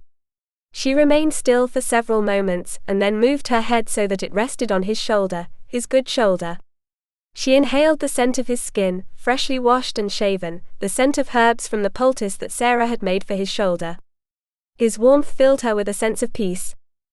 Her heart pumped at the realization of the depth of her affection for him. She told Sarah the truth. She didn't know when it happened, but she knew that she loved this man. Whether he loved her back didn't matter so much right now. All that mattered was that he was alive and that she had not hastened him toward an early death. "I love you, Jake," she whispered. Silence, only the sound of his breathing and the occasional crackle from the fireplace breaking that silence. She felt his chest lift as his breath hitched, and for a moment she froze. What if he woke to find her lying next to him? What would he think? Despite her earlier sense of bravado, she decided she didn't want to risk it. Not just yet. If and when he refused her, and told her that he couldn't or wouldn't love her in return, she would deal with it, and not in the way that Sienna Cameron had. She moved her hand from his chest, prepared to maneuver her way off of his bed, when suddenly Jake captured her hand in his own. She gasped and lifted her head, looking into his face. Her eyes widened, and she caught her breath when she noticed the dim glow of the firelight reflected in his eyes. "You're doing it again, lass." "Doing what?" she croaked, mortified to have been caught, and by him no less. "Acting without thinking." Her heart trip-hammered, and disappointment swept through her. Fighting back the tears of rejection, she shifted her body away from his, hoping that she could salvage at least a modicum of dignity as she left him in peace. "I'm sorry, Jake. I just had to see you." She tried to pull her hand from his grasp. "I'll leave you be. Do you know that your reputation could be damaged if you're caught in here with me like this?" She frowned. Odd. He didn't sound angry, but the question did elicit concern on her part. He was right. She hadn't thought about it one bit. It certainly wasn't proper. "We're not properly betrothed, Heather. You do realize that, don't you?" Again, she stammered to form a reply. So there it was. She nodded, unable to speak. "So there's only one thing to do about that." She frowned. What was he talking about? "What you mean?" "Did you mean what you said?" "What?" "That you love me." She felt heat flame in her cheeks, but she wouldn't deny it. "Yes, I meant it." She saw a flash of his teeth as he smiled. Her heart skipped a beat again. "I must admit, despite your often rash, impetuous behavior, Heather MacDonald, that I have grown quite foolishly fond of you as well. And since I've caught you in my bed, and knowing that any moment someone might walk in and find us like this, I believe there's only one thing to do." She stared down at him, uncomprehending. "Heather MacDonald, will you do me the honor of becoming my wife?" She wasn't sure she had heard correctly. She scowled down at him. "Are you saying that just because I snuck in here? Because I can leave?" "No." "Are you feverish?" "I don't believe so. Do you wish to feel my forehead?" Without waiting for her reply, he lifted her hand still clasped in his to his forehead. "Well, am I?" "No," she choked out. "Well then, what do you say, lass?"